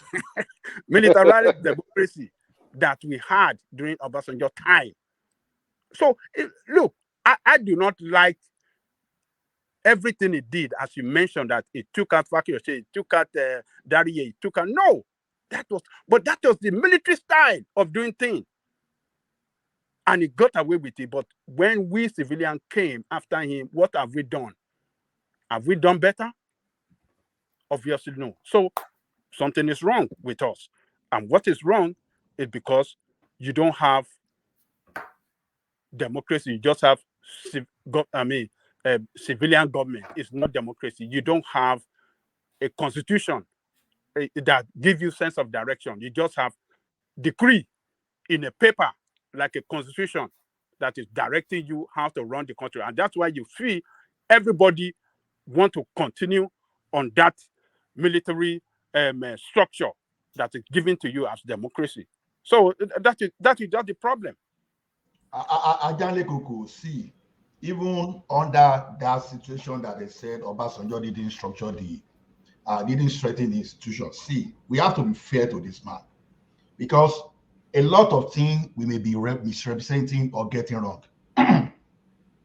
On getting to power, the first thing Obasanjo did was to restructure the military.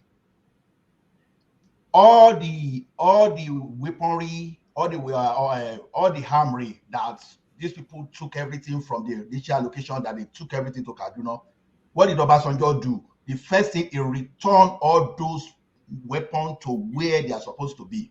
And he made sure that he retired all political soldiers.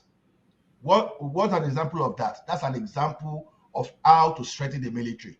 And you think today, the democracy these people are enjoying today, if they were to leave the like of Bameyi and co in power today, I don't think Obasanjo himself will have lasted that 8 years. That's an example.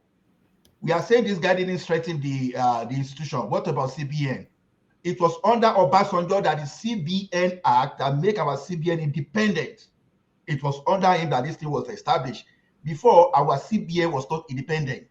Yeah. So this guy established the act that make CBN independent.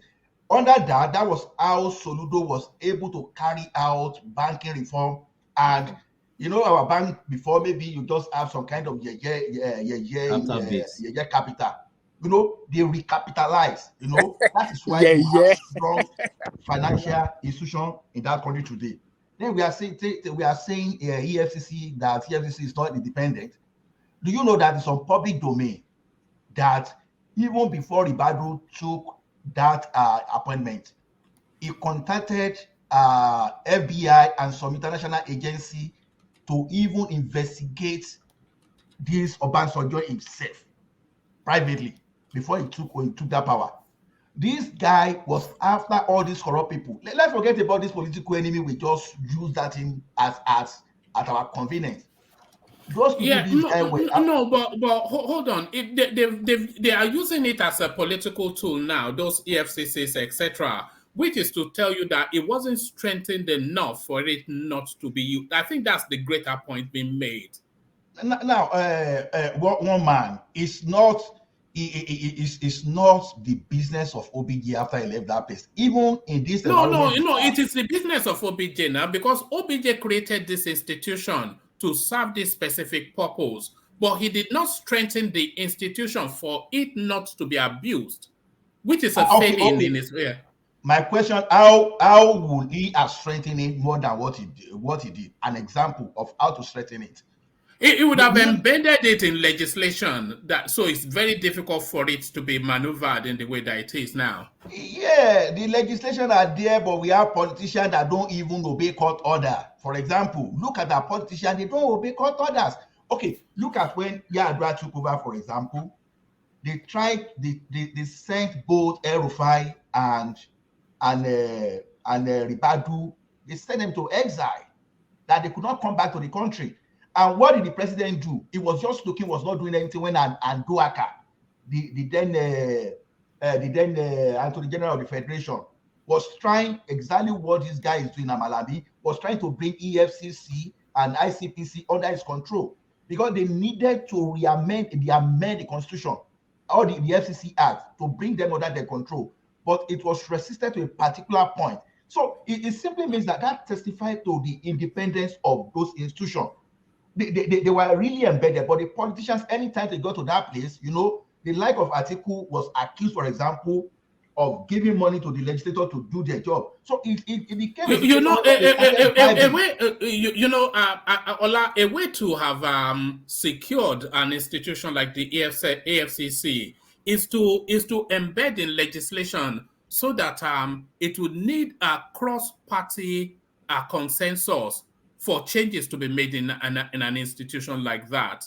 So that's somewhat it gives it a bit more, a bit more protection, but it could have done more to secure it. Is just the thing. One man, I think, is the majority of the leaders we have. It's not necessarily there's nothing wrong with those legislation. I can tell you. Look at the Police Act of that country. Do you know that the president is not supposed to be the sole person that should be giving order, should be controlling the Inspector General of Police, despite being the commander-in-chief? All these state governors, they were supposed to be part of whatever decision before even the Attorney General of the Federation will act. But see the way they are abusing it, just because the commander-in-chief is the one that controls the military, and anything, because the fact that it's controlling the military alone, the fear is there that even those people that are supposed to support the Police Service Commission, for example, they cannot support it very well. So it is the recklessness of those at the top. It is for them not doing their job. That is why it's seen all these constitutions are not being obeyed. If you like, put it there that the next legislator and the next president cannot alter this constitution. Nigeria, the person that is at the top, they will still make sure that they mess everything up. How many times has the court given order, for example, that these people in the executive, that they will not obey? They recently gave, how many orders did they give under Buratai, just ordinary chief of army staff, that will not even obey in our court? How many court orders can we count that even the president of the Federal Republic of Nigeria will just disobey at their own leisure? So this thing is not a matter of not getting the framework. It's the matter of those people that have conspired to bring the country down. So let me Obasanjo that he didn't strengthen that thing. When you look at those acts, Obasanjo could not have done better than what he did about that. Because we are talking of this law that send people like Tafa Balogun to jail. The same thing that brought the like of what's the name of this guy in Lagos, this academy to Tinubu, but they judge the same thing. So a lot of all those stuff, really worked, but we decided to say, okay, this guy didn't threaten. What of Nigeria Bureau of Statistics? Who redefined them? That even it got to a stage in 2015 when they were running out data about Buhari, that the presidency, we have to make sure they don't get funded to do their job, just because they were talking so much about what the government is doing. Up to today, they are unable to kill Nigeria Bureau of Statistics. Then we are talking of Nigeria Railway Corporation. It was this Obasanjo that restored it. It is what Obasanjo did that time that is metamorphosed to whatever we are seeing today. So we can't just say just because whenever Obasanjo just make a statement that doesn't suit our narrative, that will not support those people we are trying to defend, I will say the guy is not doing well. Because I've seen that some Milocons, I've seen them trying to mess Obasanjo around without even giving the factual evidence to support whatever they are rolling out. So to me, when you ask, apart from Awolowo in that issue of that country, I doubt if there's anybody that has done to Nigeria more than what Obasanjo has done to Nigeria. This guy willingly returned Nigeria to democracy in 1979. Is that the Yoruba in you speaking? It's not the Yoruba in me speaking. We've debated this in at African level that some people will say Mandela is greater than OBJ. Some people will say no. Are you saying OBJ is greater than Mandela? I said it has been hard debate. To me, I have my own perspective. No, now it's perception. If I say my own, if I say my own, you can say yours. I'm not saying even Ogbeni is running away from you. No. Tell us what Mandela did now. What did Mandela do? Exactly. Within 4 years, Obasanjo willingly returned Nigeria to democracy South Africa. after 1966. How many? So after it was the person that managed to return Nigeria to democracy. Sorry, you are asking what Mandela did. You are an American. Do you remind me the name of that woman that refused to sit at the back of the bus? Is it something Clark? Is it Rosie Clark? Yes. Rosa Parks. Rosa Parks. Uh-huh. So that's the space that Mandela occupies. He fought for his people and he went to jail, and that is it. That's what makes him the greatest person in Africa. You say so. You dismiss it so casually. No. Hold on. I'm not dismissing it. When Obasanjo, when Ola was telling us that if you want to compare them in terms of governance and what he didn't say in terms of governance. So what he did. I don't think you can draw parallels between Obasanjo and Mandela. I'm an Obasanjo fan. That's what Obasanjo is at the level of Mother Teresa. Those kind of people. That's what he is now. Did you really understand the impact of Obasanjo at OAU today? OU. Wait, so Ola, why is Obasanjo not greater than Awolowo then? Obasanjo even fought for South Africa. What are you guys talking? He fought for South Africa. No, I'm asking. He fought for South Africa. He fought for Zimbabwe. He fought for this. Using Nigerian. So why is he not greater than Mandela? Because what did Awolowo do? Awolowo was just a regional governor and finance minister. So why is Obasanjo not greater than Awolowo? Well, that's Lakulata. Like I said that is my own perspective. Is my own opinion. Because I will tell you, probably my father got educated because of Awolowo free education, and maybe. But that's just one thing. Now you listed numerous things Obasanjo has done. No, that's what I'm saying now. Maybe because of Awolowo, maybe that's why I'm even educated. Just because maybe my father would not have been educated. Maybe this line of education will not have been passed across to me. Maybe I will just be wasting away somewhere in my village. So I have different perspective to put this thing. But when you are talking of what Obasanjo did, I'm still telling you that since 1966, nobody was able to restore democracy in Nigeria. It was Obasanjo that restored democracy. And when military took over again in 1983, they destroyed our democracy. It was this Obasanjo that came in 1999 and made sure that the military will never find their way back into our democracy in that country, irrespective. But those days, as we are doing now, military will have struck and will tell you that they will have given the excuses. But the way this guy restructured the military, it made it difficult for them to come back to power. So those are the things. And look at what this guy did at the level of OU. If you go online and list the contribution to Organization of African Unity, which is now African Union, for example. So we can't just say we can't just sit and just discard OBJ that he didn't do role, he didn't see. Obasanjo was the president of the Federal Republic of Nigeria. Yes, it was not consulting role, but it was trying to look at alternative of doing that, because this guy said, when I was leaving, I left 19 ships in the Nigerian shipping line. And when he came back, the same thing when he got to Nigerian Airways, that because Obasanjo financed that thing most. He bought some vessels. I think he said 21 aircraft.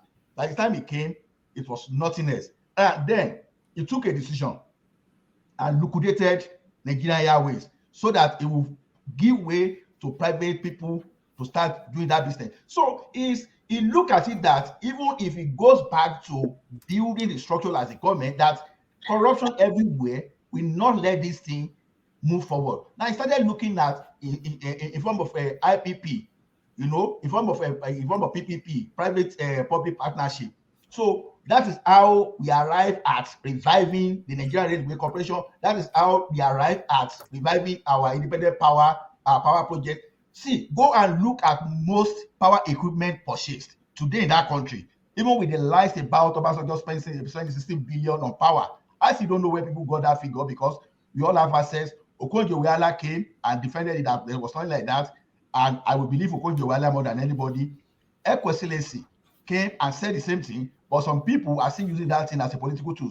Now, it was even this guy, what was the name of Fashola, that told us about the number of trailers of this equipment that was wasting away, that these people just put somewhere in the port. So those turbines, now Obasanjo explained to us how he managed to buy those turbines that he purchased for IPP. He said at the point he was paying for that thing, that the global recession was about to come into place, and this guy realized that, okay, normally if you place order for any turbine, maybe it will take like 3 years for you to get those turbines. He used that opportunity that time to pay for so many turbines. And why did Obasanjo pay that early? Because he could have given it to our local contractor. You know what I know? Ola, where are those turbines now? You know, they couldn't get it out of the ports. That's what we heard. They couldn't get it out of the ports. A lot of what they bought can be. I mean, they didn't do any feasibility. A lot of what they bought cannot be installed. Those turbines were too large. The visibility that when you want to move a turbine, hold on, Ola.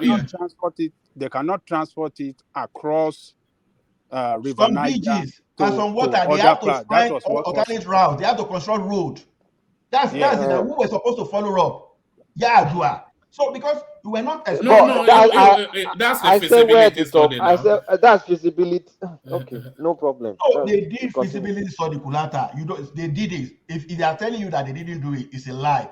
Hold on, Ola. Just hold on. They didn't do feasibility study because if they buy, I'm sure they could have bought turbines that they be able to transport to wherever they had to install it. But what we heard was that they bought those turbines and they couldn't get it out of the port because the road network, the structures are not there to transport it from the ports to where it needs to be installed, which is feasibility study.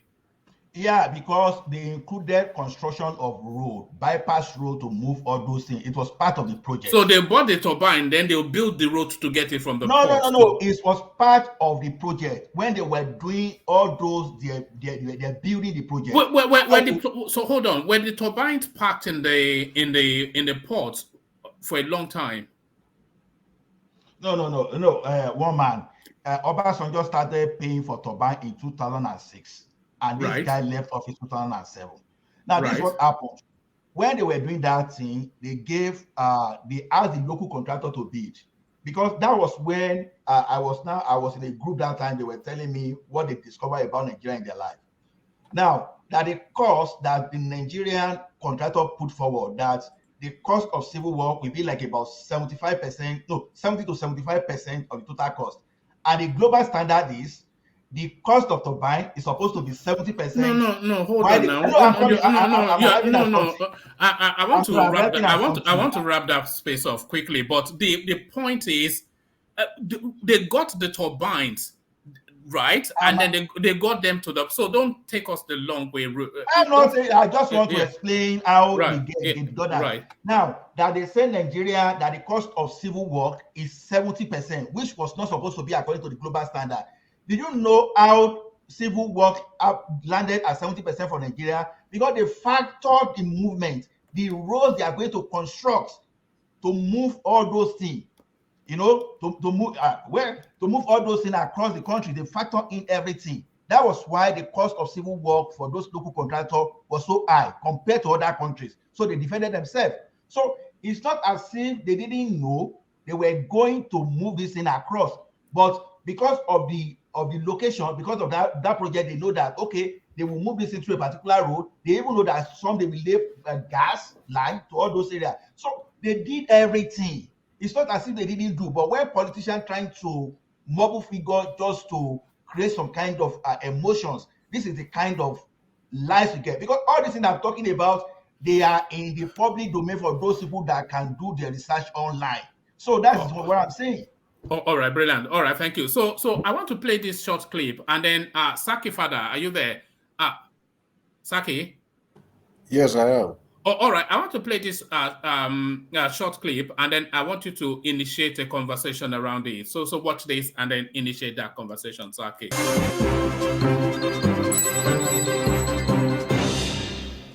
Arise News Director of News and Politics, politics editor Somna Sambo joins us now for more on the top political stories of the day. So many news in that statement. Thank you so much. Always great to see you, Somna. Always. Break it down for us. Yep. So I think a good place to start would be in Oyo State. More endorsements have happened, and then we see a faction from, well, maybe not a faction, elders of PDP in Oyo State say they are with Atiku, but not Makinde. What do you make of all of this? And these endorsements we've seen today, we've seen Pa Edwin Clark, we've seen former President Olusegun Obasanjo on New Year's Day, we've seen Otom, Benue State, who has for the umpteenth time said, if I was not in PDP, I'll be endorsing you. I don't exactly know where he stands, but what do you make of all of these endorsements? Well, let me start from the big one, which is the Labour Party. You know, I mean, this is the season for that party. It's never been so good for Labour Party like it's happening now. And I mean, a lot of political watchers will actually be so happy for the Labour Party because, I mean, we are having a third force. Politically, it's good for the nation that you see that the traffic is beginning to move from the two big parties, and it's sending a message that, look, there could be a tectonic movement if the two big parties begin to toy with the conscience of Nigerians continuously. The APC must know that if power could leave the PDP, power can also leave the APC and not go back to the PDP, but go back, go to a new party. I mean, that's what these elders actually say, that, look, it could go to the Labour Party, it could go to the NMPP. Look, but Nigerians should exercise their voting rights with discretion. But it could actually go back to the to the PDP or to the APC.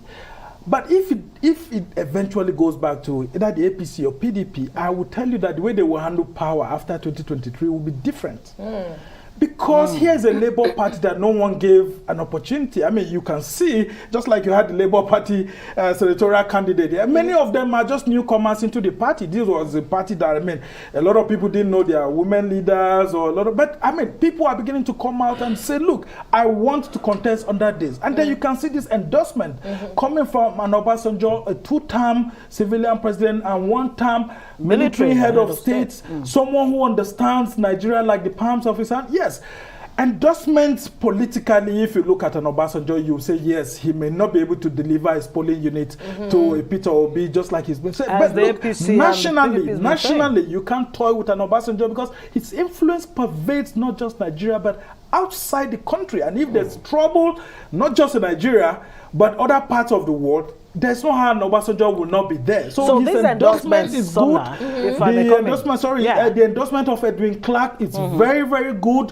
but they need to convert it to political votes because that's my point. The Labour Party should not go to bed with these endorsements alone. We saw Goodluck Jonathan being endorsed by Miyetti Allah. I mean, they even made him grand patron. But some of those people eventually, in one way or the other, voted against him on election day. We saw pastors, we saw imams vote. I mean, devoting their times, prayers, endorsing Goodluck Jonathan. Did that make him president in 2015? It didn't. So there's a lot of political work that needs to be done. Peter Obi should not go to sleep. I just feel that this endorsement is enough. The Labour Party needs to work very well because, I mean, during the break, for example, I traveled to some parts of the country and you won't see a signpost indicating that this is the person who's contesting from a new party.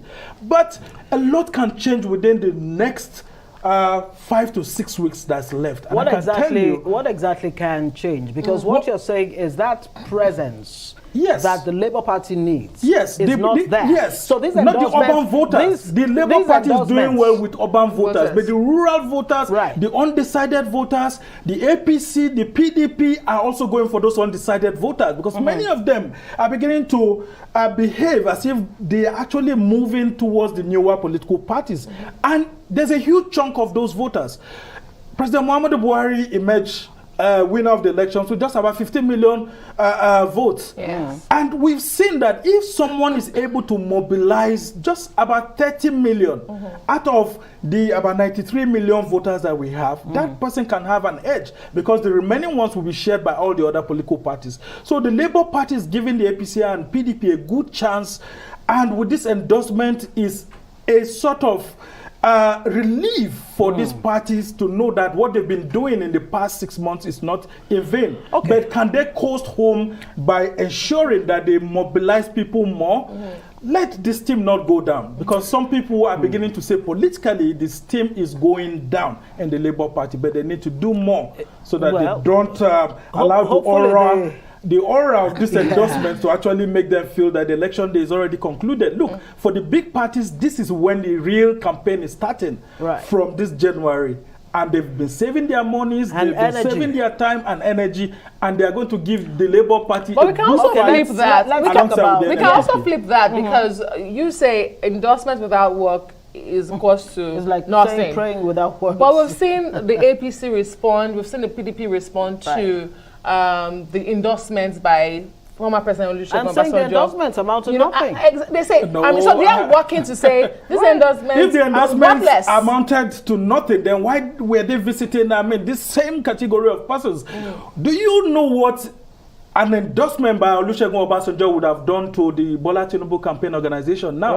They would have almost been sleeping. And in 2015, President Muhammadu Buhari, then candidate Muhammadu Buhari, left his comfort zone, despite the ill feelings that they've always had with each other, and went to Ota to go and see former head of state and former President Olusegun Obasanjo alongside Saraki, alongside Atiku Abubakar. In 2019, you could see the same thing, PDP leaders going there. We can't push away President Olusegun Obasanjo as far as Nigeria's political history is concerned. Look at the endorsement of Edwin Clark.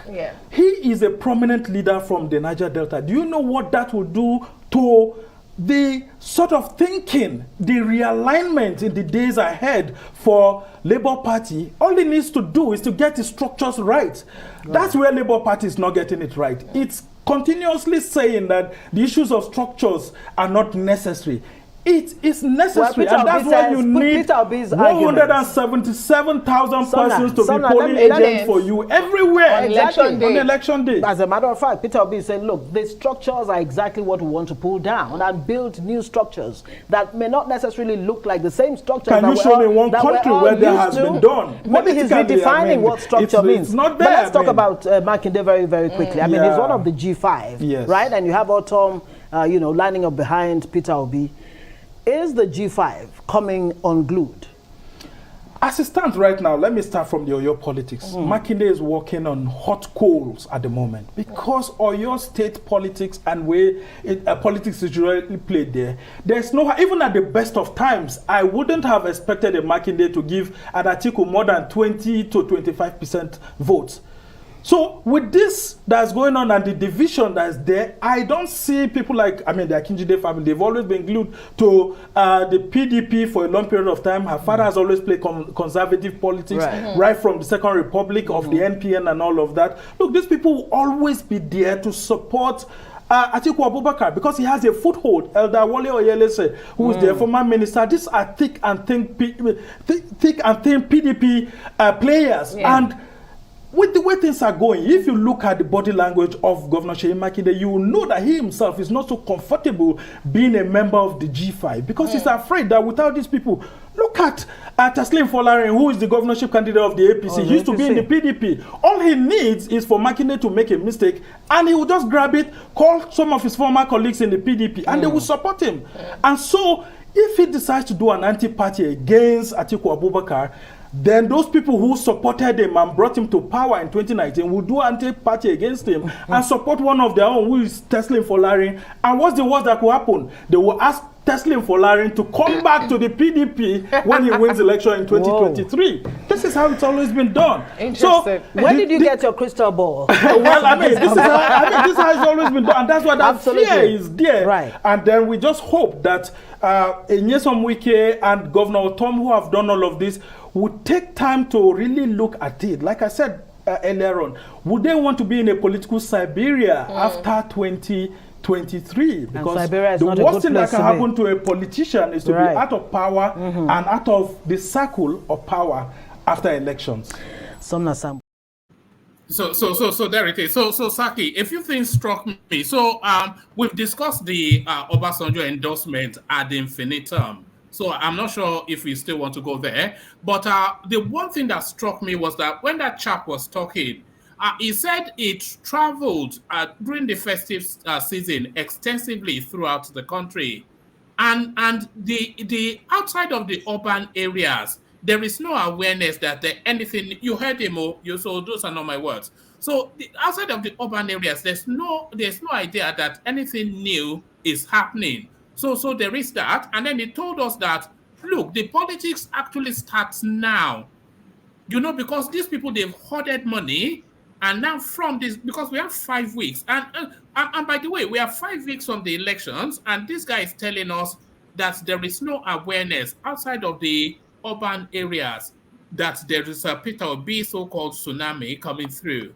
So you could see that he was favorable to the Labour Party space, so he wasn't attacking them. He was just speaking dispassionately. So he said that, and he said that we are in January now, and this is when the big elephants will come and roll around in the mud. So this is when the big monies and the big players will come out. So he said that. And he also said they need 177,000 personnel to man this election. Every party needs that, So all of that, for all of the euphoria, it's still urban noise and urban myth, is it not, Saki Fada? All right, can I contribute to that conversation? Yes. Yeah. I think the guy. One man, you mean urban noise, urban and internet noise, right? Yes, it's just Yahoo boys. They're just Yahoo something. Yahoo something. All right, so yeah, so Zaki, no mind. Make the talk Yahoo. No mind one man. Yes, of course. Samba Sambo is just making his own opinions, and like I've always said, people up to today are still banking on the traditional campaign patterns in Nigeria. I think the Nigerian political space is evolving and changing dramatically. That's speculative. No. I will give you an instance. Throughout this campaign, I think you notice that no politician has been seen going around frying akara with people, eating agbado around with common people this time around. It do happen before, but in this political season, I've never seen any of the politicians, even Atiku, or any of these governors that are campaigning, going around frying akara, carrying pure water with people, trying to show solidarity with this kind of campaign strategy. I think most of them have started elevating in the way they do their campaigns. They are now talking about issues, relating to the people, presenting themselves for discussions, town halls. I think the space is actually changing. And I will also tell you something.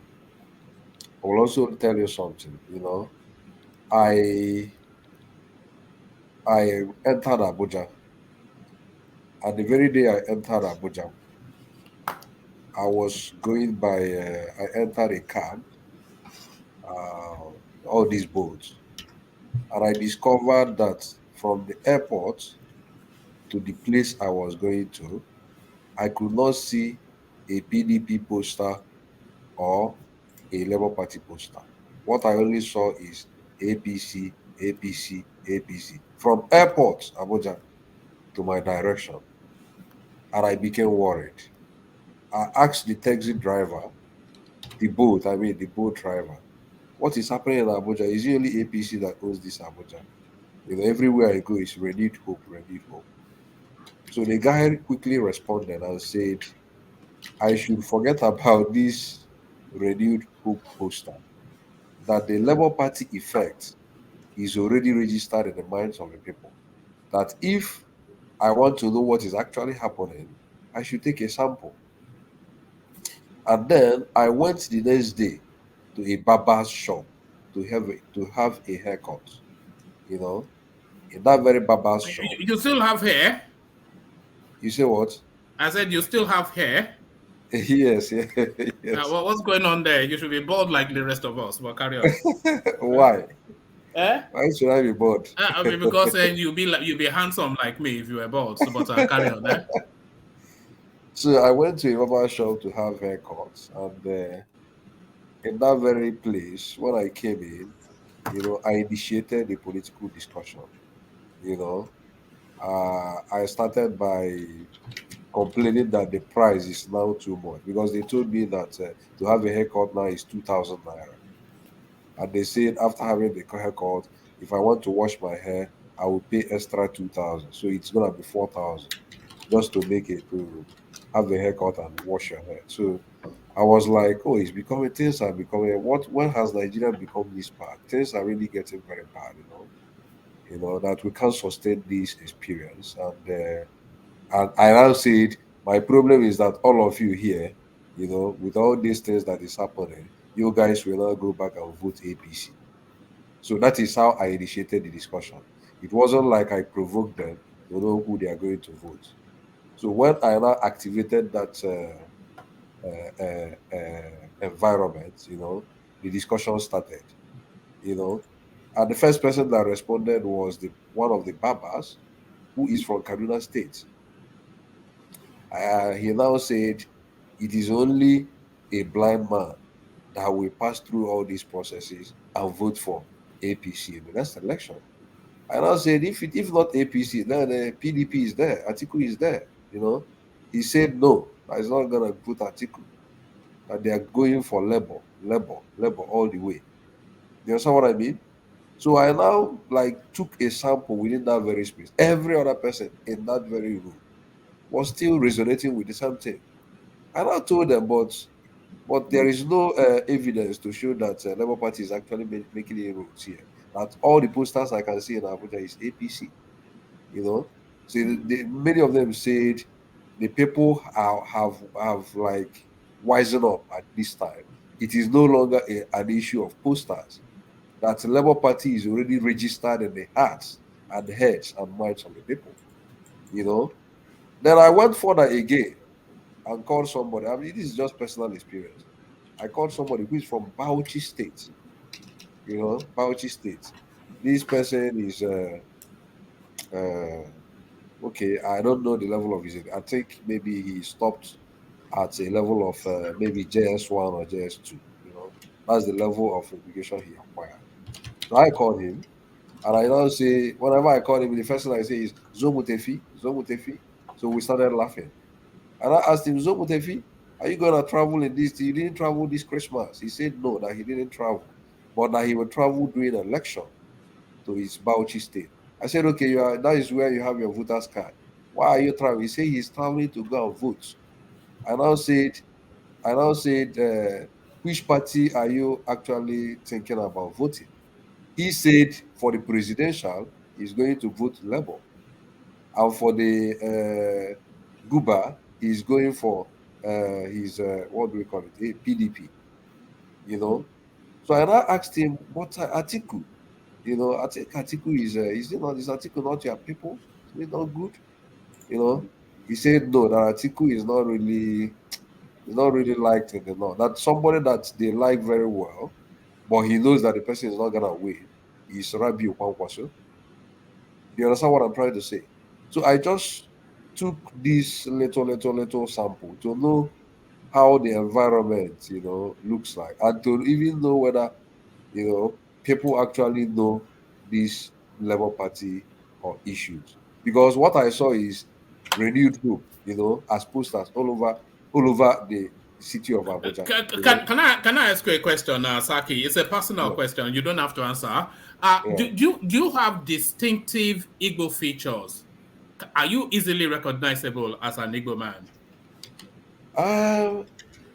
I don't really know, but I don't know. Because they may be telling you what you want to hear, is what I'm trying to suggest. No. That is why I normally frame the question in such and in that way barber shop, who owned that barber shop from okay, I will tell you the name of the barber shop. It's not owned by an Igbo man. If you are thinking it's Igbo, the barber shop is I think Solomon might know that very barber shop. It's called Tango. You know, it's very close to one of these restaurants, Tasty or something like that. You know, and that very barber shop is people that are working there are not. Many of them are not Igbos. You know, so you have this person from Kaduna State, some from I've some seen people from South, people from Kogi State. These are the kind of people I saw there. You know, so I wasn't speaking Igbo. You know, I was speaking English. You know, but I didn't like start the discussion by asking them, you know, are you voting for this person or this person? I started my discussion organically from the fact that the price of haircut is getting so high.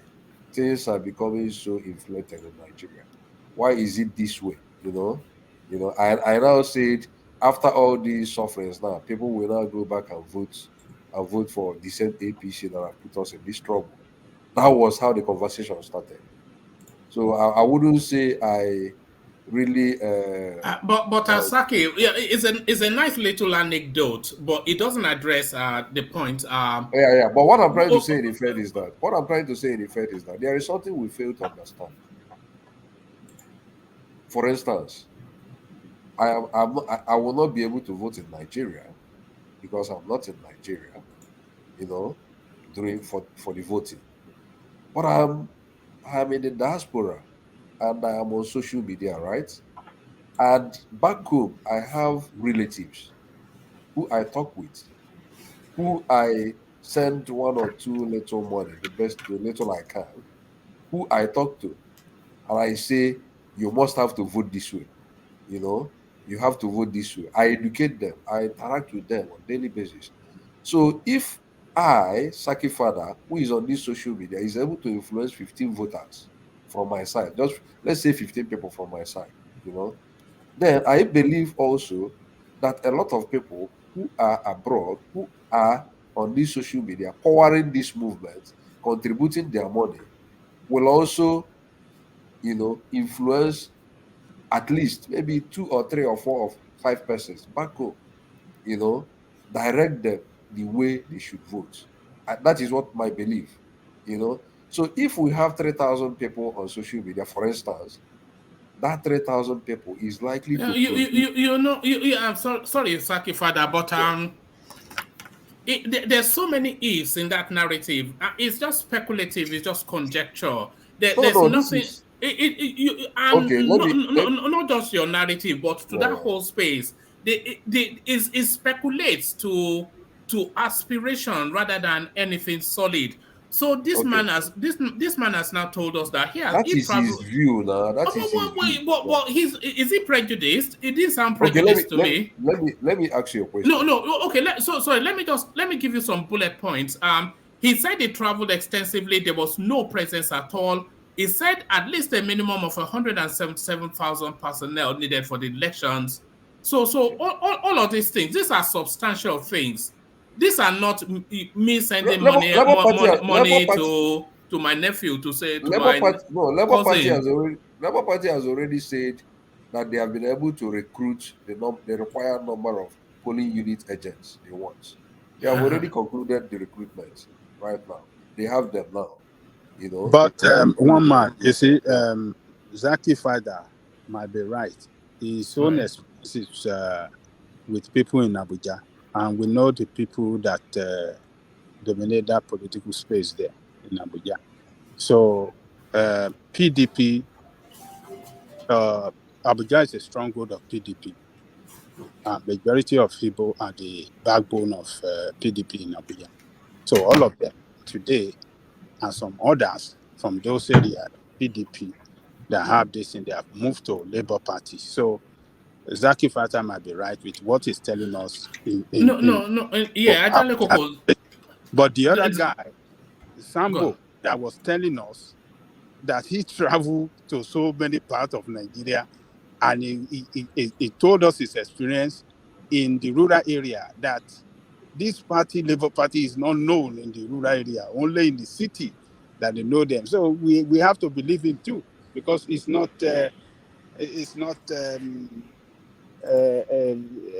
it's reporting us the fact on the ground, and we just have to. You can't tell me that Labour Party that is just 6 months have covered all parts of Nigeria easily like that. It's not easy, Zaki Father. We have to tell ourselves. Yeah. Can I ask you one question? It's 50-something days to the election. Is it possible? And to win Nigerian election, you need to win. I mean, not win. At least you need that 25% requirement in 24 states. Obi, is it possible for Obi to get to? I mean, because I think it's behind in the southwest and in the far north, and in some major parts in the north central. Is it possible for him to cover up ground in the time we have left?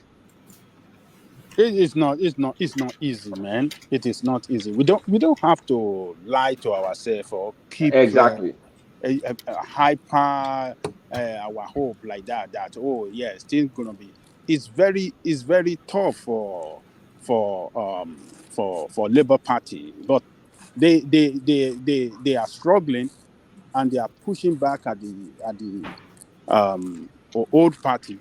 They are fighting hard against them, but they can't catch up with them. There's no way they can catch up, because it's gone. Ajaligo, can I please say something, please? Yes. You see, sometimes when we are speaking, they will think maybe it's the hatred we have for Peter Obi, or we don't like him. I was in his saying. Let me tell you my journey. From Abeokuta, my mom have a plot of acres in Iseyin.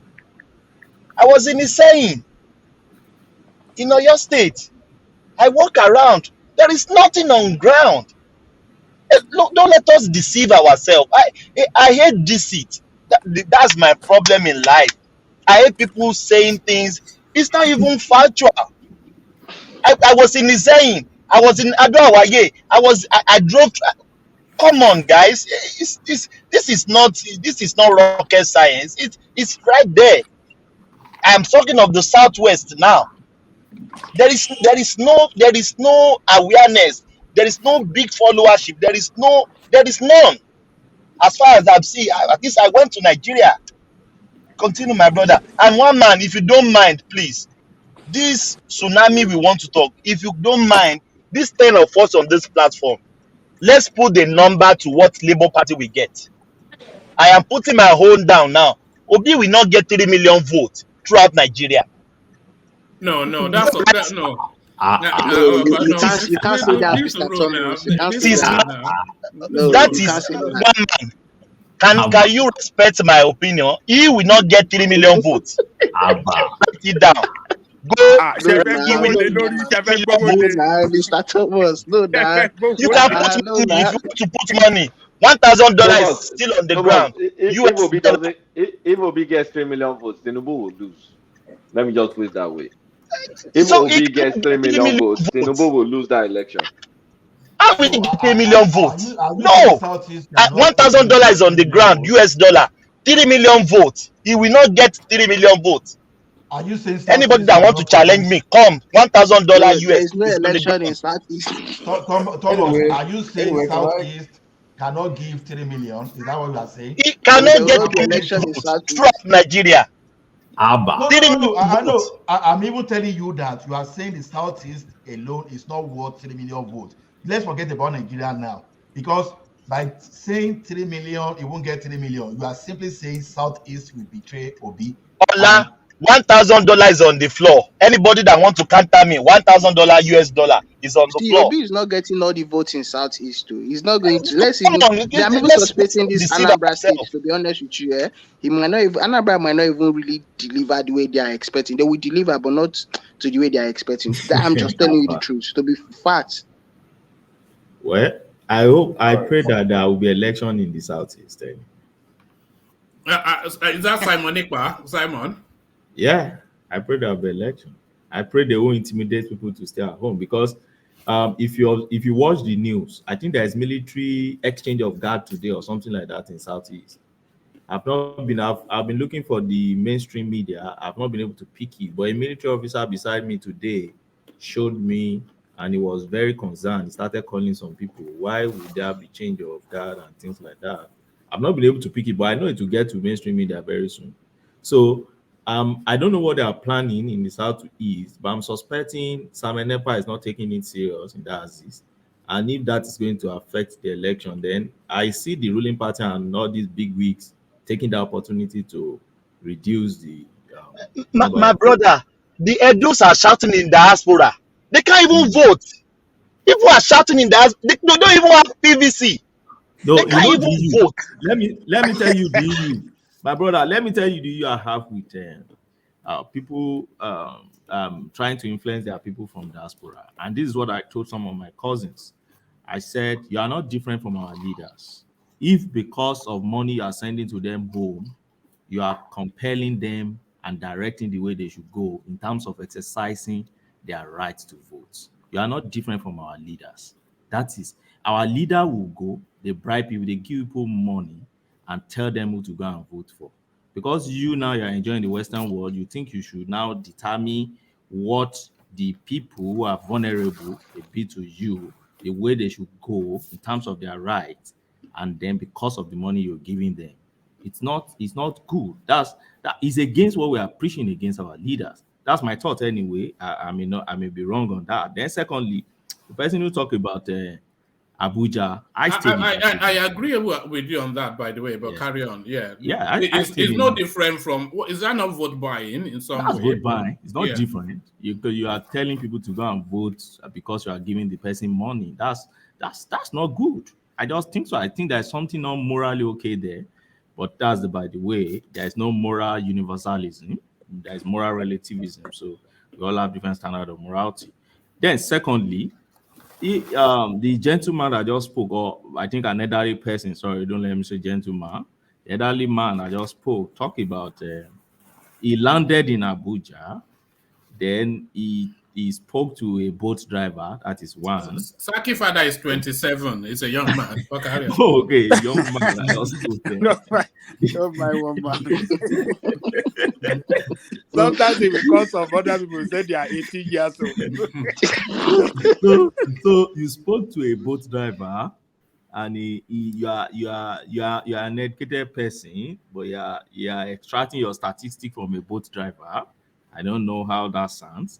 Then a barber, you extract your statistic there. Those are anecdotes now. Those are on the ground. I know. I'm emphasizing more on one. He spoke to one. Don't forget a driver. Oh, right. Okay, yeah. Two drivers will not drive a car. Only one will drive. So he spoke to that one. The ones, don't mind them. We have it in our mind. We don't need this guy's poster. Then you call one man from Bauchi. And now, in all these three people, then you now extrapolate. You now believe you have a statistic already about Abuja. Come on. You are not right. You can't have statistic about Abuja with three. This is not what I say. Just make a right interpretation. And okay, one man try to put it the best way you should quite understand what I'm trying to say. There is no way I could have asked 10,000 people, the very day I landed. I'm just saying I asked this person, I was like trying to, make like anybody I converse with, I try to, see how the person thinks about this election. And I've not said because these people thought this way, this is how it's gonna be. And I will also tell you, PDP posters is not visible in Abuja right now. But will you say that PDP is not on ground in Abuja? You can't say that. You can't say that. But yes, they don't have posters in Abuja now. See, I live in Abuja. Let me tell you, I live in Abuja for like about 13 years before I left there. Every political party, the way you see them and those candidates, they have their areas in Abuja. Okay.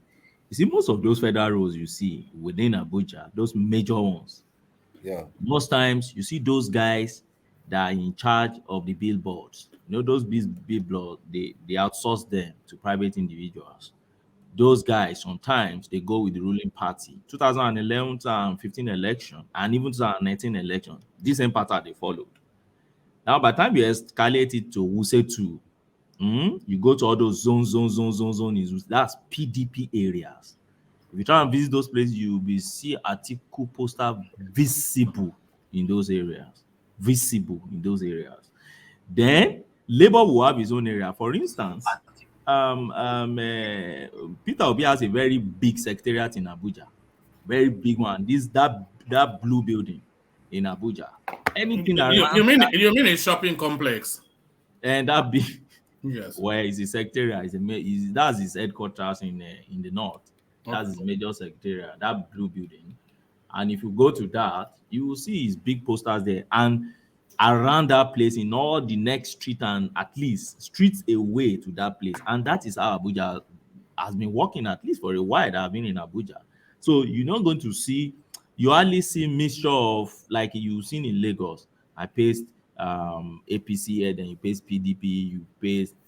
For me, I'm not saying poster is what determines the election. No, that's not what I'm saying. I'm just telling you what could have informed what you saw, that, you from airport, you just saw Bola Tinubu, and then after a while you can't find Atiku, and you can't find, it depends on the area in Abuja and depend on who owns that area. It's more like they all have their areas in Abuja. That's like on Banex. that. Like Banex. Banex Yes. will be for P2B. Yes, all those banner area now. And you know, we know why it should be for Peter Obi, of course. Because of Igbo traders there. Igbo traders there. They owns all those areas, the Igbo traders. Then when you now go to day, all those areas where they sell parts and co, you find the Igbo traders there. In those areas, you won't be finding Tinubu's poster. Where will you get that? You won't get it there. You will get all those. And the areas you get Concourso, those major, those Keke Napep guy where they are living in those one-man village. All those areas. Like Kubwa, Local Goma, all those area. Yes, area. Then when you now go to down to Yanya side, where you find those areas where he bulls, you find. So what I'm just saying is they all have their areas in Abuja. So you can't really say that because you can't find Labour Party poster around, they have it in their mind. Therefore, that's what. And another thing, somebody said, Abuja is always for PDP. And no, please go and watch Abuja election over time. It's not really overwhelming most times. And most times, there's always voter party in Abuja. The registered voter, most time, not even up to half of registered voters to come out in Abuja to vote. Most of them on the day of election, you see them jogging around and laying on feed and enjoying their life, because no party has ever really, they don't really bother much about Abuja. That's just my take. Hello. All right, Brian. Fatai joins us. Let's hear from you, Fatai. Hello, hello everybody. Actually, I don't understand the long opposition to Saki Father. It's his own statistic. Is not big sample, but that's a valid sample. It's a random sample. He didn't select them. He jumped into a taxi. So it's random. He jumps into a barber shop. It could have been any barber shop.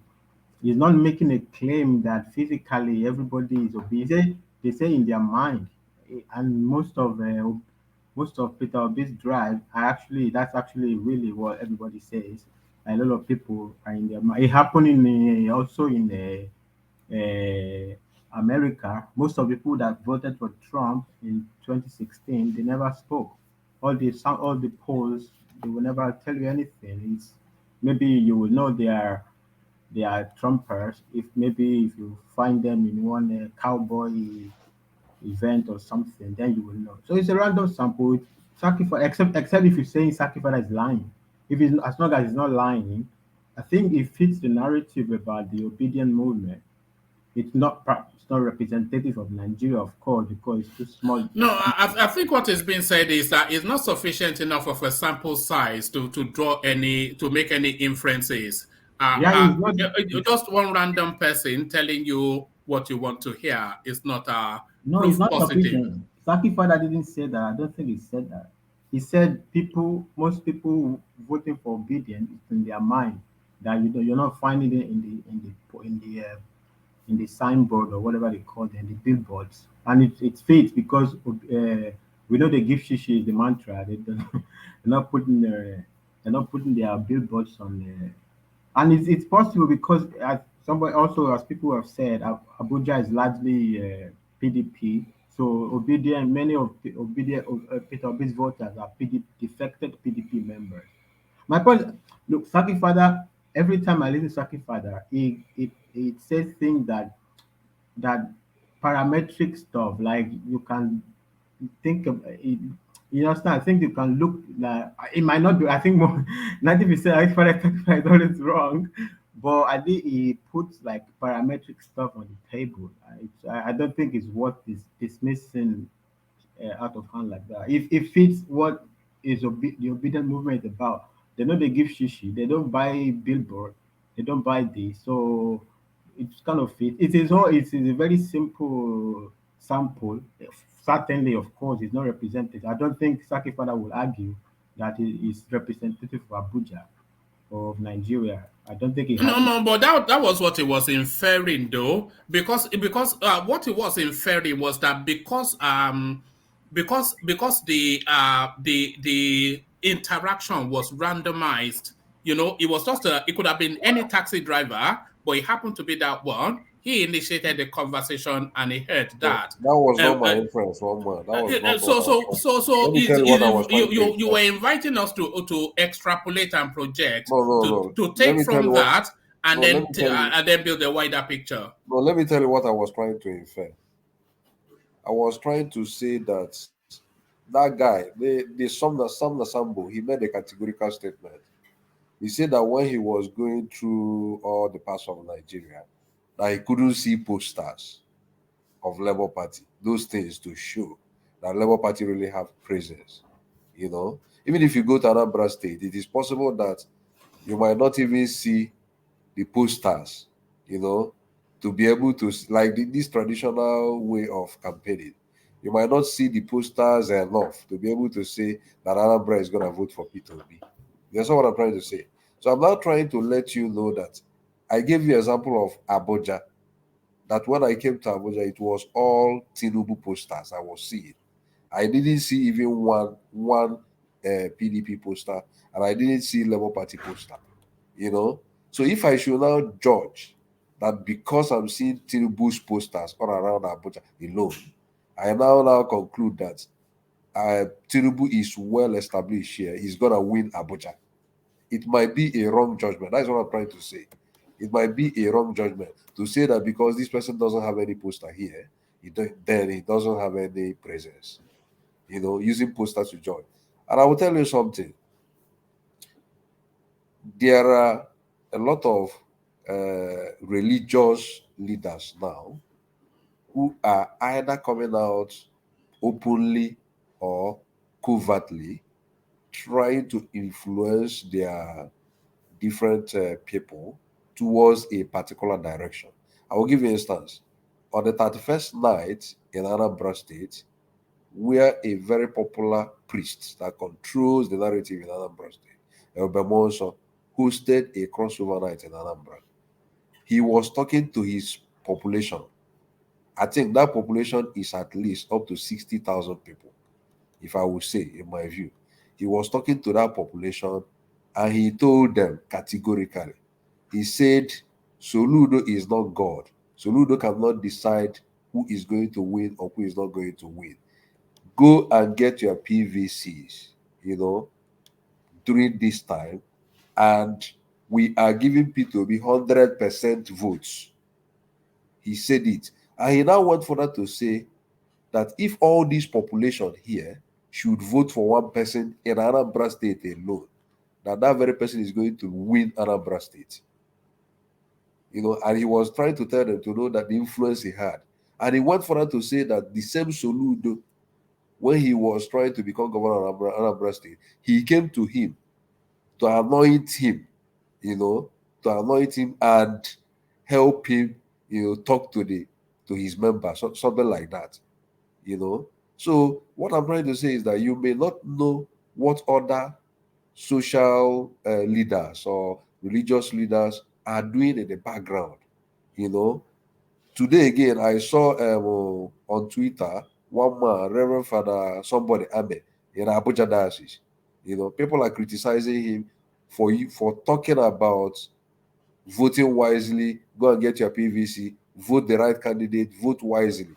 I am obedient. He keeps telling them, I am obedient to the word of God, you know, in Abuja. People are now criticizing him on Twitter. Why should he be making these political pronouncements? You know, people should be obedient, you know.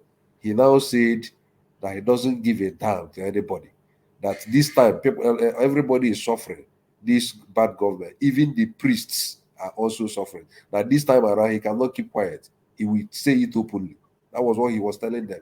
So you know the kind of people this person might still influence, you know. So it is no longer the traditional, only the traditional way of campaigning that will win elections. It is not just this issue of I have posters all around, therefore because I have posters alone, I'm going to win. So that is what I'm trying to make. That's the point I'm trying to make. All right. All right. Thank you, Saki, for that. So, so still that space, because a lot of things, because sometimes I just worry about these elections that there seems to be two parallel things happening. There is the aspirational wish of a youthful exuberance. There's the aspirational wish of a youthful exuberance. And then there is the jaded knowing of people that have been through the cycle more than once. And there's no convergence in that space. It's just really what that man was saying. So I want to invite a conversation between Kulata, if he's still there, and Fatai to what that guy said. He said he's traveled, and that guy, there was no prejudice in his voice. He almost sounded like an obedient when he was speaking. So I did not detect that it was prejudice so much. He said he traveled extensively. And outside of the urban areas, there was no indication that anybody knew anything was happening. Maybe they had some vague murmurings in the ethers, but nothing to suggest that any knowledge of anything about Obi outside of the urban areas. This is what he said. And he alarmed that we are 5 weeks from the elections, and this is the situation. 5 weeks, so they don't know that he's there. So this is what I'm saying. So the youthful energy around Peter Obi with the excitement of hope versus the reality that this man is explaining to us, it is telling us that they need 177,000 personnel to man the elections.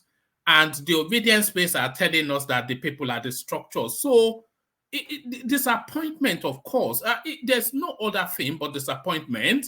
You know, but can that space handle it? So I want to invite that conversation between Kulata, if he's still there, and Fatai, and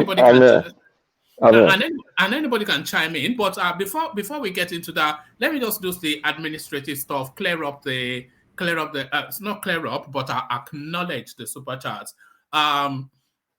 So yeah, this from RB.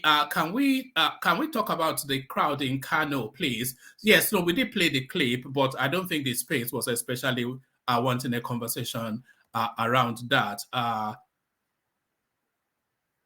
And then this from engineer. Anytime Obasanjo chooses a presidential candidate, that simply means failure. Remember what he said about Buhari. Now it is Atiku. There is God or one man. So it's not now Atiku, but now it's Peter Obi. But remember what he said about Oba. Actually, let me go to the top one. Yeah, pardon me. So it wasn't what he said about Atiku, but Really, he said he gave us Buhari and then he suggested Atiku, but then Atiku failed in that 2019 space. But I'm not sure that because he gave us Yar'Adua, he won. He gave us Goodluck Jonathan, he won. He gave us Buhari, he won. You know, so he has only one miss, which is Atiku. So I'm not quite sure if we are entirely 100% with that engineer. And then it says, guys, can you take 1 minute silence to welcome Nigeria's president, Atiku Abubakar? Thank you for your cooperation. So I'm glad that you've at least come out, engineer, to now know your... Everybody has a candidate now, apart from myself, and I don't think Kulata has declared anybody yet. We know Ogbeni is for Tinubu. But Kulata is for Tinubu. Kulata is for Tinubu. Yes, but he can't bring himself to say it. But I don't know why. I don't know why he's shy to say it out. I don't really know. No, because it's dispassionately for Tinubu. I think he has crunched the numbers to arrive there, but he doesn't want to say it so that you don't accuse him of being some ethnic. He wants to. Well, you have to be proud and make your choice. Yeah. You shouldn't be hiding it. You say what you. Can't you see the way Thomas came out and say, "I'm not for Tinubu, but I will vote for a Yoruba man." He's very proud of it. Yoruba local now. Tinubu told us that already now. Exactly what you want me to go tribal on your ass, I mean. No. I will not criticize you for choosing Tinubu.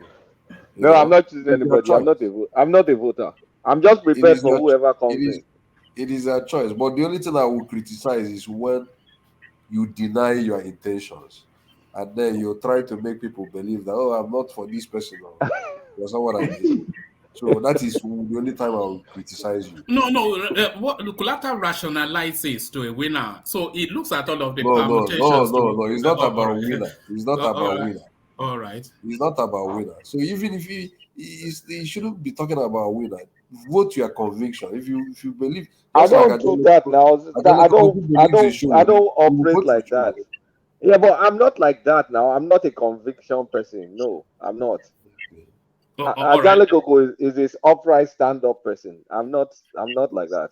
Yeah, it's a sly fox, Kulata. You can't catch him. It's like the Scarlet Pimpernel. But let me sweep this up. It's an engineer still comes in. I think he's enjoying the super chats. It says, "One man, can you please play this music for Ajanle Koko?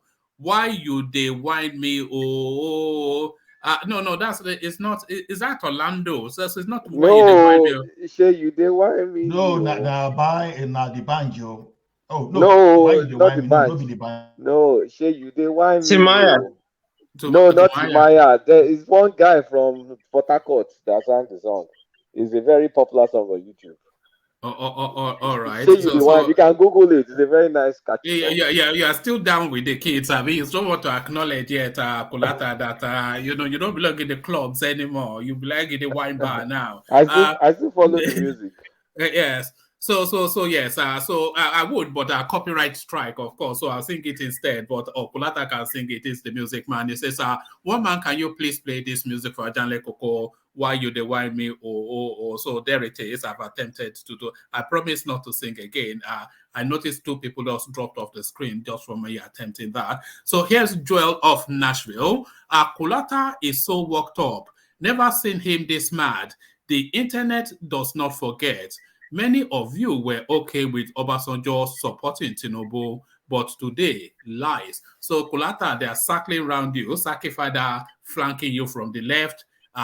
Joel of Nashville flanking you from the right. So there it is, the pincer movement. The pincer movement on Kulata. Albi comes in. It says, why continue to beat a dead horse? Obasanjo has zero electoral value as Kulata.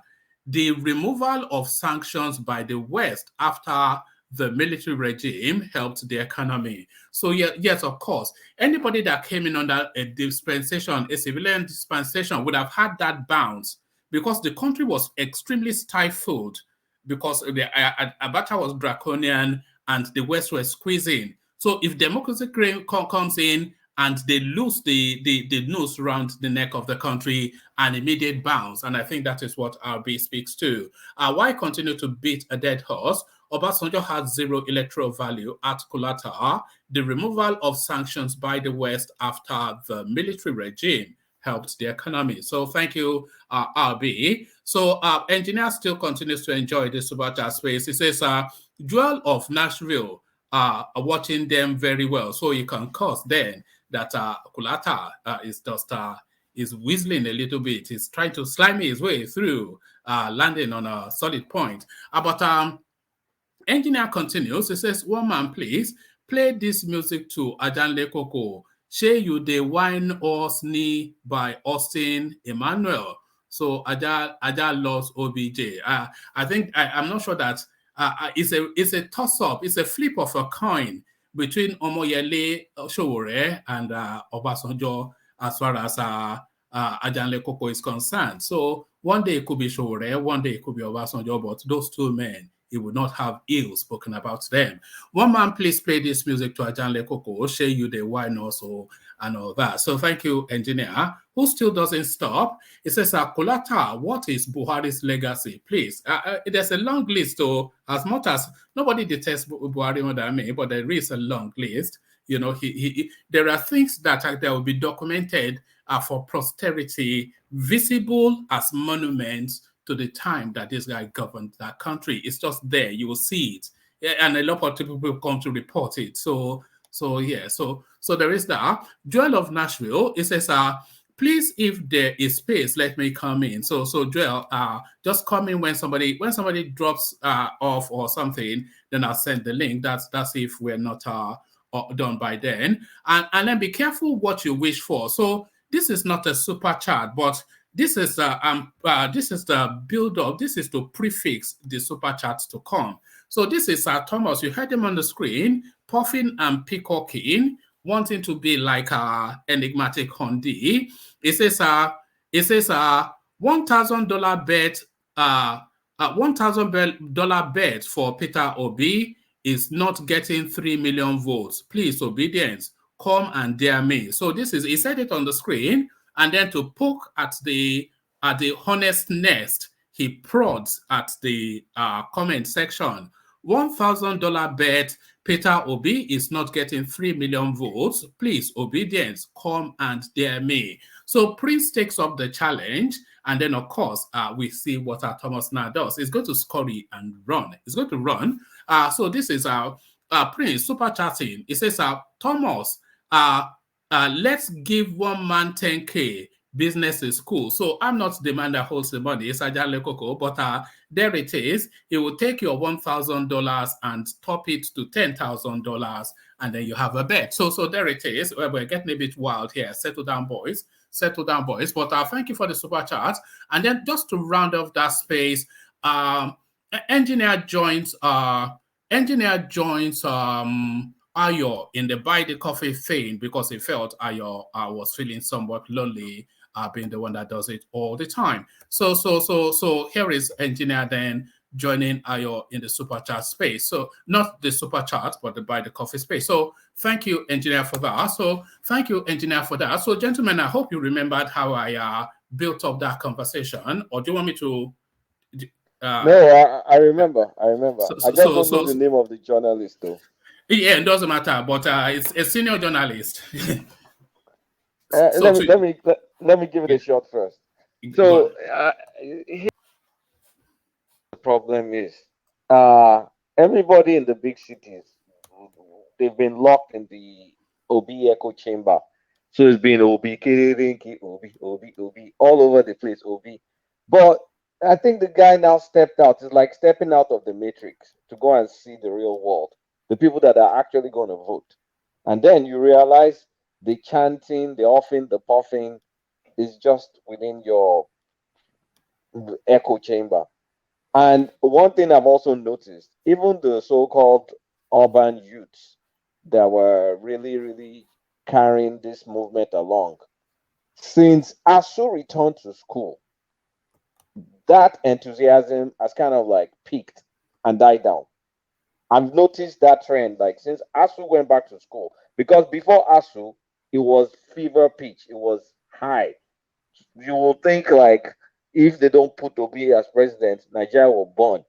But now, you see a lot of them. I mean, youth. It's very, very difficult to get youth to go and vote, and it's very, very difficult to keep youth's attention for a prolonged time if it's not catching cruise like Soli says, or Big Brother, or listening to Burna Boy or Ashake or something.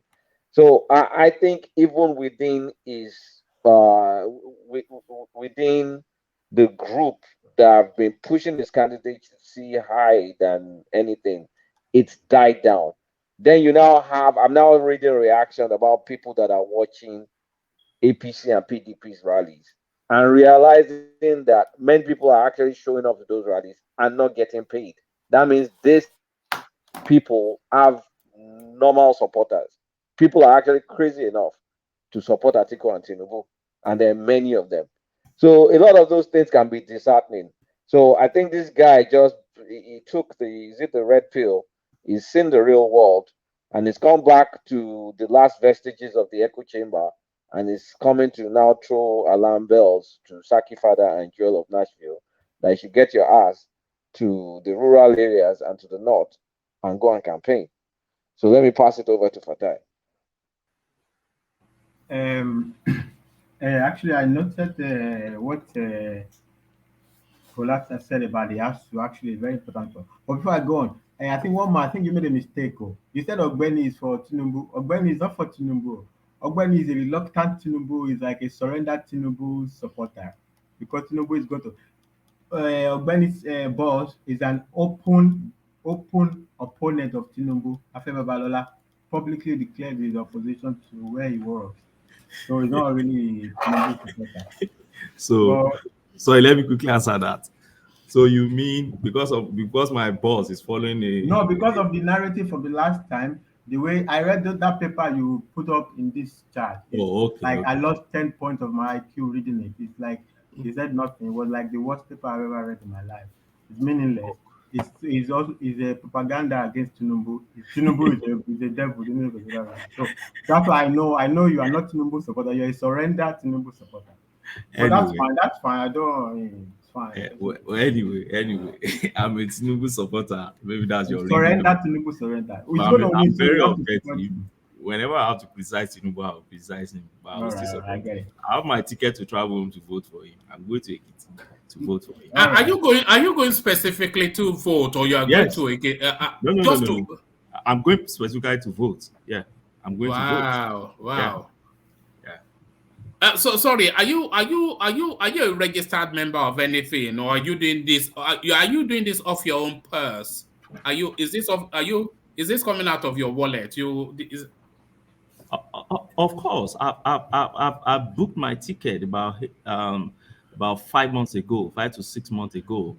I believe so much in Nigeria. I'm Pan-African and also pro-Nigeria. I believe in Nigeria projects, but I believe more in my region.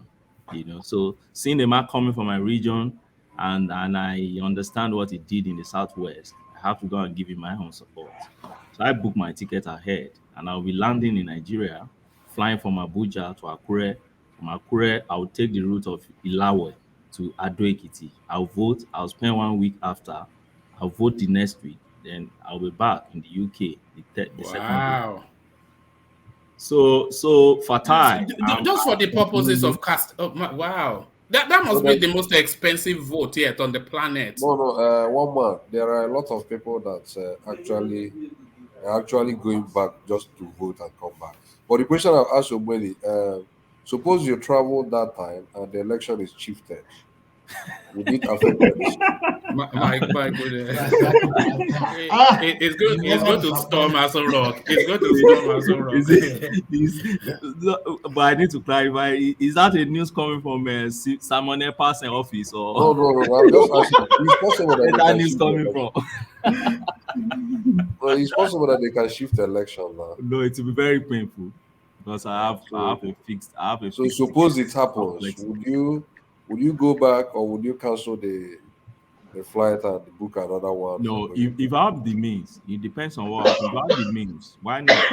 I will extend my ticket. I will open my ticket. I have the means. Yeah. Okay. All right. Back to you, Fatai. So that space then reality meets aspiration. And I traveled, no presence anywhere outside the urban areas. 177,000 personnel needed, and all the big parties, they are going from January with big money. So the people are the structure, but maybe they need more than that, Fatai. Yeah, like I said, I picked what Kulata mentioned about the ASU. It's like kind of like this thing I would always say, like the all these things about all the youth are for Peter Obi. It's media and social media creation. When Peter Obi went into the field, he went on the back of NLC and TUC. NL ASU is kind of like with NLC. So it was all this ASU and NLC situation, like all this block, they were for Peter Obi, and that's what gave Peter Obi a foundation to be a third force in this election. It was later that somewhere along the line they just pivoted to the youth. Originally, there is no direct connection between Peter Obi and the youth.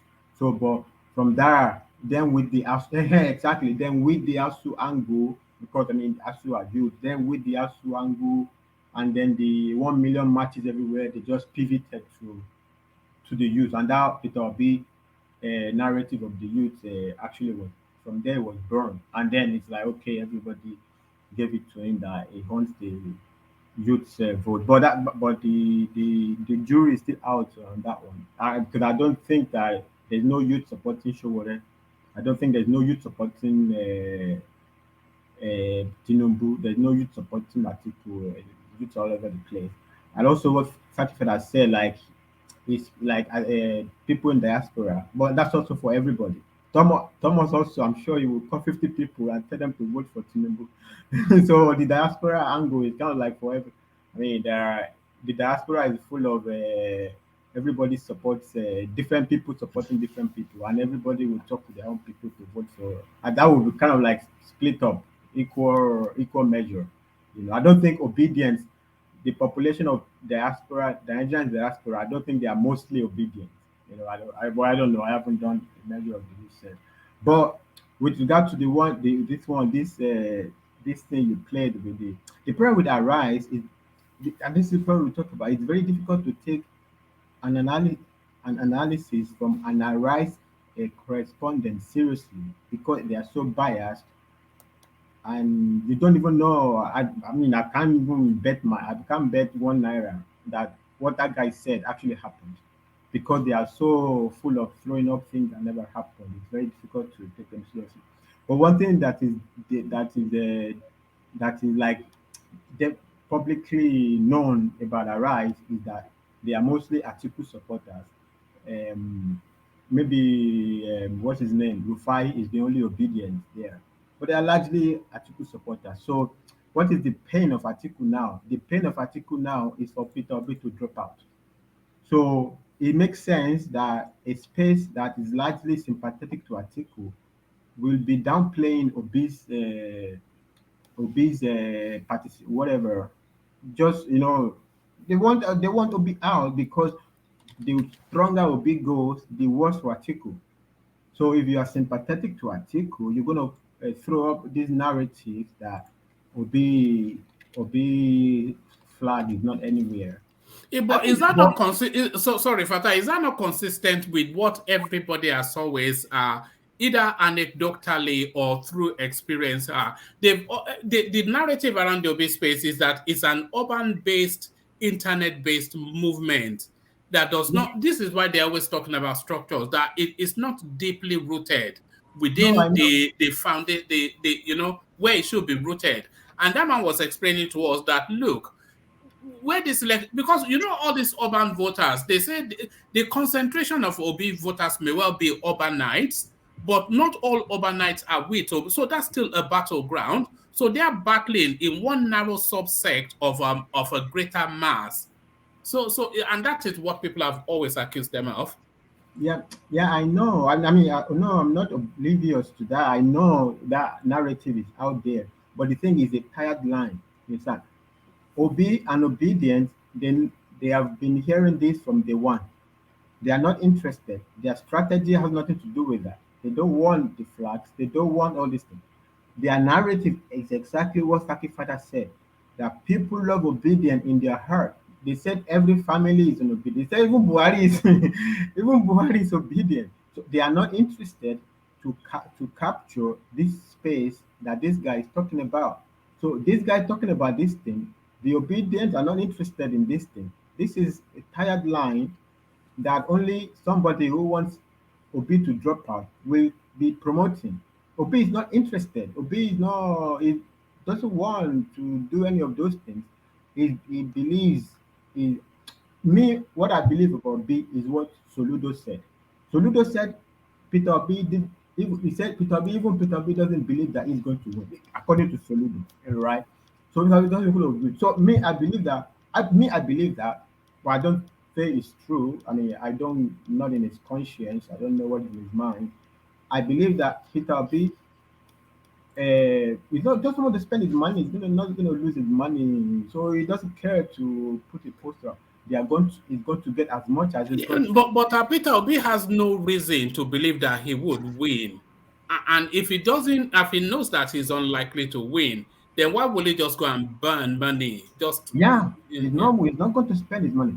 The money, even the little money Labour Party is spending, is mostly crowd funds that I think they make from diaspora fund. I mean, according to as reported, some ready 10 billion naira or something like that is what caused the rift between the former youth leader of Labour Party and when they that at least that's what the youth leader alleged, that they made some 10 billion naira or some 10 billion or something like that. So he was alleging that they kicked him out after the money was made or something like that. But is that Arabambi guy? No, not even Arabambi. Arabambi is a separate space. This happened before Arabambi. Is it Arabambi or what? Are you talking about the Ogun State circle? No. I think that might well be the youth leader of the Labour Party. If I'm I think that is secretary of the Labour Party. That's another space, Ogun State. This one is youth leader. I don't remember their name. I don't know, but I listened one time. They invited him on channels television, the old youth leader and the new youth leader, and he brought up the letter he wrote. He wrote letter. He copied Buhari, copied. They said he's doing anti-party. That why will he be copying Buhari? Letter it's about Labour Party. So there's a lot of things, but he's alleging this. Okay, of course, Labour Party is denying that, kind of like saying he doesn't know what he's talking about. Right? So, a lot of that is going on. So if I would want to believe anything, I would want to believe that even the money they're spending, it's from the money they have raised. I don't say particularly this one that this guy was talking about, but certainly, of course, it makes sense that they have raised some money, so they are spending this money. Peter Obi is not going to go into the bank account to spend money on. There's no governor deflecting to Peter Obi. There's nobody deflecting. So why is he going to spend his money? So they don't want to spend their money, but there is this, and the APC is not totally discounting this factor. I remember there was one time this man with gray hair from APC was saying like their biggest fear actually they are more afraid of Peter Obi than PDP because PDP's voters or vote is measurable. Peter Obi's vote, they are not measurable. It might be zero, it might be 1 million. It's not measurable, and it's precisely that's precisely the point. The point is not, if you're trying to measure Peter Obi's vote, you are just wasting your time. The only thing you can measure about Peter Obi's vote is that the Labour Party election in Osun State. Now, whether they have progressed so much after that, nobody can tell. So we have to wait on the election. Even APC, because Peter Obi's vote is building on narratives, so you can never tell what particular narrative will catch fire. That's why they went all out to destroy Obasanjo's this. Naturally, Obasanjo doesn't have, actually it's true, zero electoral value. But APC cannot take it for granted. Like for instance, this new endorsement from this man from South South, APC is not going to go all out to. But what does that mean? What does an endorsement by Edwin Clark mean? Edwin Clark. Is it just for the optics, or does it add anything? I don't think it's for the optics. I think it's probably a pressure point for the Wike's this Wike G5 just to nudge them. Probably was engineered by Obasanjo. I don't know. I'm just speaking like because this G5 here and there is news about split in the G5. You understand? If you get some like at least some. Is there an inevitability to that there will be a split in the G5 because Otom has more or less it's impossible for Otom to support anybody other than it's just not possible for him to support. Otom is not reliable. You can never tell. It's more Ikpazu and the Enugu governor. Those are more reliable. Why? Not because they are from East, but they don't speak. You understand? They are more. Their seat is more vulnerable, like, and they don't speak. It's more difficult to those kind of people. You can more if you get a glimpse of which direction they are going, you can kind of hold on to it. But Tom has said many things you don't even know. He said, "Oh, Peter Obi, I love you so much, but I'm still in PDP." Okay, you are not in PDP. You are in PDP only on paper. There is nothing stopping Tom from saying I'm for Peter Obi. So the fact that he said, "Oh, Obi, you are the most beautiful human being," but sorry, it's like when if a girl texts you that, like you are the best boy for I'm not dating you. It's like, okay, that's not particularly a compliment. So it's not reliable. I would not be surprised. I would be surprised if Tom endorses Obi. There's nothing stopping you from it. He's been saying this to Obi, you are so good for like months now. So why just go and do it? Actually, the PDP will not attack him so much if he says I'm for Peter Obi. They would, especially earlier than now, they wouldn't really attack him so much. The attack would really be strong if he says he supports Tinubu. That would be the problem. But there's very little against him. It wouldn't be very easy for this G5. I think all of them are really in a dilemma. It is very hard for them to make a particular choice. Like I said, I think it will be better for them to keep neutral. If they are not going to support PDP, they should just remain neutral.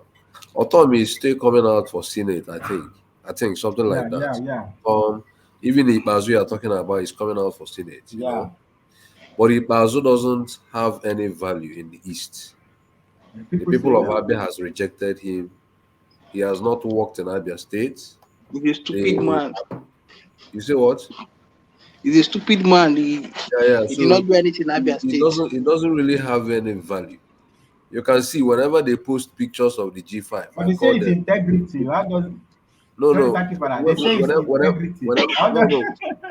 Wait, let me finish. Whenever they bring out their pictures, the 5 of them, their pictures are right in integrity group. The Igbo people, Abia people will be saying, please, we can remove Okeze from this picture. Remove him from this picture. So people hate him. He doesn't have any value in Abia I think State. he's the most vulnerable among them. Yeah. So even if he's supporting P2B or he's not supporting the P2B, it doesn't add one or remove one from that. Yeah. I think Clark. Clark has always been anti-Buhari at any rate. It's not surprising. When Buhari went to this trip for 2 weeks in the UK, he's not just anti-Buhari, anti-Fulani.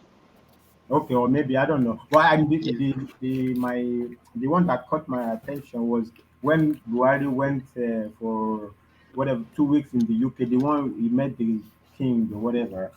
So as he left, because he didn't not hand over. What do they call it? This thing where you go, you give power to the vice president. He didn't do it.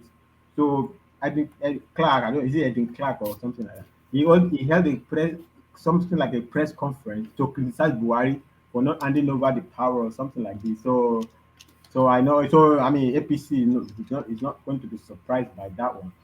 But APC, even apart from that, APC will not attack him that much the way they attacked Obasanjo, because Obasanjo's endorsement could key into the narrative that Labour Party is selling about Peter Obi, and so that's why they had to attack him.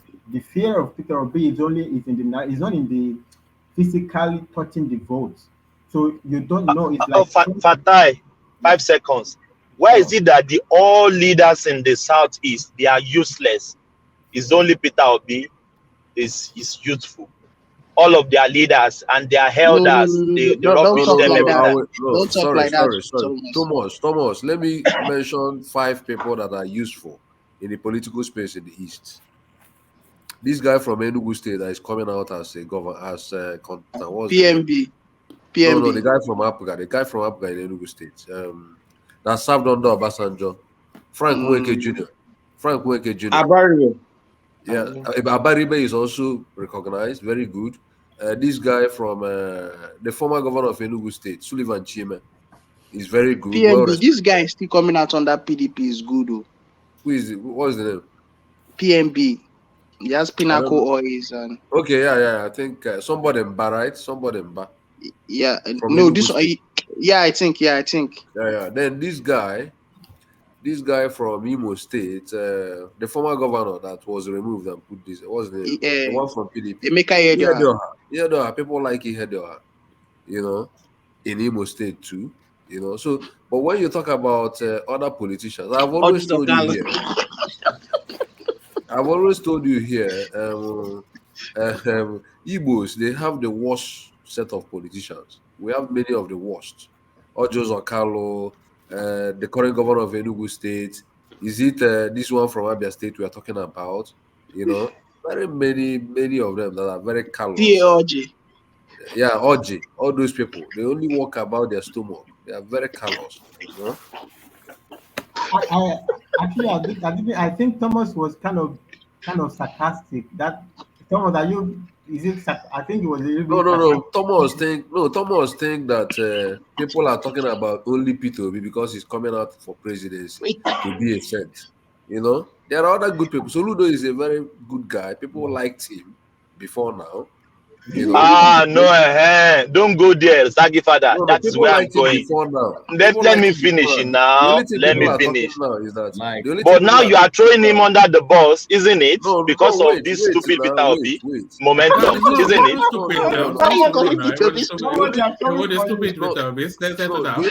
only thing people are telling him.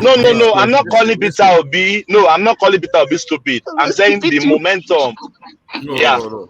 The only thing people are telling Soludo now, people are not telling him that he's the worst governor. People are telling him, why must you demarcate your own brother for your own self-interest? That's what people are telling him. That does not mean that he has not been a very sound guy or a good guy. People are just criticizing him for demarcating his. Why will you be the hubris to your own brother? That is what people are telling him. Let me quickly ask. So, if somebody now say that same thing about you, Adebanjo, would you agree? If somebody do what? If you apply that same logic to say that, why would Pa Adebanjo betray his own brother and promote Peter Obi? Adebanjo is not a politician. Oh, who says so?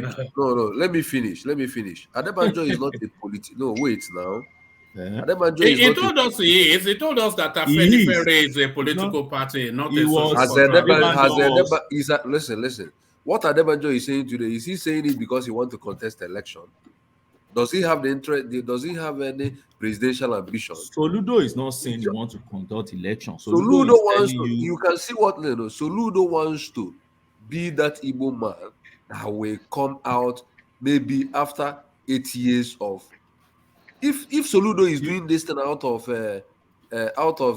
altruism, why you don't understand my question. Saki father, see, Soludo understands the Nigerian space. Even if he has interest he understands the Nigerian political space. Even if he has interest, and of which he's the person that they will champion. I'm telling you the truth. No, see my question. My question is this: the logic behind your criticism of Soludo now is that why would Soludo betray his brother, his kinsman? Why will he be the one to question his brother, his kinsman? Not And I'm questioning, saying, not questioning, telling lies to demarcate his own brother, telling lies yes. against the Why brother to demarcate so him. summarily, why will he demarcate his own brother? Why will So he my tell lies to which demarcate him lies? for Which self, lie did Soludo tell, for his please? own self-interest? Which lie did Soludo tell? He told lies now.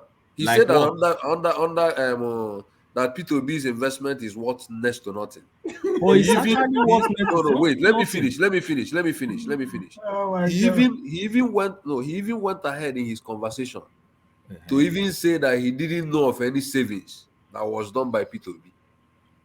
He even went in one of them, and then when Ateze was talking something against P2B, he was still there laughing. He was there with Yes, Ateze because he laughing. strongly believed that Peter Obi cannot win. See, let's It's separate not this. about cannot win. The issue is not about cannot win. So what's the issue You about? know, if he strongly believes that P2B cannot win, and what he's saying is out of altruism, why don't he support Tinubu? Why will he now want us to go the route of the North? So that he knows that after the North, by the 8 years after the North, he can come out and say, okay, It's power you should that come is to me. reading that into what he's That saying. is what everybody knows. So that is Atiku not Abubakar happened to be his boss. I think that's a fair. I think that's a fair point. The support Soludo is supporting Atiku only because that's the surest way for power to come to the southeast. And if But it it's comes to the you. southeast, And it's the truth. only him can take it. Okay, it's you that is reading that. Let me tell you my own reading. I can tell you the closest person, that's the person Soludo is close to in the other two, is Atiku. He worked under Atiku. That's his boss, and he's very close to Atiku. He's not close to Tinubu. So Is Soludo not close to Obasanjo? Soludo, yes, now Is he's he close not to close to Obasanjo. Obasanjo? He's close to Obasanjo. And he has always respected Obasanjo and called Obasanjo my respected Obasanjo boss. is not contesting. No, Is wait, he? but Obasanjo is endorsing some other person. Why don't you Yes. respect So Obasanjo? has Soludo not spoken before this endorsement came out? No. He knows that Obasanjo has been taking P2B around. What I'm saying is that if Soludo is making argument that the Igbos doesn't know how to do politics, that we should negotiate power, why don't he tell us to negotiate with Tinubu? Because this is the time for South. Why will he want to push us towards the northern part if it is not for his selfish interest? Why don't he advise us? Okay, Tinubu is a very important figure in this election. He's going to be him or Atiku. But this is the time of the South. Let's rally around Tinubu. Why don't he advise us that way? Why will he want to advise us towards a northern candidacy again? Well, anyway, what may I say is, as of That is selfish. 2019, There is no way you can twist it. Everybody and can that's read why it. I agree with I think is it Kulak or someone who said that why will it be that Peter Obi now happen to be the only saint from the southeast? Now that same Peter Obi as at 2019 when he contested, that people they didn't really want Peter Obi in the southeast. There was voter party. We don't really like him like that, but now all of a sudden, he has become the bride. You know, No, so no, that's it's what not, I that's wonder. not totally the point. That's not totally the Okay. point. Point on Uh, which point now? that's not totally the point. No, they don't like him in the southeast. He's not on top of the ticket. He's vice president. He wasn't Atiku. their candidate from Southeast in 2019. They didn't want Atiku to pick him, and they never liked that Atiku's choice. No, because okay, actually this point you make ties into the question that one man raised earlier, All right. that Obasanjo, Peter Obi has always been Obasanjo's project. Peter B became Atiku's vice presidential candidate pick. It was essentially a negotiation to close the rank between Obasanjo and Atiku. It was the only condition Obasanjo was. Obasanjo didn't really endorse Atiku for the 2019. He half endorsed him because Peter B was there. Because if Peter B was not Atiku's VP, Obasanjo was not endorsing. So Obasanjo didn't endorse Atiku. He lent his support because his guy is there. So that line. So Peter Obi represented that Obasanjo line would represent that Obasanjo line in the Atiku administration. Obasanjo detests Atiku. He will never endorse him under any condition. So that's why it was like half endorsement. This so one the you're narrative. saying. This one you're No, I'm saying. coming. Look, Let me take you on Datti that. father is right. Even now, Obasanjo came out. Every Yoruba has basically rubbished Obasanjo. So every people, every tribe goes like this. You badmouth your brother. They are going to come after you like you're against your people. The problem that I heard, like me as a person, I mean, just my own opinion. I heard with obedience for that is it was too personal. Like you're not allowed to speak. They weren't taking Soludo on like his criticism. There was nothing objective about the attack on Soludo. It's almost like you don't have a right to speak. No, we are all Nigerians. We have a right to speak. The It's Peter the Obi is same running thing. for national office. Everybody should be able to speak. But if you are saying like why the Southeast or the Igbo people were attacking Peter Obi or like they're not supposed to do that or something like that. No, and everybody does that. Obasanjo came No, out. that's not my point. You didn't get my point. I didn't say that. What I'm saying is this: the same logic you use to criticize Soludo for criticizing Obi, you should use that same logic to criticize Ayo Adebanjo, because the logic they use to criticize Soludo is that this is your kinsman. You shouldn't be the one to demarket your kinsman. And I'm saying that Ayo Adebanjo also Adebanjo was. is Tinubu's kinsman. They both belong to the Awolowo thing, and now you betray your kinsman, you're going for another person. So my what I advocate for is that you allow everybody to just have their own opinion. You allow everybody to support whoever they want to support. Okay, this is a basic argument. Everybody knows that it's a basic argument of life. You allow everybody to Yeah, the point that's you the are point I'm making. pushing. The same criticism also was given to Padebanjo. But Padebanjo was also criticized for jumping out of a Yoruba to go and leaving his kinsman to go and support some Peter Obi, some somewhere. Understand? You get my point? Like it was the same criticism. The difference is that Obasanjo's first of all, Banjo is an elderly person, so they couldn't just come at him like the way you will come at a Soludo. Number So the one. difference is because it's an elderly Wait, person. I'm listening. That's number one point. Number one Okay. point. You couldn't just come at it. Number two, unlike obedience, this is purely obedience. It's not. It has to do with. It's purely the obedience. The obedience went so hard on Soludo. It was not. It was not anything about anything objective. It was just personal. Like you want to contest again for president and blah blah blah. And then so it was just personal, and there was no. But me, I believe why so. Doesn't matter. You can't attack him personally. Maybe you can rubbish his own achievement also, or something, or take him on what he said. What he said, whether it's true or it's not true. I believe it's true, but anyway. But everybody was attacking Soludo. Obedience, actually, to be more precise. Like we can't live in a country that we cannot speak. We should be able to speak. But That's it. Satifada is not wrong that it was also that Pade Banjo is not contesting for that is like is the third point. Also, you wouldn't go too hard on Pade Banjo because Soludo is not also he's not going to contesting. run for office. Soludo is going to run for office. Soludo No, you once are speculating. what He's you are not speculating. contesting. No, Ato Eze also said that Peter Obi, he said Peter Obi, I'm not endorsing you. It's not this is not the right time. We are the next time it's going to come to Igbo. We have Soludo. This public knowledge they said about Soludo. Soludo came out. It took the bull by the horn. A lot of people are afraid to come out against Peter Obi. So Soludo came out against and he stood firm and he actually he got he got more endearment by the people that are in this circle. Soludo was not speaking only for Soludo. Soludo was speaking for a group of Igbo elites that believe that are hardcore PDP and they believe that Atiku's presidency is the Igbo's shortest distance to the presidency. So they are not playing that. They are very practical people. They're not playing emotional like south is north is south. They want Atiku to win so that the next even in the beginning of Atiku's whatever he even said he will contest one term. So he will go one term. And this, I think, this is what they want to negotiate with Atiku. That Atiku will, for one term, Atiku just wants to be president, right? Okay, they don't So you mind. believe So, that Atiku will go for one term? Do you believe that?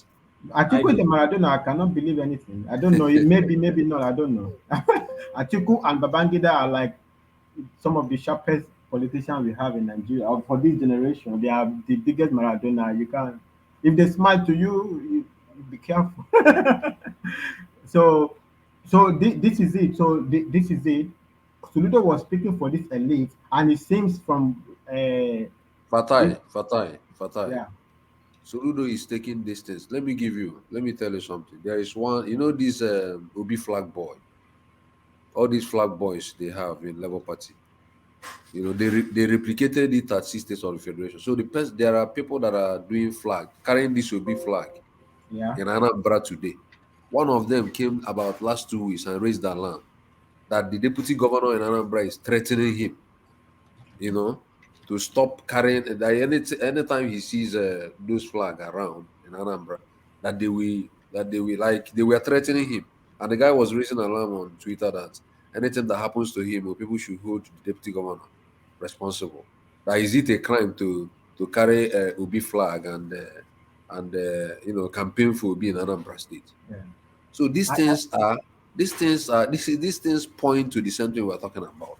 He doesn't want that. He's not talking. Soludo is not writing this out of his benevolent heart. That is what I feel. If he's doing that, tell us, advise us who to vote. You already know that Tinubu is a major stakeholder in this election. Then advise people, this is the time for South. Let us congregate around Tinubu. Advise people that way, so that we know that you are talking it out of your benevolence. No, no, thank Father. You are right, though. You're totally right. Soludo is not talking out of his benevolence. He's not being benevolent by telling. It's a practical viewpoint. Soludo is looking at it. But what me I'm saying, my own theory is that Soludo is not speaking just for Soludo. There is a group of elites that Soludo is speaking. Soludo is just their mouthpiece. They want Atiku to win so that they can have a go at it the next the next at the shortest distance. They don't want to wait 16 years to have a chance. They want maybe 4 years. It's possibly 4 years. They want like 4 years. They don't want 16 years. So Soludo is their mouthpiece. And if you go by what Arthur said, Soludo is going to be if when that time comes, they are going to put towards Soludo. So maybe this was already negotiated before Soludo came out and speak. Or we will never know. I mean, except they come and tell us. But Soludo was speaking for these people. It's not to anything benevolent. But my own point, Father, is that look, we are Nigerian. We should be able to speak. The obedience. I always believe obedience are like the worst enemy of Peter Obi. Peter Obi should have made Saki Father his campaign manager or something. He will want. He will. I mean, these guys just go after you. Like, come on, calm down. you know, they don't even let Peter Obi think. Peter Obi cannot think and make a deal because he's going with them on the wave, and he don't even have a space to breathe. This is even this they are criticizing Soludo for. I mean, when Peter Obi came out, the way he reacted to it, it's like the most. I mean, you see Peter Obi as a man who cannot even hurt a fly. Actually, it was a very nice response. He didn't punch back. You know, and that's a Peter Obi who is a smart guy who know how he weave around to make his millions or whatever. I don't know how much he has, and that's but the obedience is worst enemy. They go after when you go after people like that, nobody is going to like when I came on this. Now I first started speaking on this platform. Me, I'm just like let's speak and enjoy. But I don't know that some guy will just come at you and I get triggered. Like what the heck? Peter Obi is not an angel. Come on. Okay, let's talk about him. But naturally, I don't care. I mean, I'm not going to influence who's going to win. So why But should I but get fucked up? but yeah, but you know that what even led to what even made Soludo to write that letter. Yes, he may have his own reasons and other ulterior motive to write that letter. was the reaction of the obedience to his interview on the Yeah, of Tokinba. course. So the obedience even started all these things. One should look at it. All right. Speaking about the obedience, gentlemen, it looks as though Thomas's bluff has been called. You know, you be careful what you wish for because you may just get it. So Thomas, man of prestige calls your bluff. He says, I will take on doubting Thomas $1,000 for Obi's 3 million votes. So somebody has taken up your bet. So by tomorrow, you know the rules. By tomorrow, you should both come here with your checkbooks and hand over your $1,000 to Ajanle Koko until February. Nobody must do an uptown and go and hide in your mommy's village. Nobody should run to. We will hunt you down in mommy's. Nobody should go and hide in mommy's village like uptown. You know. So there it is. That is obedient right there. Yes, that's what I'd want. All right. So man of prestige, if you are listening and you are available, if you want to come on screen to confirm this in your own words, then we have an agreement in place. I wasn't going to open this space, but it looks as though we are now Bet Niger, so we might as well. So there it is. Your bluff has been called. So the two of you turn up tomorrow with your nice 10 pieces of $100 notes and hand them over to Ajanle Koko. Do you see what's going on here, Solomon? This is what we've done too, but there it is.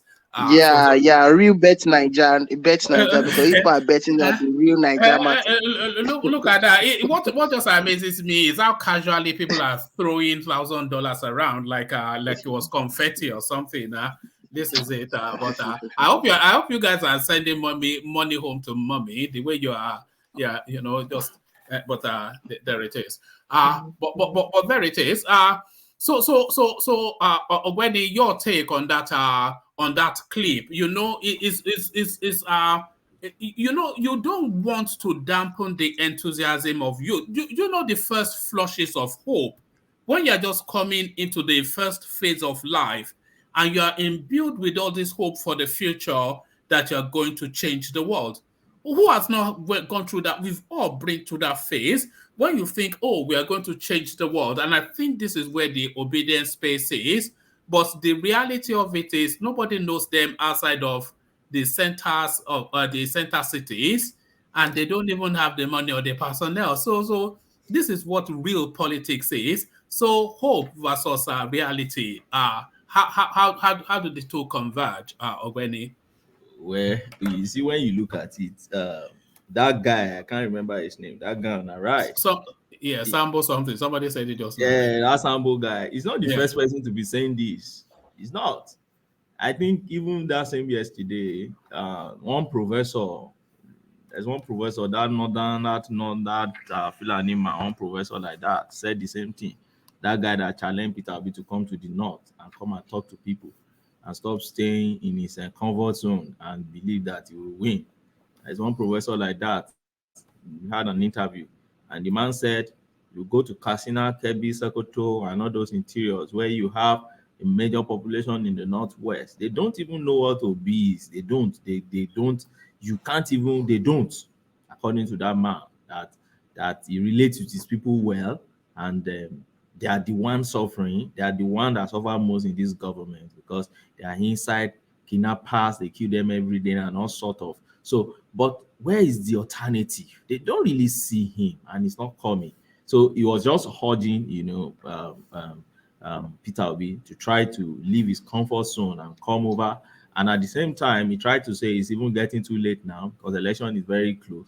And we all know, politicians know what happened during this time. This is not the time they seal deals. That's what they do around this time now. They start sealing deals and make compromises and cut the will-be cake that will come.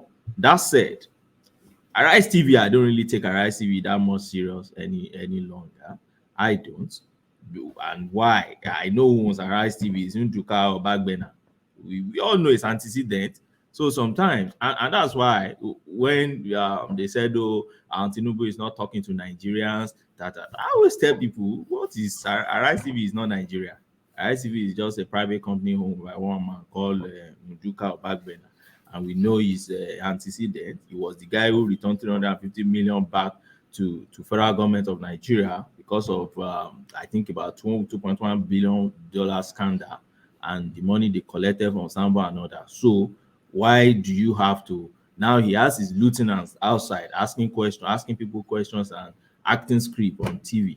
So why do you have to really take that media? Generally, I know most of them, they sometimes they have you will know from their disposition and from the way they even title their, sometimes you see the title they give some news, you will know that you understand who they are actually going for or who they have sympathy for. They are not going for a person. So for me, Ruben Abati is there. Do you see Tundu?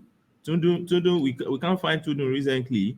And people are asking, where is Tundu? Where is Tundu? I said, why would you ask of where Tundu is? You remember what happened before Tundu left that place? Yes. One can make a reasonable deduction. We may not be what happened, but we knew they brought this guy, is he Humphrey? That guy that wanted to indict Tinubu for drug deal. And Ogbeni, 30 seconds. Is it good for our what they call it, media space to be partisan? It's not good. It is never. You will never anybody TVC talking down on Tinubu. They will not allow you. Politicians should not be in a media space. Should be a parallel place. Yes, but party politics is always the media space is always partisan in party politics. But hold that position, stay where you are, Thomas, because I think Man of Prestige wants to have a word with you. Oh no, not specifically with Thomas. I know I want to contribute to what's going on, but my bet with Thomas stand right now. So tomorrow I'm going to come on the platform. Thomas, come up and bring your 1,000. Whichever means you want it, credit card, anything, we give it. Mr. Thomas, don't bet the money. Obi will get 3 more than million. That's what we million votes. 3 million. We're not talking about who's going to win. 3 million. Obi will get more than 3 million votes. You know, maybe I should have taken that bet myself. It looks like Thomas wants his pocket picked, you know. So don't be a doubting Thomas, okay? No, look Thomas has a chance. So Thomas, I don't underestimate Thomas. I'm in. No problem. No problem. I know you got the money, so tomorrow we do it. All right. Just to in the presence of everybody, what you are saying is Obi will not get 3 million votes in Nigeria. He will not get 3 million votes. I thought he's going to get more than 3 million. All right. Thomas said he's not going to get up to 3 million. So that's what the belt is all about. All right. All right. Yeah. I wanted to reflect on. I wanted to reflect on it because I think I'm not sure that's a reasonable bet to make. But no, it's not a reasonable bet. One man, I'm the one putting the money down now. No. Let me waste it now. It's not reasonable, but I'm ready. No problem. So we will think see. about it. Reflect on it for a moment, Thomas. Reflect. I am not thinking one man. Obi will not get 3 million. Why will Obi get 3 million votes? How will Obi get 3 million votes? Where is the vote coming from? From heaven? There's a good chance that he may get. He will not get 3 million votes. Even in the southeast. They will show him. Thomas, they will show him. One man don't talk about Southeast. He will not get up to.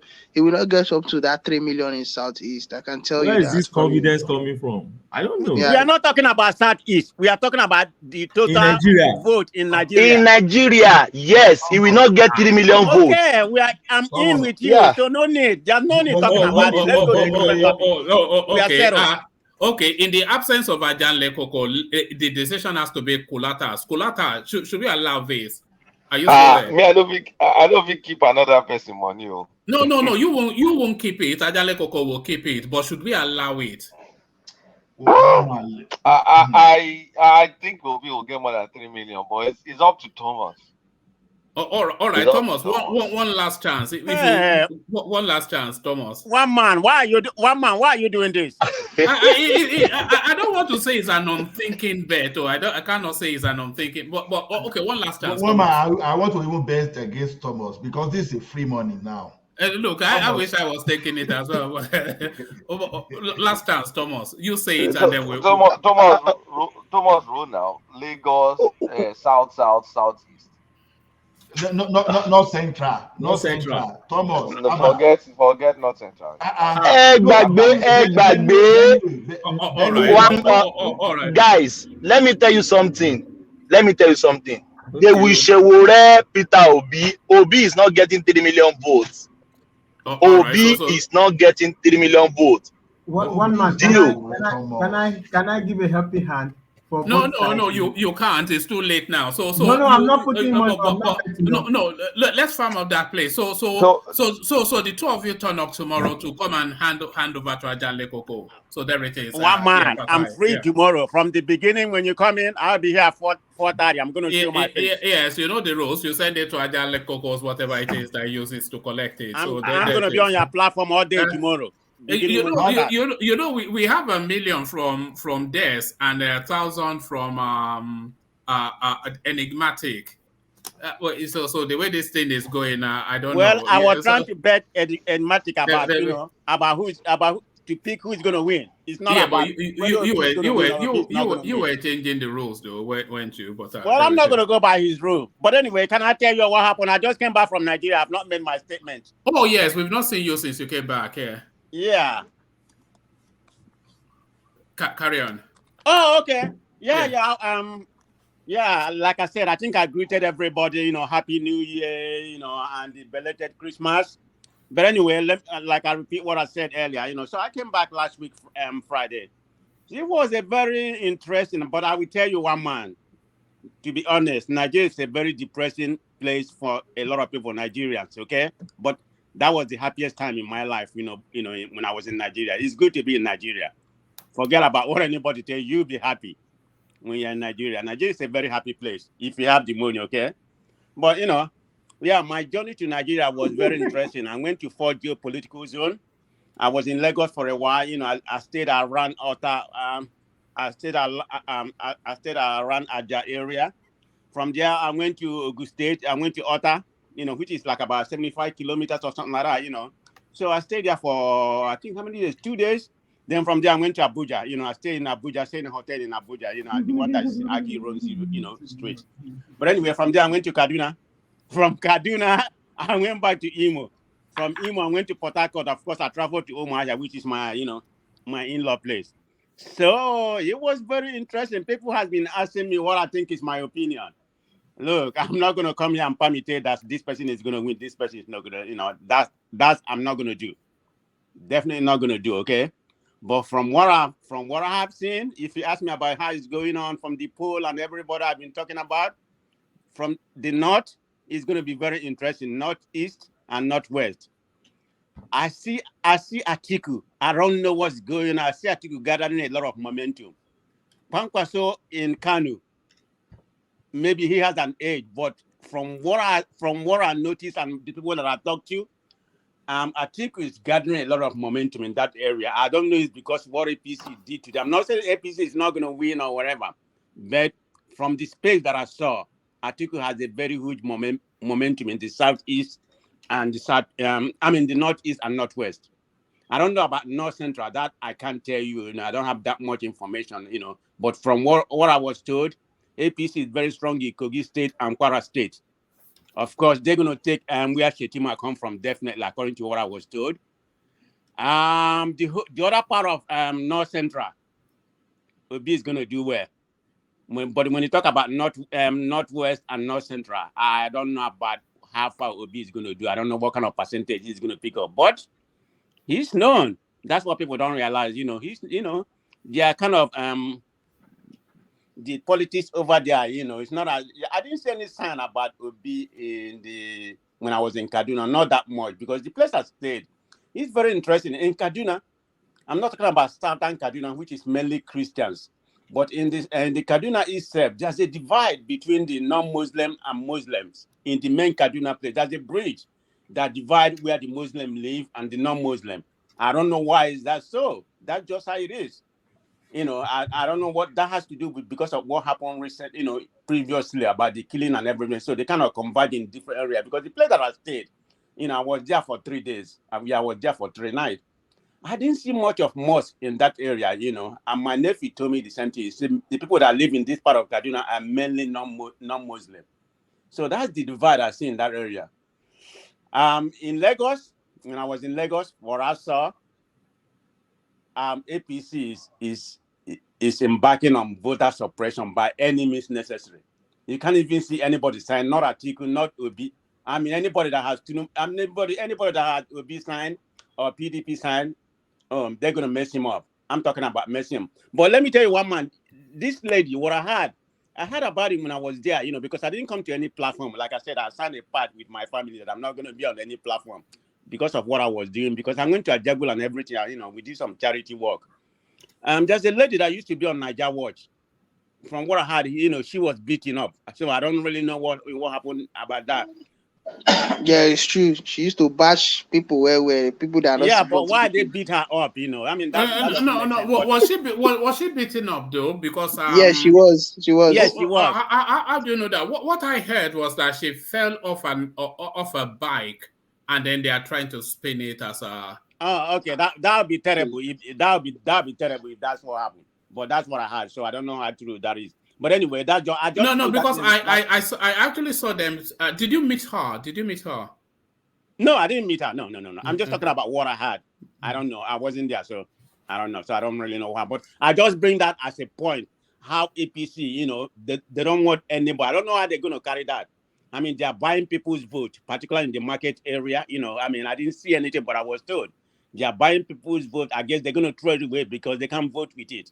So they are mounting on voter suppression. So I don't know how far that can go. But there's a lot of obedience in Lagos.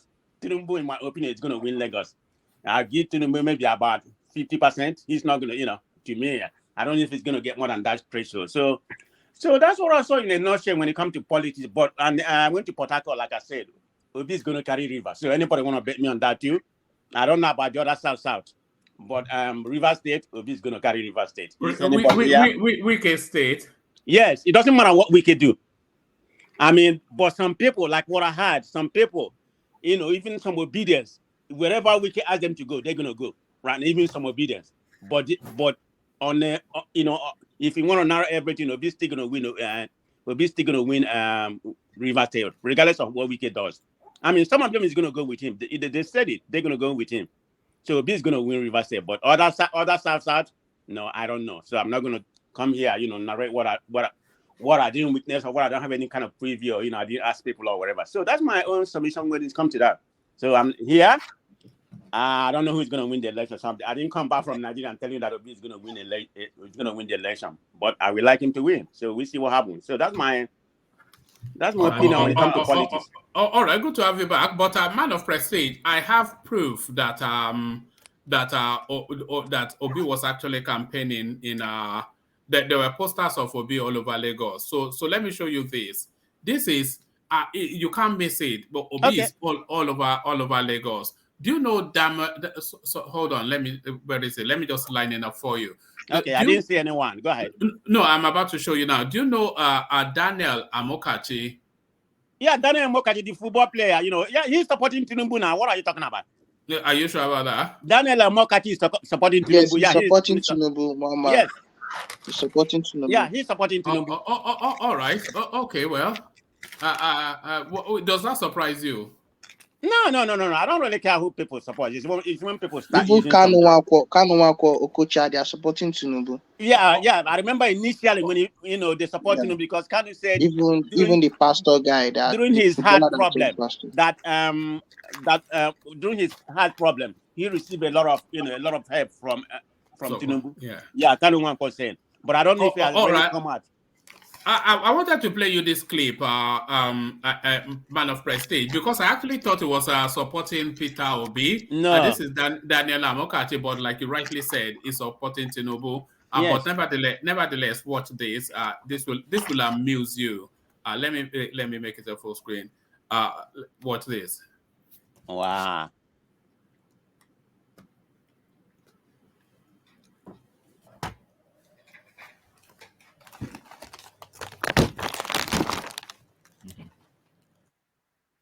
Okay. Did That's his Bentley. Yeah. It's Rolls Royce. Rolls Royce. It's a Rolls Royce.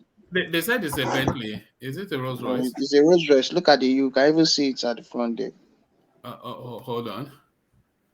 The caption says a Bentley. It says No, it's a Rolls Royce. They did not caption it. Yeah, but it doesn't matter. Rolls Royce, Bentley, they are, yeah. What is different? All right. So there it is. I saw a logo. I saw B logo there. It's arrow. I think it's a Bentley. That's what they've captured this. But it has the what's that spirit or something? That flying woman of a Rolls Royce. Yeah. Hey, one man. Yes, man of prestige. You know, one of the best developing area. You need to go home and make some investment around Aja Lake area. You know, because of Ibejuleke? Yeah, because of the Fort Mainland Bridge they're building. That's gonna be huge. Yeah, we discussed it. Okay. And then I think they are building an international airport in that area as well. So, you know, but that it might well be a lot of. Did you buy?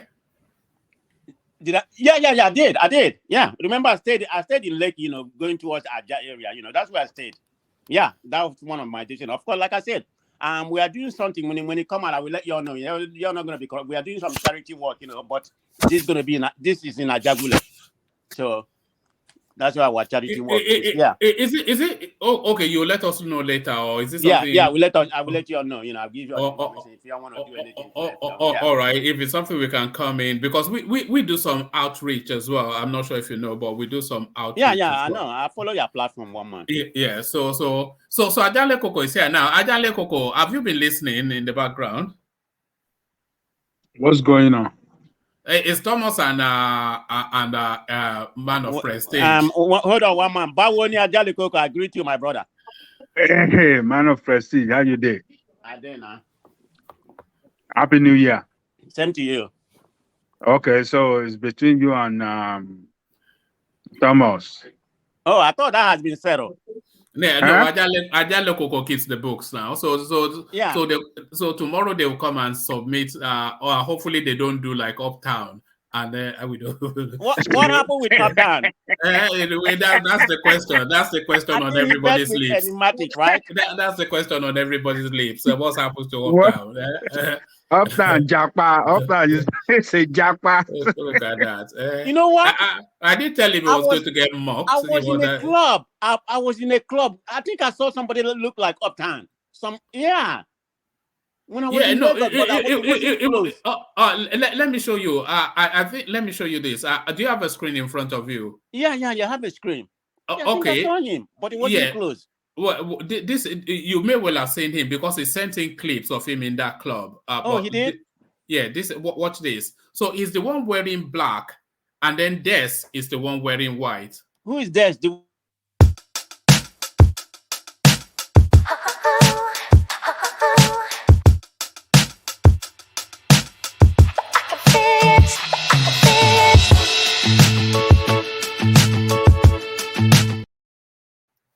As you know, Des is in Nigeria at the moment, so they met up and went for drinks, and then they sent in clips. I remember that. I remember that. I didn't go close. Yeah. Okay. Small word. There it is. We'll still have a couple on this.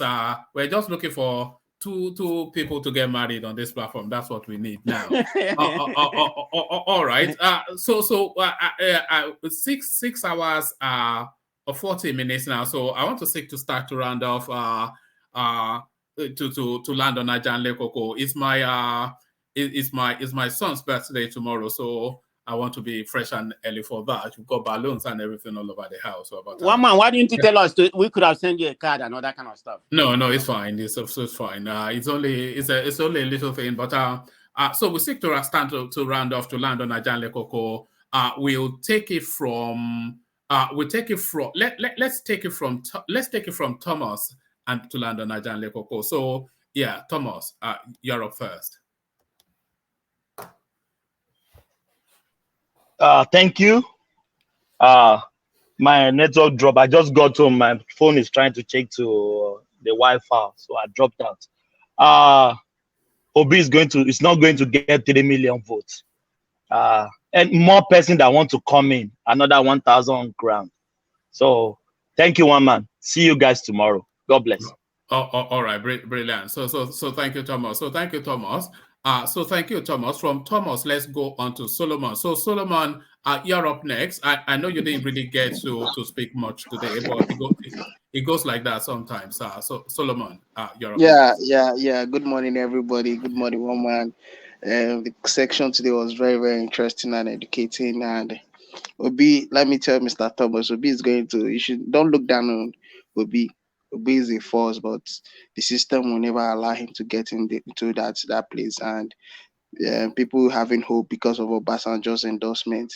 Obasanjo don't have any political value, any electoral value to add in this election. Yeah, and everything, I agree to everything man of prestige said. It shows that he really brought down his eyes and while he was in Nigeria, and he did his research well and observation well. Yeah, and like I said again, Obi is not somebody you should look down on in this election, but he's not going anywhere. Yeah, and like IBB has said, he's not endorsing. He did not endorse Obi. Please, Obi, then stop carrying propaganda and come up with proper news, with real news. Yeah, thank you, everybody. Good night, one man.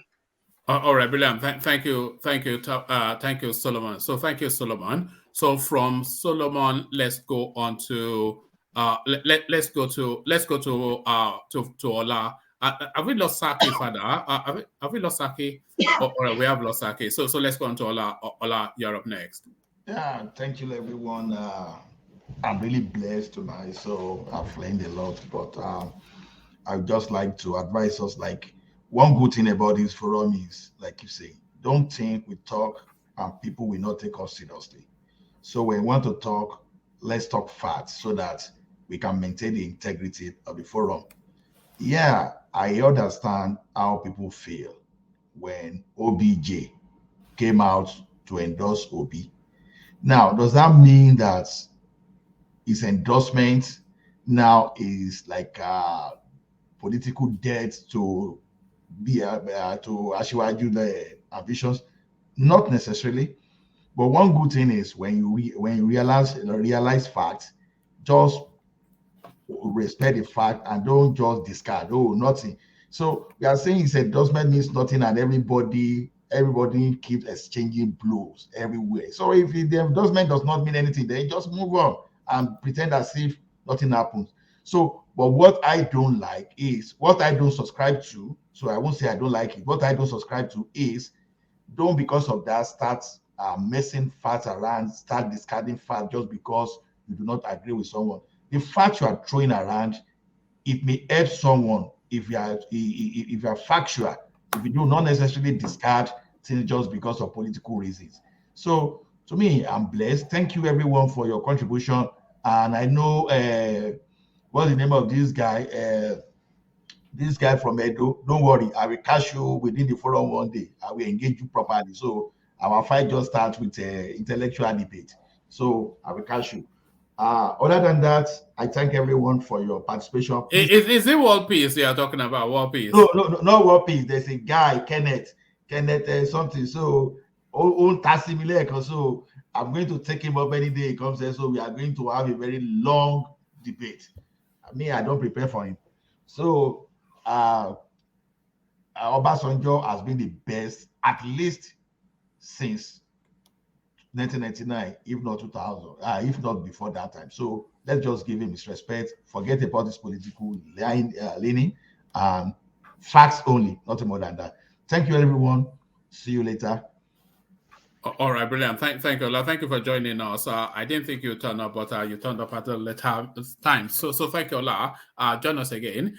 So from Ola, let's go to Femi, who has been dipping in and out of the session, but he dips in at the last moment to give us his closing remarks. Femi, you're up next. Okay, this is what I have for my last remark. Everybody should gear up, ready for the next incoming President of the Federal Republic of Nigeria by the name Asiwaju Bola Ahmed Tinubu. the next GCFR of Federal Republic of Nigeria. And this is what I want to contribute about when people are talking about Abuja vote, that it will swing to Obi and Atiku, and that they will split it. The election, I think in my own view, the way I'm saying it, the election is between these two top guys, PDP and APC. Anything Obi or Labour Party will have votes. There's nothing, I didn't take that from them. They will have votes. But the election is between Atiku and Tinubu. Like what Festus Keyamo said, I think day before yesterday, in Chinese TV Politics Today. He said that the greatest weapon that APC have is Peter Obi, and the man is 100% right. If Peter Obi is not in this race, I will be saying boldly that Atiku is our next president, because the hunger in the nation is too much. But people that are supporting Atiku today, they are supporting Peter Obi. Most of them, not 90% of them, they voted for Atiku 2019.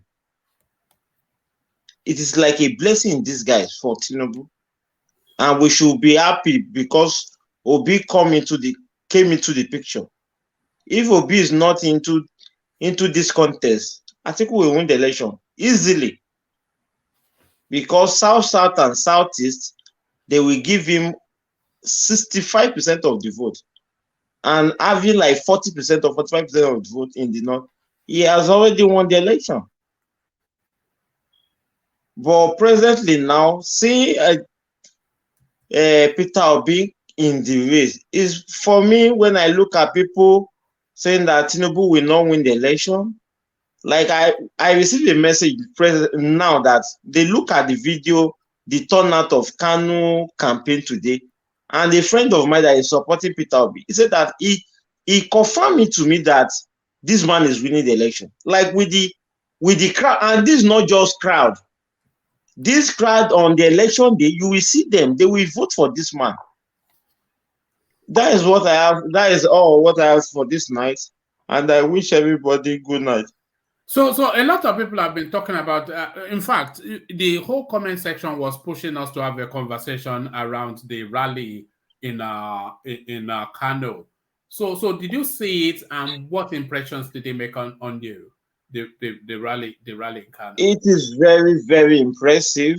Like I look at it, I think that shows that Tinubu will have at least 1 million votes in Kano State. It shows that man will have, because if we look at the population today, those in that rally, they will be up to, if I didn't like, without no exaggeration, they will be up to 50,000. They will be up to 50,000, because that stadium is over. That stadium, Sani Abacha Stadium, is over 50,000 capacity, and seeing them overcrowded, the street, the stadium is the turnout is too much. And for Tinubu to say that I don't have to say anything, I just want to dance. That means this man is just happy seeing that kind of crowd. And Ganduje is one of the strong backbone of Tinubu in this 2023 generation. The man has assured that he will give him over 1 million votes, and I believe he will fulfill it. I'm very impressed in the turnout, and I wish the other contestants, they should be ready. This is what I just want people to know, that by February 25, after the election, like people should not say that we expect is ringing. There's nothing like ringing in this election. This is what we call structure. They have structure from top to bottom. Like Peter Obi, in my own local government, I know some villages, Labour Party agents will not be there. It will be between APC and PDP. And if you want to have an agent in a polling booth, you have to pay your agent feeding money, the money for his work that day. Where will Labour Party get this money from? These are what people should be looking at. People supporting Peter Obi is just like wasting precious time, because the election is between these two top guys. It's between Atiku and Tinubu. If you have it in your mind that Peter Obi, look at it very well. In the village, there is vote in the village, there is vote in the city. In the city, also, Peter Obi can never have polling agents in all the polling booths. Where is the structure? That's what we call structure. They say we are structure. What is called structure? Structure are those people that do meeting every week. We call it party meeting. Where is Labour Party having party meeting? Some state there's nothing like party meeting, and you want this kind of person this kind of party to rule the country. It's not possible. We should be clearer to each other. It is obvious that the election is between these top, and we are very happy for Peter Obi coming to the ring. Coming to the contest is like it makes me happy when I look at him that this man really makes things easy for APC. Very, very much. We should appreciate him. Like what Keyamo said the day before yesterday. He said that no, today at Arise TV, by May 29, Peter Obi will sit beside Tinubu by May 29, because we appreciate his effort for making us to win this election. That is what I have to say, Mr. Wama, this night. No, all right, brilliant. Yeah. All right, thank you, Femi. So join us again tomorrow, Femi. And Okay. then if you do turn up, then I'll make you priority, because I know you came early, but you've not really had the chance to share a lot more thoughts with us. But thank you, Femi. So thank you, Femi. Okay. So Femi, we go on to Man of Prestige. So Man of Prestige, we're taking closing remarks, but before you leave, Man of Prestige, have a look in the private chat.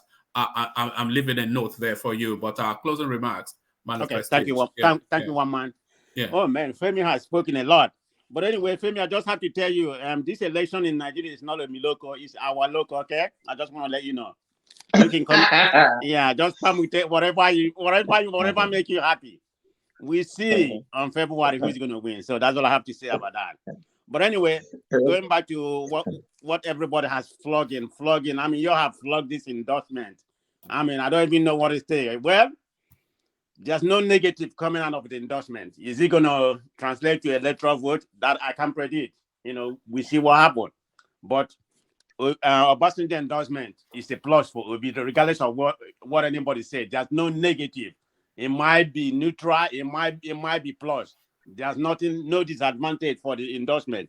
So what really baffles me is how everybody has demarcated Obasanjo. In my own opinion, he's the best president since I've started following Nigerian politics. You know, he's the best president Nigeria ever had. Did he do anything wrong? Of course he did. All Nigeria did. Even though everybody has done something wrong. So I don't know why everybody's trying to. I mean, everything that has been going on in the political space, about Obasanjo. I mean, like he's the devil of all kinds, even in this platform. I don't know why people does that. The man has the right to, to endorse whoever he wants to endorse. But you keep on, flooding the whole thing. Is giving more momentum to the endorsement. So who knows? It might translate to electoral vote. But whatever everybody thinks, you all can have your own opinion. But what I can say, the greatest endorsement someone can get is from his wife. That's all I'm going to say. Thank you, everybody. Well, that's somewhat of a cryptic note you are living on. But what wife is endorsing you, Man of Prestige? My wife endorsed me. What are you talking about? Well done, madam. We endorse you too. So double endorsement for Man of Prestige. So thank you, Man of Prestige. Good to have you back. So that's Man of Prestige. Of course, you know him. So from Man of Prestige, we go on to Fatai. Fatai, you know the routine. Closing remarks. Yeah, I wanted to give someone an encouragement, not financial encouragement. I think Man of Prestige is probably right like Peter Obi's formula is like a guerrillas. What do they call it? Guerrilla warfare? Everybody is trying to pin Obi to make a structure. I mean, you are like they're like missing the point. Peter B knows that he cannot attack this election like fighting like a normal war, formal war. You have to go guerrilla style, So he doesn't want to make a structure because it will just waste his money. So his vote is in the air. It's in the narrative. It's in the whipping up the emotions, and so nobody can really pin a number to Peter B's vote. And I think that's why they are attacking Obasanjo so much. They don't want Obasanjo to give Peter Obi narrative a, a leg to stand on, like like to give it legitimacy, you know. So and even Obasanjo's endorsement, it doesn't really say anything. When you are expecting when Obasanjo endorses, like when he went against Goodluck, he said he's building an army of snipers. So when you Obasanjo, his expertise is not economics. Its expertise is not a pope to be doing some sanctimonious stuff like His expertise is not any of those things. Like his expertise is not democracy. He doesn't have a record of upholding democracy apart from like retiring all the soldiers were like the high level soldiers when he became president. Other than that, it's expensive. So when you're expecting Obasanjo to come out in his adjustment to talk something about some secret stuff that Buhari is doing, I don't know, maybe he's building an army of Fulani, then this will be a problem. But if you're just talking what we already talked about, like what you can get from anybody, like Tinubu's hand is shaking or the economy is not good, okay, you are a former president, you want like classified like a window like to warn us about a security danger. If there is a security danger he's talking about, his endorsement will probably have weight. But his endorsement is anybody could have written that letter. It didn't have to be Obasanjo. And then he put it has a thread that you can pull him around. I mean, actually those were unnecessary, except he's talking to like is talking to like the big boys not to be worried. Like the big boys not to be worried like Peter B will go rogue that we're having. Other than that, it's like I don't think it does Peter B any good. Doesn't I don't think it makes any difference whatsoever, the endorsement. So I think Thomas so where I say I want to go Thomas is that look, Tinubu's votes are solidified. I think this rally in Kano was also to make a statement because PDP is going around with all these over inflation of numbers of governors who are like sympathetic, APC governors who are sympathetic to Tinubu, to Atiku. So this rally shows you now that Tinubu's support in the North is unshakable. And that's always been Tinubu's it's always been people that love Tinubu, they love Tinubu. Obi is not going to be able to take you cannot convert a Tinubu supporter out because you are saying some flowery stuff. People that love Tinubu, they love Tinubu. They know Tinubu. If you don't know anything about Tinubu, you know that Tinubu is such a generous person that you cannot expect anything bad out of the administration. You know, it will be whatever Tinubu and so it's like that. It has a very strong support. As he said it. What did he say? Unshakable teamship. A supporter are also like Tinubu supporters are also like that. So Peter Obi is not going to take away PDP's APC's votes. He's going to take away PDP's votes. And now with this Arise guy talking, I would see it as like an introduction to what is about to happen. PDP are going to go after Labour Party, like because Labour Party, his vote is going to hurt Tinubu. Atiku, and Atiku is a killing machine. Like in terms of like is a not killing like shooting. So Atiku is going to go in the southeast everywhere. Everywhere Atiku is going, they are going after because now it's too late for Peter Obi to fold over. So they are going to suppress Peter Obi's vote a lot. And I think that is what will give Thomas a chance to win his bet. It's all Atiku's camp are going to do anything because is the only is their him and Kwankwaso are PDP's headache, Atiku's headache. So they are going to go after Kwankwaso. Of course, is not. They are not going to be able to go after Kwankwaso. They won't even go. It's just there in the north. I think later on, especially with all like rallies like this, I think sooner or later, Kwankwaso is going to collapse into Tinubu, and that's it. Somebody said Peter B is going to win River State. No, on what ground is that? Man of prestige said that. Man of prestige. How Peter B just had a rally in Port Harcourt with a tent in the middle of a stadium and nobody's there. So there's no. All these things are in the emotions. This is Peter B's narrative, and it doesn't want to be. It doesn't want to build structures. Everybody is just beating a dead horse. This guy doesn't want to build any structure. He doesn't see any because that is not his formula. His formula is if the narrative keep gaining ground and swelling, maybe down the line, but now it's kind of like too late. Like that's all my opinion. Like it's difficult for Peter Obi to win because the time is too short for him. If this guerrilla fight is doing, if he had like 2 years, okay, maybe. But other than that, it's not. Peter Obi has the potential. Nobody knows how many votes he's gonna get. Maybe zero, maybe 3 million, maybe 5 million. But the problem is you don't know, and if you don't know how many votes is going to go because it's all in the emotion. There's nothing tangible you can use to calculate Peter Obi's vote. But with this, and that is where this man of prestige has a chance to win the bet. But the factor that Atiku's people are going to go after Peter Obi's vote, like it's the I think they've given up the fight against APC. I think they've kind of realized that Tinubu's votes are solid. Yeah, so they only have to take their own natural space. They are going to take care of it, and anybody in that space, they're going to crush them. They're going to go after Peter Obi. That is where Peter Obi has a chance not to win up to 3 million votes. Atiku is not going to be looking at Peter Obi to win 3 million votes. That's like, it's only the force of Peter Obi that can, if the force is really, really strong, maybe it can limp over. But Atiku is not going to be looking at Peter Obi to take 3 million votes. 3 million votes. How the last election was 2 million votes. He lost, or was it 2 million? Whatever. Some election that were Atiku and Buhari so close. They're not going to let Peter Obi to take 3 million votes.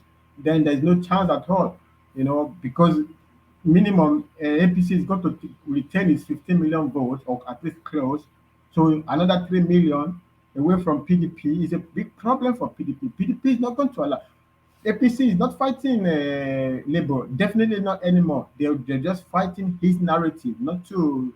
They will just be fighting him in the media to make sure his narrative don't get stronger or whatever. It's minimized, but then they're going to leave the fight between PDP and Labour Party to be dragging their. Ola was saying something about people are putting down Obasanjo. Actually, the one that was funny to me is Babajale Koko. Babajale Koko is a Showore fan, and they think Obasanjo is a fantastic human being. Babajale Koko, Showore will disown you. Showore will disown you. Showore doesn't think so. But this is also the point. So, Ola doesn't like that Obasanjo is being put down. If anybody wants to put Obasanjo down, they should speak facts. They are not speaking facts, trying to put Obasanjo down. But he himself is speaking non-facts to try to proper Obasanjo. Like I completely lost him. Like he said, Obasanjo is like on equal footing with Mandela. And I didn't hear him take back that statement. Mandela rescued a whole race from South Africa. Obasanjo did not even rescue Ogun State people. Mandela and Obasanjo are not. But Mandela is a man that is seen. That's a symbol of almost like a symbol of purity. He's a man that even his shortcomings are already forgiven. Like as a human being, like your normal human shortcoming is forgiven on earth. I don't know in heaven, but on earth is forgiven. It's That's a man that suffered a lot for actually suffered a lot for people. When Obasanjo went to prison because he badmouthed Abacha, and Abacha got hold of him. Obasanjo didn't suffer for Nigeria. Obasanjo suffered for his job as a soldier, which of course we are thankful for all soldiers for putting their life on the line. But that is profession. So and he went to prison. He didn't go to prison for democracy. He went to prison because he speak again like this letter is writing something along that line again about an Abacha got of it, and that's it. And when he came back, they gave him the election. Then he went after Lagos. The last time because Obasanjo Koko is here, that's why I am that Ogbeni has left. The last time the one man you asked a question whether I was making a distinction between local government area and local council area. Yes, actually, there is indeed a distinction. Local council is like fourth tier of government, like you have federal government, state government, local government, and then below it is local council. In other words, Tinubu did not destroy the 20 local government. The 20 local government area are still there. They still were what they were. Below the local government, he now created 37 local council area. In other words, like a local government, is split into two. You understand? So it doesn't even need to inform the federal government. It's a state affair. If they want more local council, they are below. They have no connection with the federal government. The allocation, they're not getting allocation from local government. Look, the local council. There's nothing the federal government has nothing to do about it. It's purely state affair. And even many states, I think even Ogbeni Akre last time, many states are even already copying it. Local council has nothing to do with federal government. It's purely a state affair. It's not creating new local government. It's still 20 local government. Below them is like, when you draw this chart and you draw like a tree, like on top, like like you have a managing director, below managing CEO, below CEO, you have or whatever. Managing director, below them you have branch managers, and like this kind of stuff. It's not like creating two managing directors. So it's like assume that local government is like a managing director post. So managing directors 20. So below managing director, then you now create line managers, branch managers, and that is local council area. They have nothing to do. So if the constitution said you cannot create 20 managing directors. Okay, Tinubu is not creating 20 more. The 20 managing directors, they stay. He just create new line managers, like create new branches and put line managers there. Has nothing to do with the managing director. So Obasanjo had no legal reason, nothing to hold Lagos State money. It's not even like Tinubu did not even violate anything with constitution. He's not even touching constitution. He's not creating local government area. He's creating below local government through the state assembly new local council area. So there was no reason at all, except that he knew that Tinubu is so clever. This local council area will make Tinubu successful, and then PDP will not be able to win Lagos State. So the only reason there was PDP to win Lagos State. So you can't crash Lagos State because you want PDP to win Lagos State. That's a very important Yoruba state or city or whatever. If you crash Lagos, is that a joke? And if Tinubu didn't come up with creative means, there will be so much riot in Lagos. It will be impossible. There will be no money to pay all the civil servants. There will be no money to do anything. And in spite of that, in spite of the denial of allocation, Tinubu still managed to create what he did in Barbage. That is tremendous stuff. Me, I love people who I don't even like when rubbish is used, when mediocrity is used to rubbish a genius. Tinubu is a genius. If Tinubu was a white man, they would probably think he's like micro Einstein or something like that.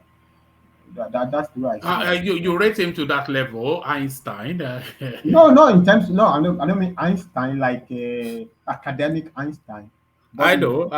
You rate his genius to that level. I think he's a genius. He has created new.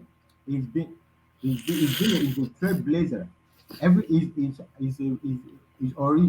you think Tinubu will be the best? Do you think Tinubu will be the best thing that has ever happened to Nigeria? I think it's been the best thing that has happened to Lagos. I don't see why up to now, why it will not be the best thing that's ever happened to Nigeria. I don't see a reason. It's gone. This Trans-Sahara pipeline, by the way, people that were talking that Obasanjo created something Niger Delta. This Trans-Sahara pipeline were already the Europeans or whatever. This was meant to have been built since Obasanjo's era. He couldn't get it even started. I mean, he was creating a lot of mess in Niger Delta area, and then they are spending our money to go and build a space station or something. We cannot even supply electricity for 2 minutes non-stop, and we are trying to build a space station with Russia and America. I mean, the whole administration is such a waste of money, waste of all our money, and then some token like, oh, I'm the one that bring GSM. The what GSM? Actually, when the GSM came, if anybody remember, MTN was so 1 second, maybe 50 euro is gone. You call 1 second, your call card, 50 euro is gone. They brought this GSM with so much the contract they used to bring it. It was such the fraudulent means at which the GSM finally got rolled into Nigeria. They rip off Nigerians like crazy. They allowed this MTN to rip off Nigeria like crazy. And by the way, do you know Econet, Tinubu, either him or with the team, they were involved. So the GSM is not only Obasanjo's glory. Tinubu brought Econet. So whether whatever happened, Tinubu was also involved in Econet. So the coming of GSM into Nigeria is many people, not only Obasanjo, Abacha, Obasanjo, of course, even Tinubu also. He was also involved in this whole arrangement. It was that same administration that came around. But and even more importantly, Obasanjo institutionalized subsidy into the Nigeria. There were never anything subsidy. I think it was Shagari that first, but even Shagari was not even bold enough to make it subsidy. But Obasanjo through a price control system or whatever they call it that time, giving subsidy to everything. I think it's what ruined Nigeria. The introduction of subsidy is like the poison that ruined Nigeria. It's very difficult to Obasanjo run I call it candy economy. He's giving you candy and you're happy, but it's wrecking the whole space. Subsidy. The subsidy is not to subsidize the buyer, the seller and buyer. We are subsidizing people at the importation. So the gap between the stuff and the Nigerian people is too wide to have a meaningful impact. So it's just enriching anybody who is loyal to Obasanjo down the line. And then the EFCC. If EFCC started by investigating what is it? FON, Food for Nation. What is that? Is it OFN? Operation Feed the Nation, OFN. If he started investigating, it would have a legitimacy. So EFCC was arresting all these little boys, call them Yahoo boys. No, but they're not arresting the big boys. So he just so anyway. There's no time to be talking about all these things. Anyway. All right. I keep asking you to come earlier, Fatai, but you never do. You should come earlier because I think the space enjoys hearing from you. It's it's midnight here. It comes to morning, so sometimes I sleep and I don't wake up in time, and I just wake up and I meet the conversation still going, because it's the timing. If I'm up, I will prep, but sometimes I'm tired. I just sleep, then I wake up into it. But if I wasn't tired earlier, I probably would just come in. All right, brilliant. Join us when you can, as you can. So thank you, Fatai. So that's Fatai, of course, a voice quite fast evolving within the space. But the biggest voice in the space, of course, the only voice that you all come here for, the mighty one himself, Ajan Lekoko. Closing remarks.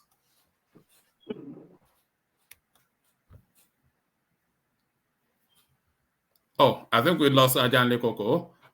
So there it is. No, are you there? I'm here. Thank you very much. All right. Yeah. Let me thank all the panelists today. Everybody contributed immensely, meaningfully, and purposefully. I thank particularly Ola and Ogbeni, for Ola particularly for explaining in details what Obasanjo did during his time of office in terms of infrastructure that he put on the ground for the betterment of democracy in Nigeria. Obasanjo is a very controversial figure. He's a leader of all leaders in Africa. In the entire continent of Africa, everybody, all the leaders, whether in the past that still existing, past leaders that are still existing today, or those that are currently in the position of leadership of their country, sees Obasanjo as number one leader in Africa. As a matter of them, as a matter of fact, wherever Obasanjo goes, whether in Ethiopia or Kenya or in Burkina Faso or wherever, they call him Baba. They give that respect to him because of the role that man has played in terms of leadership that carries everybody along, leadership that, when it comes to the interests of Africa, is always in the front, leading and positioning the interests of not only Nigeria, but the entire of Africa before the Western world, before the international world. And the international community respect him a lot. So this is a man that has played a very important role in the politics of Africa and that of the nation. And I respect him because he never sit by, he never sit down and allow others in that country, Nigeria, to rubbish or destroy Nigeria without talking. That is the way we should be doing. His personality is a different. He might have some other problem. Yes, everybody, we are not 100% perfect, but this man, we always say something.